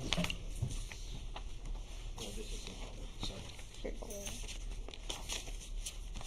Okay, and just very briefly. And on exhibit 239, where is the number that you're referring to? You can show it to me. Yes, of course. So this one would be the first one. Okay. Right here. That's the phone number. And then this would be the second phone call. The 280. This one. Okay. It's the same phone number. And then, but from your notes, these papers, are these something that you generated or the system automatically kicked The out? system automatically generates it. Okay. And just to confirm, what is the number that was called on State's Exhibit 239? Can you just read it out loud? Yes. 956-545-3486. Okay. And when you say that number belongs to Daniela Ortiz, I mean, just generally speaking, how do you know that? So on our system, we have the reverse phone lookup, and if she's registered, I'm not really sure how it works, but sometimes the actual register of the phone comes up, and hers came up to Daniela Ortiz. In this one, you specifically have personal knowledge that that name came up with that number? Yes. Okay. Well, we lost him. I have no further questions of this young lady. On that issue, you're gonna play the other. 239. So, you also have 238, or is this the only one you're offering? No, I also have 238. I'd like to do the same thing, Your Honor. Okay. With the court's permission. Yeah, well, let's go ahead and listen to 238 and then we'll. Yeah, before we take 238, where was the phone call made? On September of 2020. The one we're gonna Yes. listen to now. Where was that phone call made? When it was made July? July? Yes, 10th of 2020. Okay, my correction, July 10th, 2020. From who to who? It was from Juan David Ortiz to, again, his wife, Daniela Ortiz, using the same phone number. Same phone number? Yes, sir. Registered in your system? Yes. The 956-545-3486. Okay. And this is also you listen to this, correct? Yes. And he's discussing the legal proceedings? Yes. Comparing his case? To a case of Casey Anthony. Okay. And then just speaks about how he's not suicidal and challenges the listeners. Okay. Can you repeat that last thing you said? Yes, he challenged the listeners that he's not suicidal. Yes. 03216 inmate ID 05493 date 2027 10 time 1809555 dial number 19565453486 from station 6110. Press 1 for English. The time is 6:09 p.m. To speak to a PREA coordinator, press 9-1 after this message. Please enter your PIN number followed by the pound sign. After the tone, please say United States of America. United States of America. Press 0 to make a prepaid for calls within the United States, Canada, and the Caribbean. Please enter the area code, prefix, and number.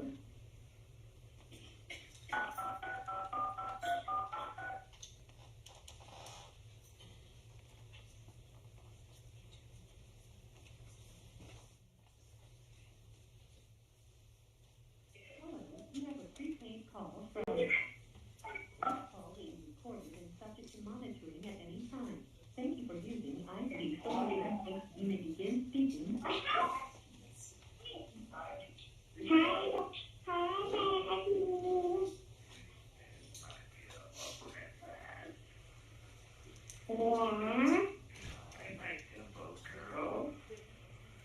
Girl.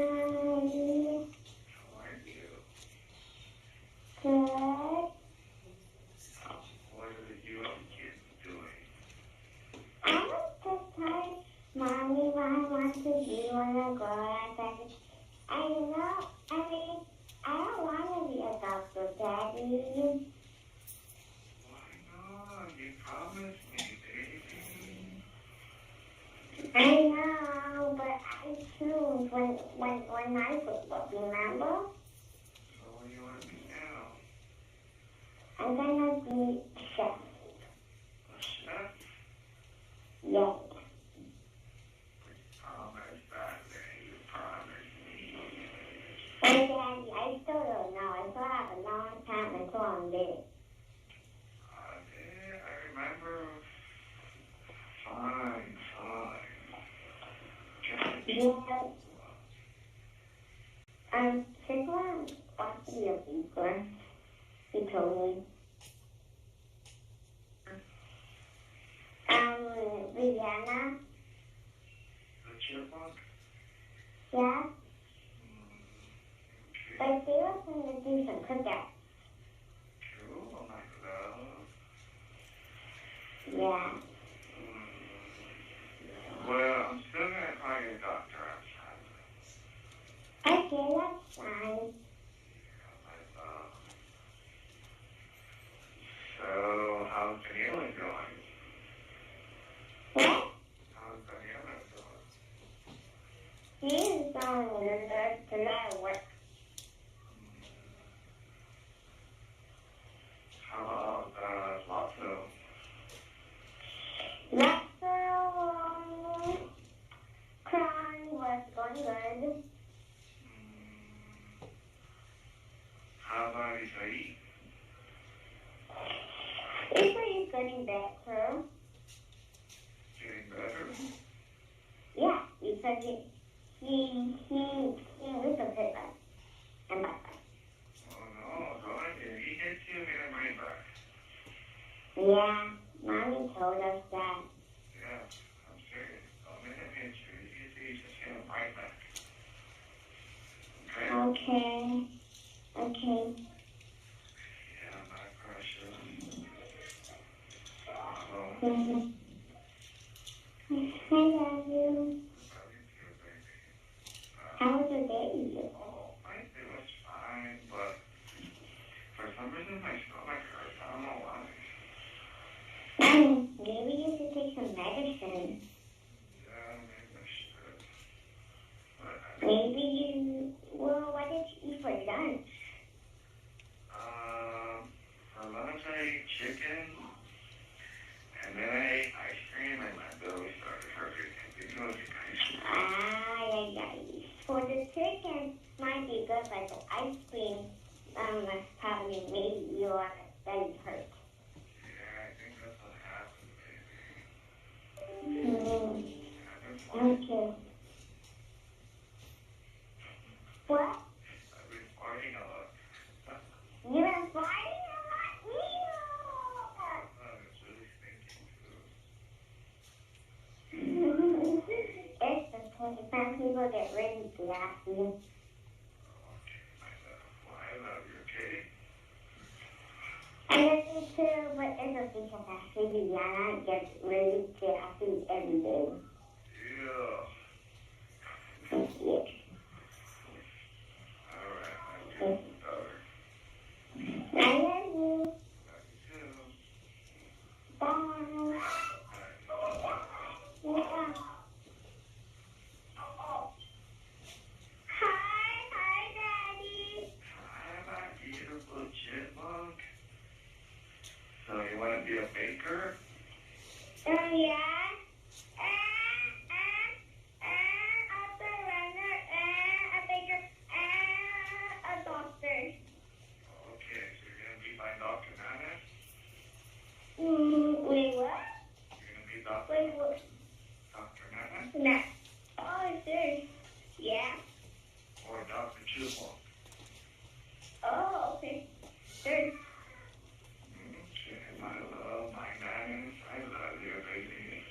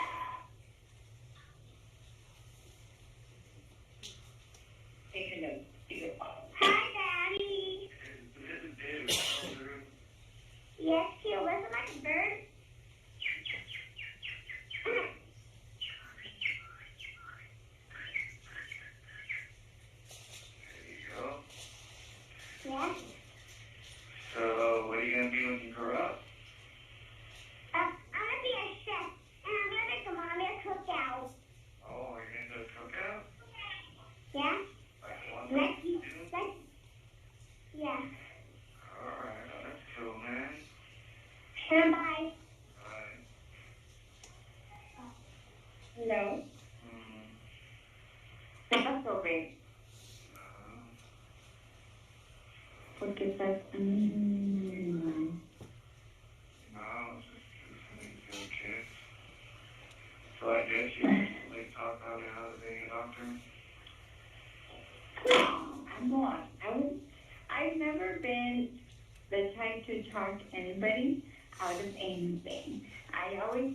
What I've always told them is you do what you want to do. And as you get older, you'll be inclined to do certain things.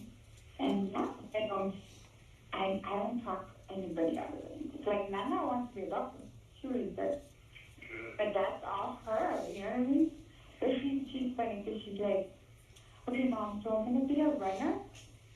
I'm going to be a doctor. And I'm going to be a baker.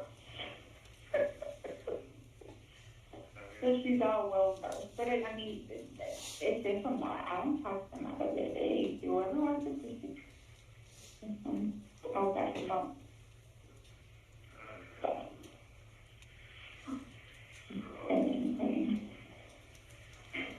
So, how's your day?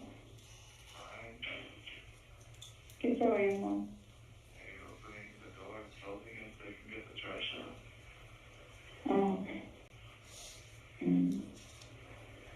Okay, she's okay.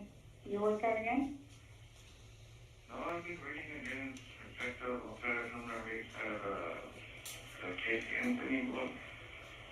So, Why? Don't tell me because the girl told you to do that on her letter. no, because, well, it just, when I read that book, it reminds me of how these stupid people have handled my case, like how they blasted me all over through the news, which is the same thing they did with that chick. How the jail was leaking information, which is the same thing they've done with me.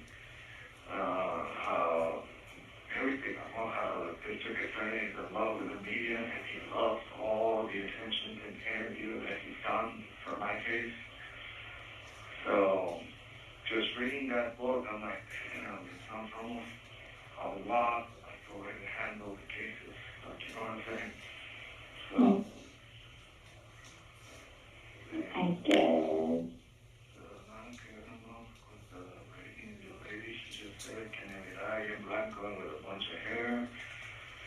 And then she put that she's once again back in school, which is, I don't know how much it goes for, to be a nursing home administrator. And she put that it's, she got a scholarship from State University, it's only 5 classes. It gets a lot of crap. Okay, my anybody can do it. I'm like, all right, whatever. And then, No, those are getting hired. You need a nursing background, but okay. well, that, and then she put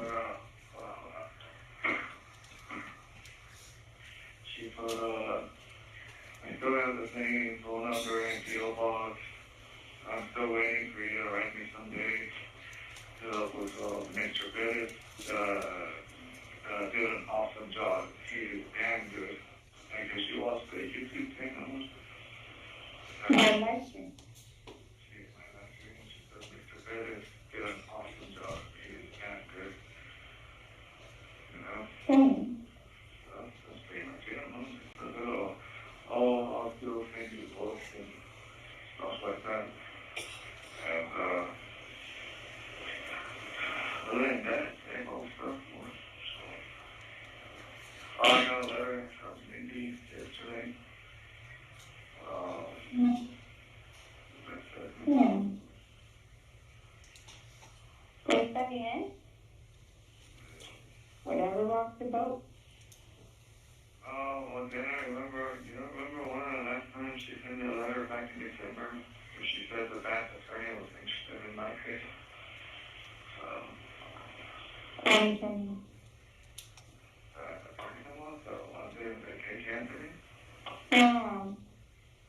Whatever. Mom, or whatever then. I'm not going to make any comments. Yeah. Nobody bothers me because he's actually a damn good attorney, so I don't really get It's not that I'm questioning whether he's a good attorney or not, whether I believe or whether, yes, that's even true. Oh, okay. Because based on how supuestamente she lies about what she had originally said. According to you, she lied about that, so unless you didn't, then you're lying to me. About what? About the very initial thing that she had written to your attorney. Yeah, she wrote to my attorney. Huh? Yeah, I know she wrote to my attorney.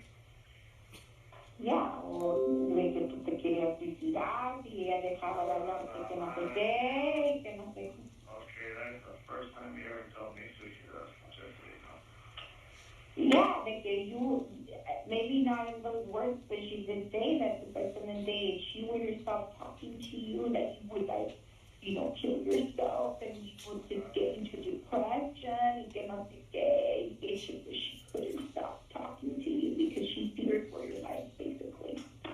So,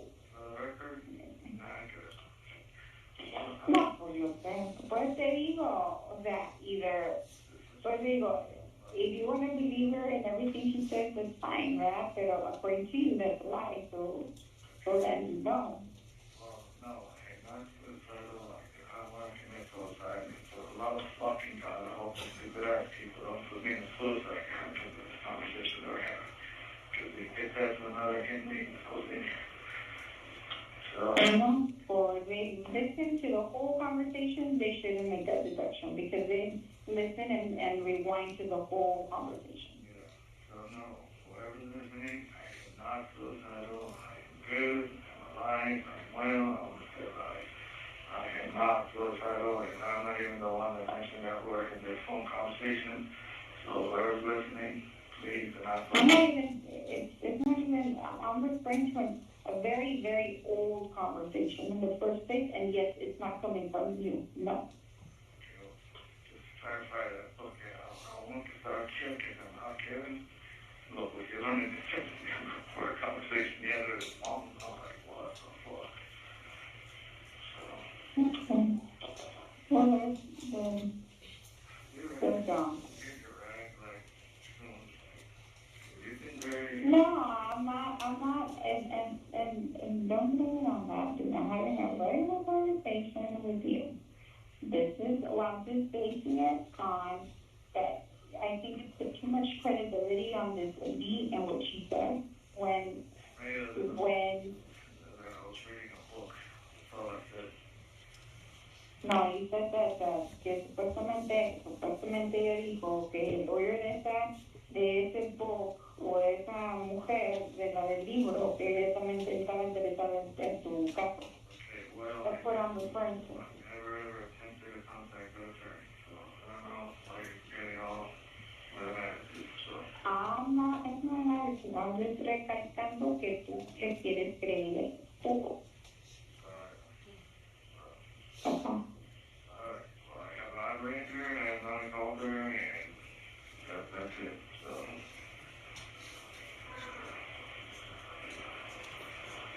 Thank you. So, switching conversation. By the way, I was supposed to send you a minute, I haven't, so I need to do that this weekend.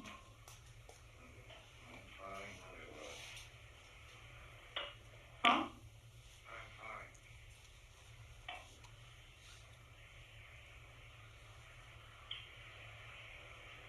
I guess.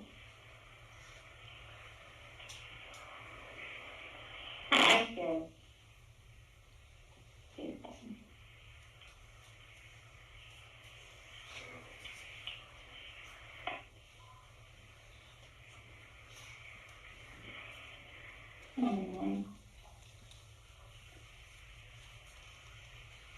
You also have to understand, in a way, my position, which I don't think you do. I don't think you do, and which is fine. Hey, to each his own. I think I doing the right thing, and I really don't care what people say, to be honest. Pero it's just también, I don't know if you even put yourself in my shoes for a second. Because sometimes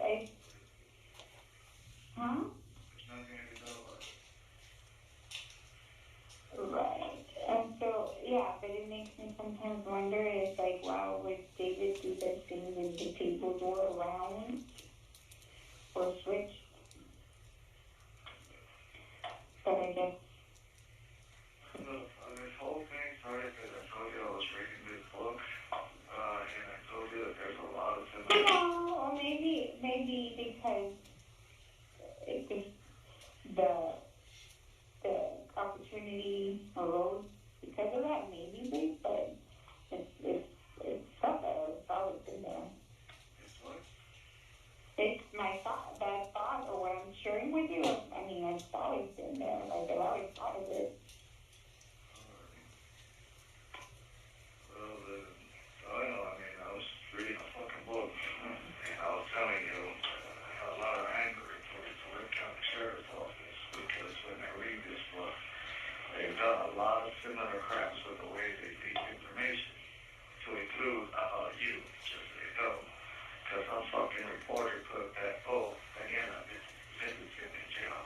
Yeah, some fuckface from Webb County Jail, for some reason, felt it was important to release to the media that my wife, Daniela, is in jail. Why wouldn't she? You're my wife. And then other stuff that I've been reading, I'm like, what the fuck? No wonder these dudes have been lying on their oath. Because they lied to the media. I'm like, no wonder. It's like, that's where I was coming up with it. So, and then how they tell me to always, like, be careful with, like, what I say, like, when that attorney would go visit that girl at the jail will turn on the intercom, so they would try to hear what the attorney was telling the girl, you know what I'm saying? Yeah. It makes you wonder then, in a way, that maybe that's why your attorney doesn't want to have no conversations with you. Yeah, I think that's exactly what it is. Yeah, probably is, too. And there's, like, I think with the line of questioning that I saw in my last hearing, like, damn, like, yes, I think they're listening to even what I thought was Elizabeth, because I raised concerns about how they shot me with a taser twice. And you should have heard the last hearing. Was the taser used? Yes. Was it deployed? Yes. Like, they knew, like, stuff that I wanted to be brought up. They brought it up first. Like, I was like, hey, or maybe está gente pagando, like, damn. So entonces que las conversations, well, you're meeting with her on Tuesday. Yeah, I know. Try to mention that because maybe it's best not to, or just to keep it very, very high level. Yeah. So, well, I kind of like brought up the concern instead of she does the whole case. She does a lot of research on Zoom and got the encryption of it. In case she feels confident because they're not like hearing the Zoom. Because you don't know the joke. I'm like, yeah, dude, but like there's a camera right in front of me and they could easily have a microphone here. Like, and they told me, I'm not saying that they hacked into the Zoom software. I'm saying that they probably might go. They have like their own gadgets or whatever. Yeah, that. So, but anyway, well, that's what I was referring to. Okay, please clarify to the people that are listening que I'm not so loud. No, you're not. That's not what I meant. And no, I'm talking about a whole different conversation. So no, you're not. Okay, yeah. Oh yeah, that was another line that they told the news. They could say, I pointed my cell phone. Wow, como que shit, okay, is this a movie or something? Because those officers showed incredible restraint, I'm all bullshit. I was officers wanted to shoot me, just so you know. And they were going all out, motherfucker. They were yelling. They were waiting for me to do something. It was to the point where I even said, I'm not moving. You know, I take out your better, you can see my hands. They're right there. Yeah. You know, kind of like tumbaron face down.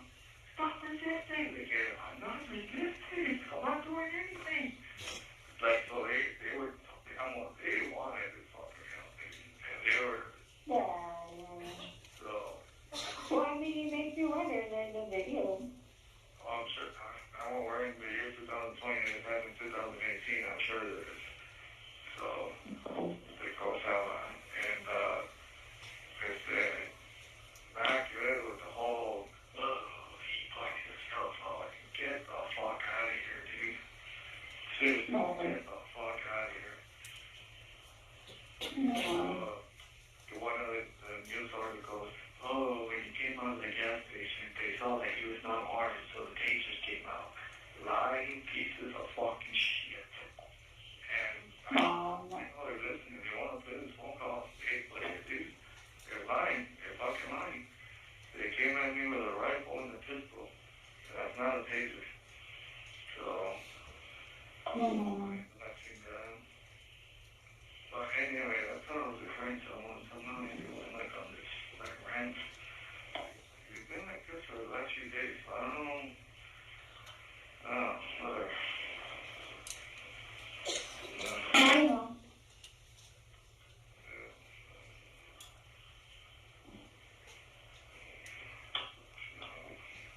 So that's about the date, and maybe that's why they don't want to go, because they know somehow it's never 100% secure, or like confidential or whatever. It's just there's so many similarities with the way she was also arrested by the sheriff's department. The sheriff's department was releasing a lot of stuff to the media. The district attorney loved all the attention they were getting, and like everything was fucking just weird, like how it all got handled, and like these fucking dumb fuck investigator Calderon and Martin Cuella, you know, the local pendejos doing interviews with intimidation. I'm like, dude, get the fuck out of here, dude. Oh, and coincidentally, in that book, he was also an election year, which he just got reelected too. I'm telling you, there's a lot of like striking similarities. I'm like, what the fuck, dude? So.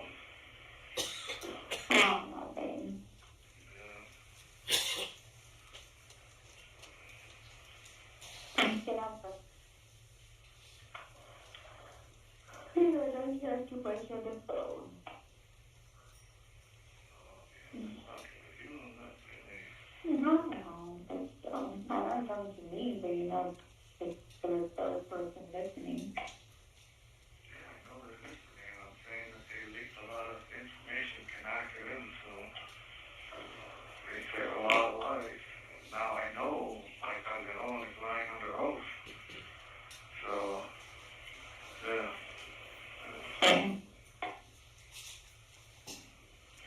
All of it, even the election year, the elected sheriff, the elected attorney, like, I'm like, damn, dude. The whole, cuando una vez, they wanted me to go to medical, and it was like an interview called a captain. I thought, okay, they did the exact same shit. Same thing. They told her que she needed to go to medical, y que fue a medical, ahí le enseñaron cosas, y like, por eso me quedo like, dude. So they use the same method across. They use the same method across the board. How the judge was completely biased, and that's how I felt after October 3rd. Yeah. This last hearing, I felt a little different. point because he had a change of attitude. I don't know, because I think. Because if it's backed up by law, there's no way you can, like, you can't, like, go around it, you know what I mean? That's how I feel.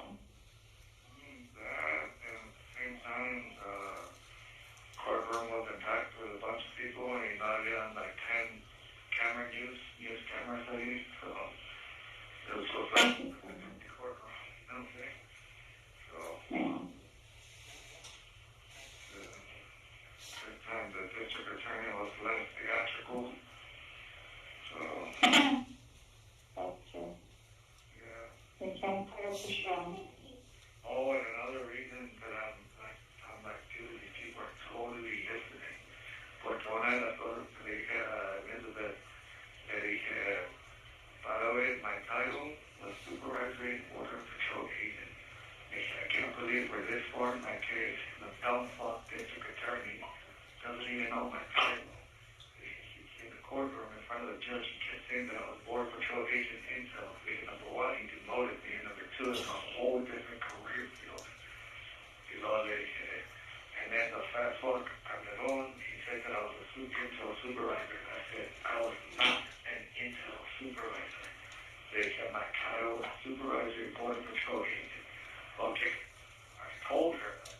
And this time, finally, for the first time in 22 fucking months, no dijo nada de que I was Border Patrol Agent Intel.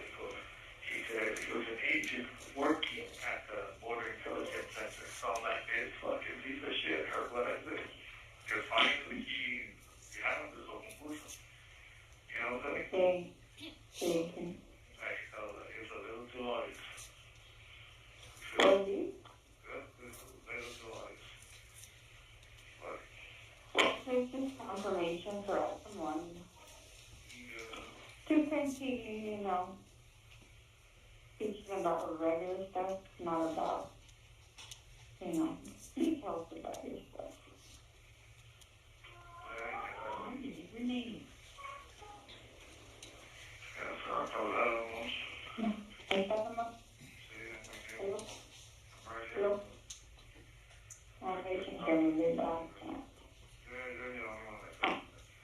I don't know, I already told you it's not my fault. Is that what my phone? Okay.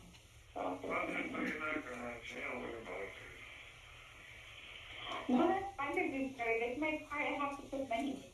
What time is it? Okay.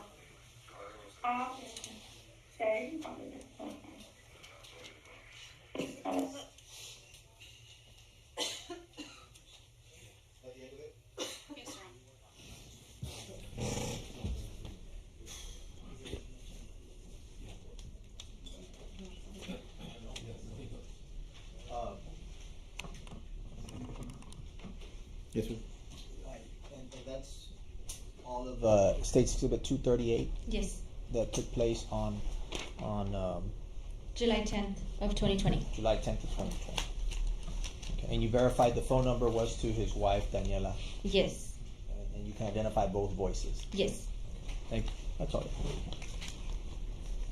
And Ms. Salinas, tell me again, I mean, I made a lot of notes here, I was listening to it, I know a lot of the conversation was, in 239 was with the children, I would say of 30 minutes, most of the talking, or I guess the person speaking the most was the wife and kids. I did see, I guess, the area that you may have mentioned about that he was concerned about the statement that he wanted his attorney to suppress, that there was no evidence, except he gave a lot of detail in that statement. That comes maybe the last 15 minutes of the first exhibit, but everything before that, I don't see any relevance. Well, the main relevance that we want to focus on is, of course, his statement surrounding the confession. And so right before that, he says, if we're all on the same page, and then he goes into that he's concerned about this the confession and that he's gonna try and see if they can get it suppressed. Everything before that, again, I listened to it very carefully, and it was really family, the children speaking. I really don't see any relevance in that part. So if you want to redact all that, I'll consider allowing the portion where he says we're on the same page. We will agree to do that, Your Honor. Yes, sir. The last, whatever number, I didn't take or keep track of the time on that, but I know it was the last, maybe even the last 10 minutes of the audio. 239, correct. And of course, just to, even though you've already stated, but we object still to the predicate number one, and then we would object on relevance. Specifically on the predicate, tell me what part of the predicate? This witness can still not identify the voice of Daniela. First she said it was the wife and the mother, and now we know it's both the wife. So I don't know where the confusion was. I think the state also said that, and I know there was reference to a prior conversation, from what I remember hearing on 238, was your client saying they're basing this on an old conversation I had with my mom. So again, I don't know if that's where the confusion was initially, but they can ask the witness again whether or not. I thought it was clarified that both 238 and 239 were a conversation with Daniela Ortiz, who is your client's wife, and they verified it by saying the phone number matched. I won't repeat the number now, but saying that, the witness testified with one of the exhibits was with the mother. That's why I asked her, do you know his mother's voice? I just didn't know what the confusion was, but it's been cleared up, Your Honor. But we would still object that she cannot, from her personal knowledge, identify the voice of Daniela Ortiz, and so lack of personal knowledge. So we're attacking the predicate. That's one, Your Honor. The second one is relevance, and you've already pretty much addressed. But I do want to clear something up that even on the motion to suppress discussion, that he's saying that his lawyer, he's concerned about the statement, and his lawyer's going to do that. In November of 2018, we were not his lawyers, Your Honor. And there's a lot of discussion also about that the lawyer needs more money for experts, and he's going to make more money if he gets charged with capital murder. We were not his lawyers. I got appointed in December of 2018, and I believe Mr. Fuchs got appointed in January of 2019. So all these discussions about lawyers is not us. It's his prior lawyer that the court had appointed, and so. I didn't make any reference as to who the lawyers were in my comments right now. Well, I want to make sure that certainly my recollection, yes, you were appointed by the court once it was a capital case because once it became a capital case, you were on the capital list. Yes, but we agree with the court that everything on 239 is not relevant, and we would even argue that him telling his attorney at the time that he's concerned about the statement and to file a motion to suppress. That's in November the 6th of 2018, which is approximately a month and a half after September the 15th of 2018. So if they're offering it to show at guilt innocence, Your Honor, with this cause of action, which is his guilt or innocence, his state of mind, even that statement on November the 6th of 2018 is not relevant.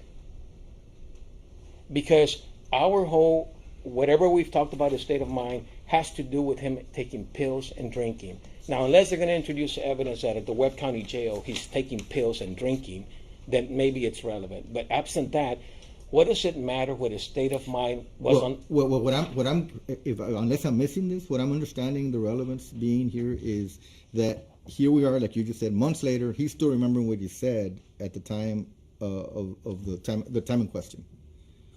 So there's no in the issue about blackouts and all these issues that were brought up. Well, but the blackouts earlier during the argument were addressed with pills and drinking. That's where the blackouts discussion comes from, pills and drinking. Yes, but again, going back to the so the whole issue about voluntariness that was brought up, whether or not he was aware of what he was saying at the time, and here we are 2 months later during this phone call, and he's saying, I remember giving details, I'm concerned about that. That's what I'm understanding the relevance argument to be. Not about his state of mind 2 months later, but the fact that he's going back and saying, I remember what I said back in September, and I'm concerned about that. because I gave a lot of detail. Okay. That's what I'm hearing as far as relevance. Well, I would argue that it's not relevant, Your Honor, because at the time that he's giving the statements, he is drinking and taking pills. But regardless, I would argue that it's not relevant. If it is relevant, its probative value is outweighed by its unfair prejudice. It's a confusion of the issues because now he's in custody, and it's introduced only to inflame the minds of the jurors, Your Honor. And so, and I'll come back to 239, but at 238 again, Mr. Alanis, you mentioned at the beginning that he was comparing this case to Casey Anthony case based on a book he was reading.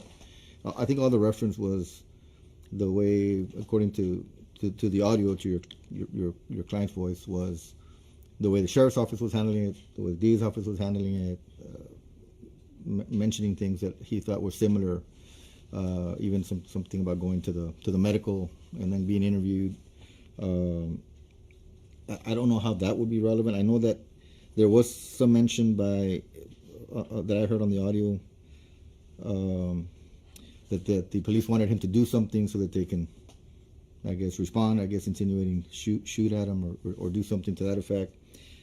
He was questioning. He said he was going back to that scene, saying, "I said I'm not resisting. I'm not resisting." Something about him reading an article that said that they saw him walking out of the store unarmed, and that that's why they used the tasers. But yet he was making reference, yet they were actually pointing at me with guns and rifles and all that. So I don't know what the relevant or which part you're saying is relevant in this CD, Mr. Alanis. Let me hear from you again, because it's not all. There's a lot that I don't think is relevant, but. Okay, so what the state is, what the state considers relevant is the issue that was brought up during opening statements by Mr. Perez, that he was a broken man at the time. He was suicidal. At 14:45 of this phone call, he says, "I'm not suicidal. I've never been suicidal, for the record. Who's ever listening, I'm not suicidal. Never agreed with being put in isolation for suicidal." At 22:50, he says, "I clarify, I'm not suicidal, never been suicidal." So when somebody comes into the jail under this type of situation, they put him in solitary. He's going back referencing that he was never suicidal. Even makes the point. But this would be on July 10, 2020. Correct. So it's 2 years. It's 2 years removed. Our argument is that he makes reference to going back to the offense, saying that when it was a lie, that because our interpretation was that by pulling out the phone, if he in fact wanted to commit suicide by cop, him pulling out the phone, he would have gotten shot. So he never did that. He makes reference to, again, at the time of his arrest, situations that occurred during that time that he could have in fact committed suicide, opportunities that he could have jumped off the 4th floor of the parking garage or engaged the police officers and gotten shot. Our take on this phone call is that he's making the statement that he was not suicidal, that he's never been suicidal even throughout the night or the morning of September the 15th of 2018. Well, Your Honor, he didn't say that. I think 2 years later, he even talks, these are the guys, they said something about suicide and they placed him in isolation. I don't want to go to isolation. So he's saying to whoever's listening, in the context of being incarcerated, I'm not suicidal. I've never been suicidal. Yeah, and that's what I also heard something about. There's a third. I don't know if I remember hearing the name, but it was about a third female saying something that she was speaking to the defendant because she feared for his life. I guess. Yes, Your Honor. Thinking that he was suicidal. And so everything. And then after that is when he said that he's not, because everything was in the context of almost like he's saying, I don't want to go into isolation. I'm not suicidal. It's in the context of incarceration, and so therefore. We don't think it's admissible. There's also a lot of Spanish interjected in here, Mr. Alanis, throughout. Obviously we don't have a translation, I imagine. Well, I have written here Spanish. On both of them, there's a lot of Spanish, Your Honor. And so, I mean, just because some of us are bilingual and we understand it, but we can't, we would have to translate everything. And so, but our objection again is it's the entirety of 238. It's not relevant. If it is relevant, its probative value is outweighed by its unfair prejudice. the confusion of the issues, or it's designed to inflame the minds of the jury, Your Honor. Of course, respectfully, we disagree with counsel. We believe that is relevant, and it goes to the issues before the jury, and we can redact those portions that are not relevant. The conversations with the children. We can also focus in 239 on his statements regarding the voluntariness of the confession, that he was concerned about the statements he made, and that starts at 2030, that we're all on the same page. And then on 238, again, we were seeking to introduce the portions that he makes reference to not being suicidal, and everything else surrounding the events that he goes back to of the night. Basically a lie from the get-go. He jumped at that opportunity. Both witnesses, Calderon and Salinas, testified that he was lying at the initial first 4 to 5 discs of the confession. Then confronted with the evidence and the facts, he admitted to the truth. He himself revealed that everything regarding the blackouts and the pills and the alcohol was a complete lie. And him talking about it 2 years later is even more proof and evidence that his memory is intact. All right. Well, I'll tell you what. On Exhibit 238, I'm going to sustain the objection. I don't find any relevance within that CD. On 239, I will admit portions and somewhere starting where it says, if we're all on the same page, I'm very concerned about the statement. I wanted to suppress it, where I said what happened, something along those lines. And then go, I guess, redact everything after that until you get to the point where he says there is no evidence except the confession I went into detail.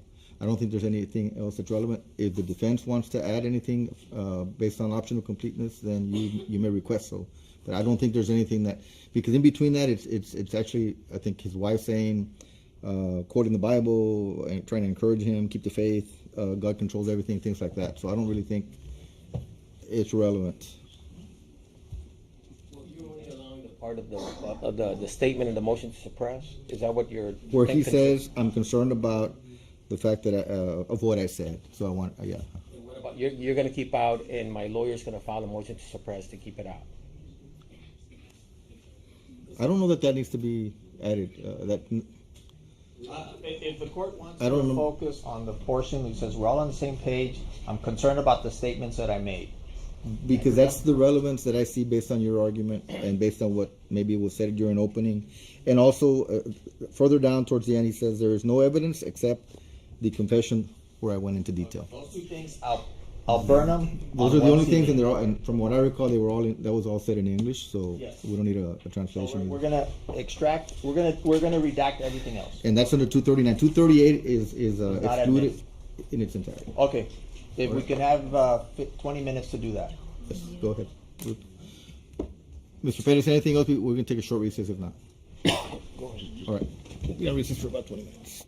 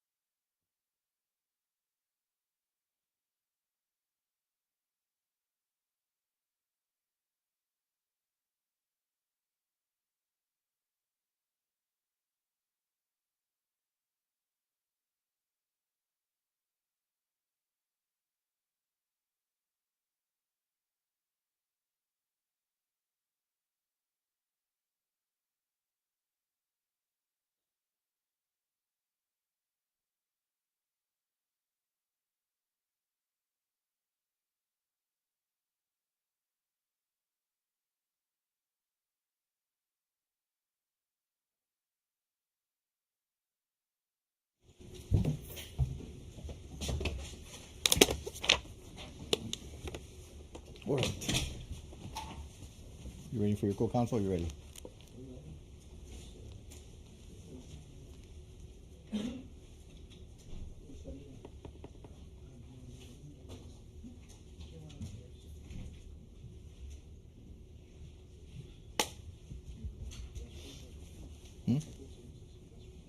Who is?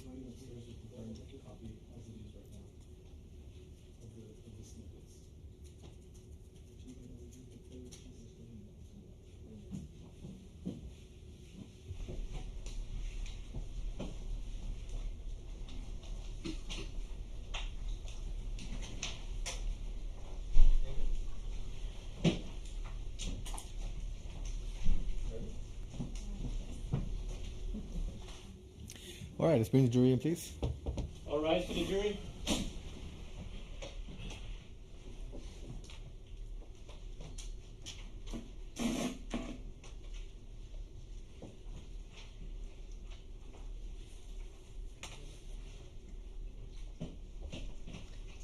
It'll be very short, so you'll be able to, and there should be no Spanish. We have two lines. All right. You're able to, if not, No. they're gonna offer it anyway. Yeah, they're gonna offer it anyway, right? Okay, he wants me to write. Or just hold off, I already announced it, we're gonna just, we're not gonna need this. Okay.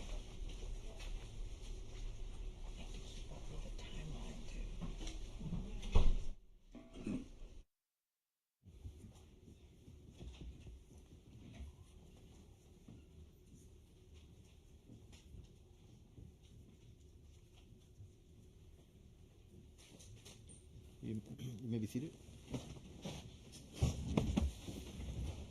All right. State may proceed.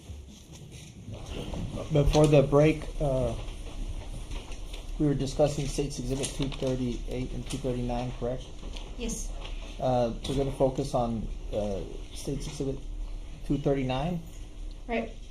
And what was the date of that recording? It was November 7th, 2018.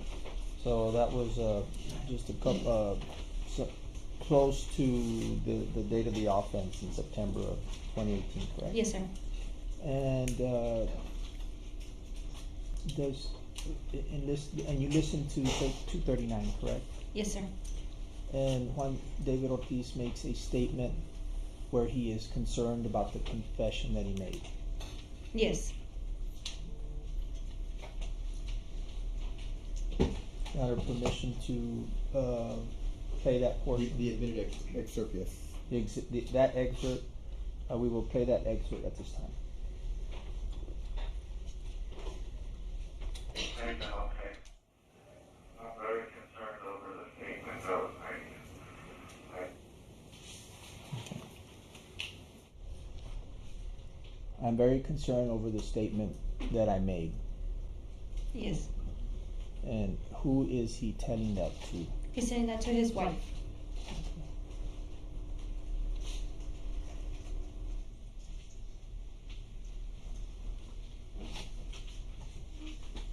If you recall, does he make reference to the confession one more time? Yes. And that would be towards the end of the phone call? Yes, sir. Permission to publish that second excerpt? Yes. Enough, evidence or whatever to charge you with capital. You know what I mean? Left?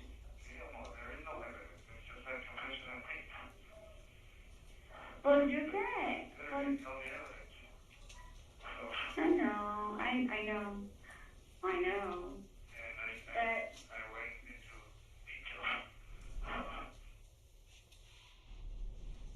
So he says, I know there is no evidence, just a confession.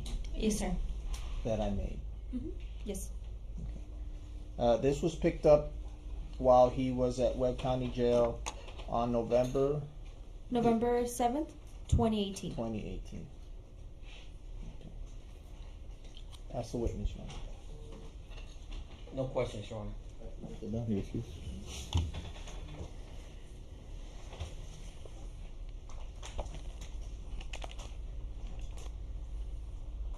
May she be excused, Your Honor? Yes, she's excused.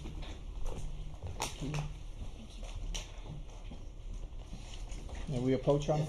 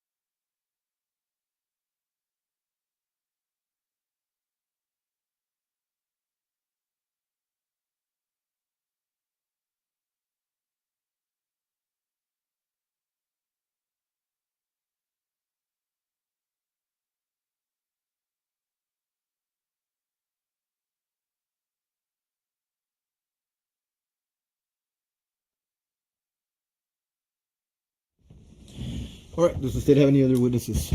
Your Honor, that was the state's last witness. The state of Texas will rest. Okay, we're going to go ahead and excuse the jury just for a few minutes this time. Take up one more matter, and we'll bring you in less than 10 minutes. I'll remind you not to discuss facts of the case. All right, the jury.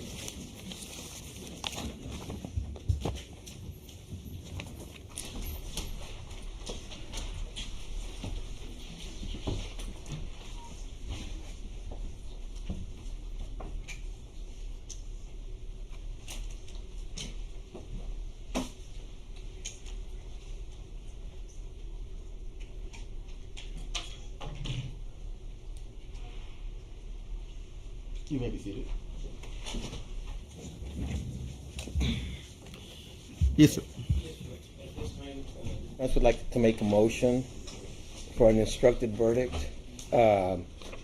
in that the state has failed to prove the indictment beyond a reasonable doubt. As the court is aware, we've been challenging the search of the truck, and we would submit to the court that based on the evidence, the state failed to prove beyond a reasonable doubt that the search of the white Dodge out of the stripes was legal. It was a warrantless search and therefore illegal.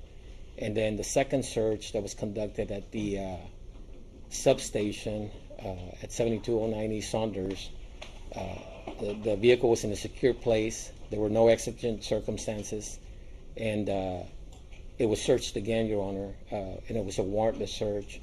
And we would argue that under the 4th Amendment or the 14th Amendment, Article 1 of the Texas Constitution, Article 3823 of the Code of Criminal Procedure, that evidence is not admissible, and therefore all the evidence that arose from the search, in particular the firearm and everything that comes therefrom, was not proven to the court beyond a reasonable doubt.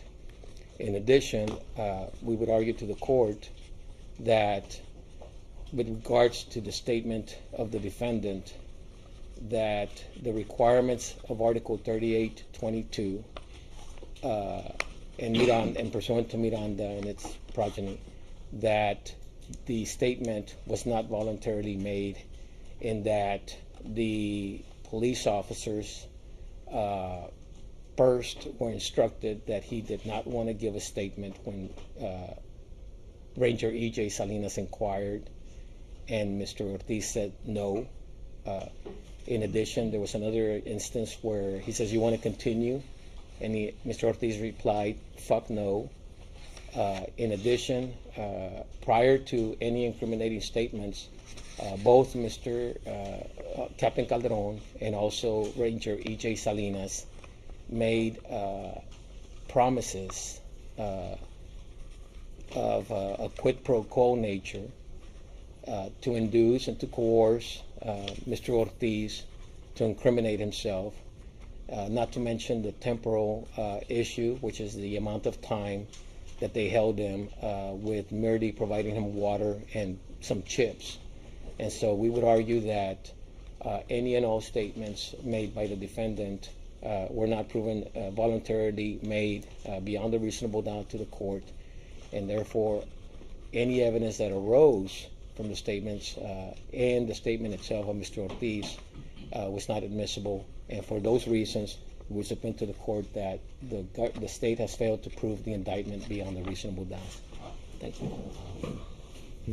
I respond, Your Honor. You may. I will address first the evidence in this case.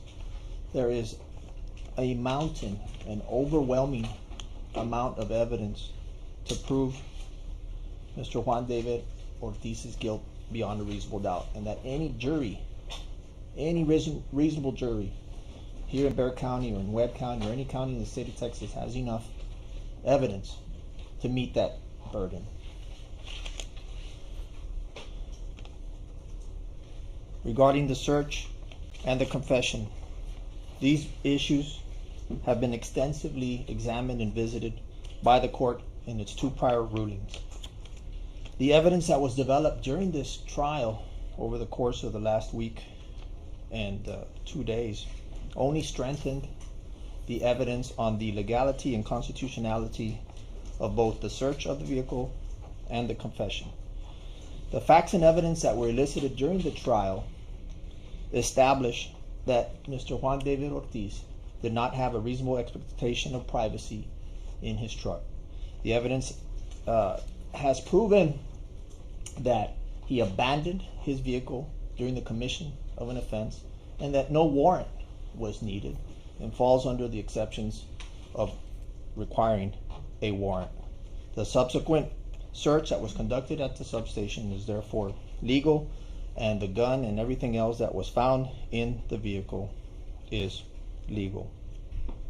With respect to the confession given by Mr. Juan David Ortiz, there's been extensive and overwhelming amount of evidence that has been brought out through the witnesses, through the video, that prove that Mr. Ortiz's confession was made knowingly and made voluntarily, without coercion, without promise, without guarantee, without inducement, and that he was read his rights in the totality of the circumstances.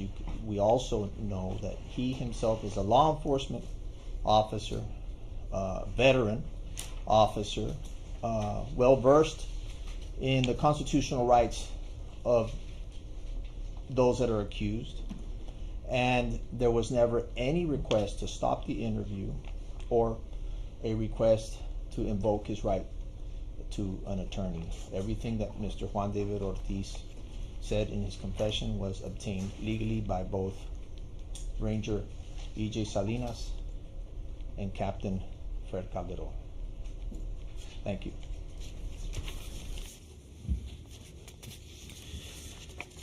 All right. Well, the court was reviewing its findings of fact and conclusions of law regarding the warrantless search that was argued by the defense and the issue of voluntariness during the statements and confession that the defendant made. And at this time, after listening to additional evidence throughout the trial and the prior testimony and evidence presented at the two prior hearings, the court will reaffirm its rulings from July 10th of 2020 and from September 27th of 2022, and the court will further adopt the court's findings made on July 10th of 2020. and so the motion for instructed verdict this time is denied. Ready for the jury? All right, bring the jury back in, please. All rise for the jury.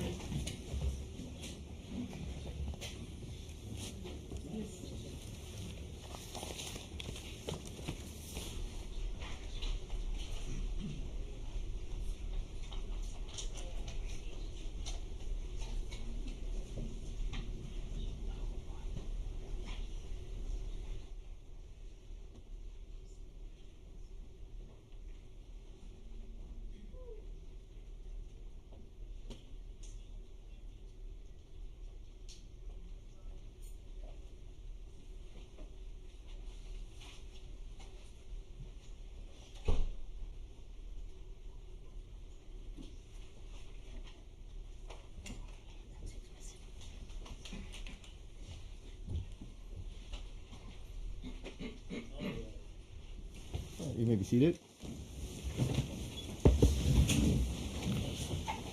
All right, so the state has rested its case.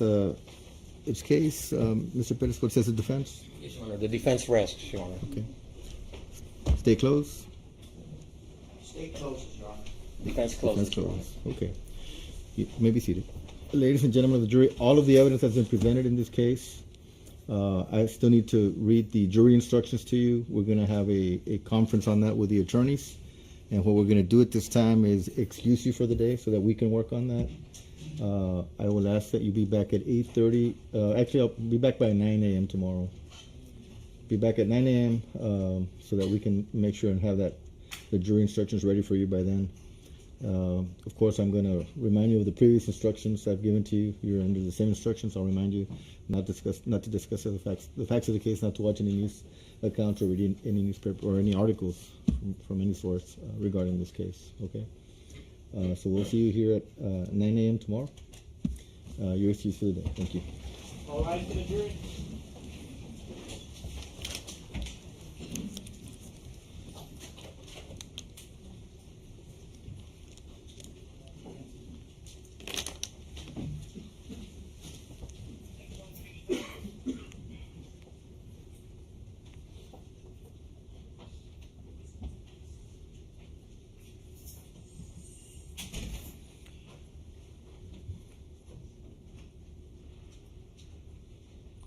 All right, so we'll have a conference on the charge in a few minutes, and we'll be in recess until 9 a.m.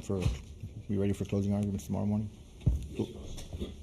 Court's in recess for now, but we might have to put something on.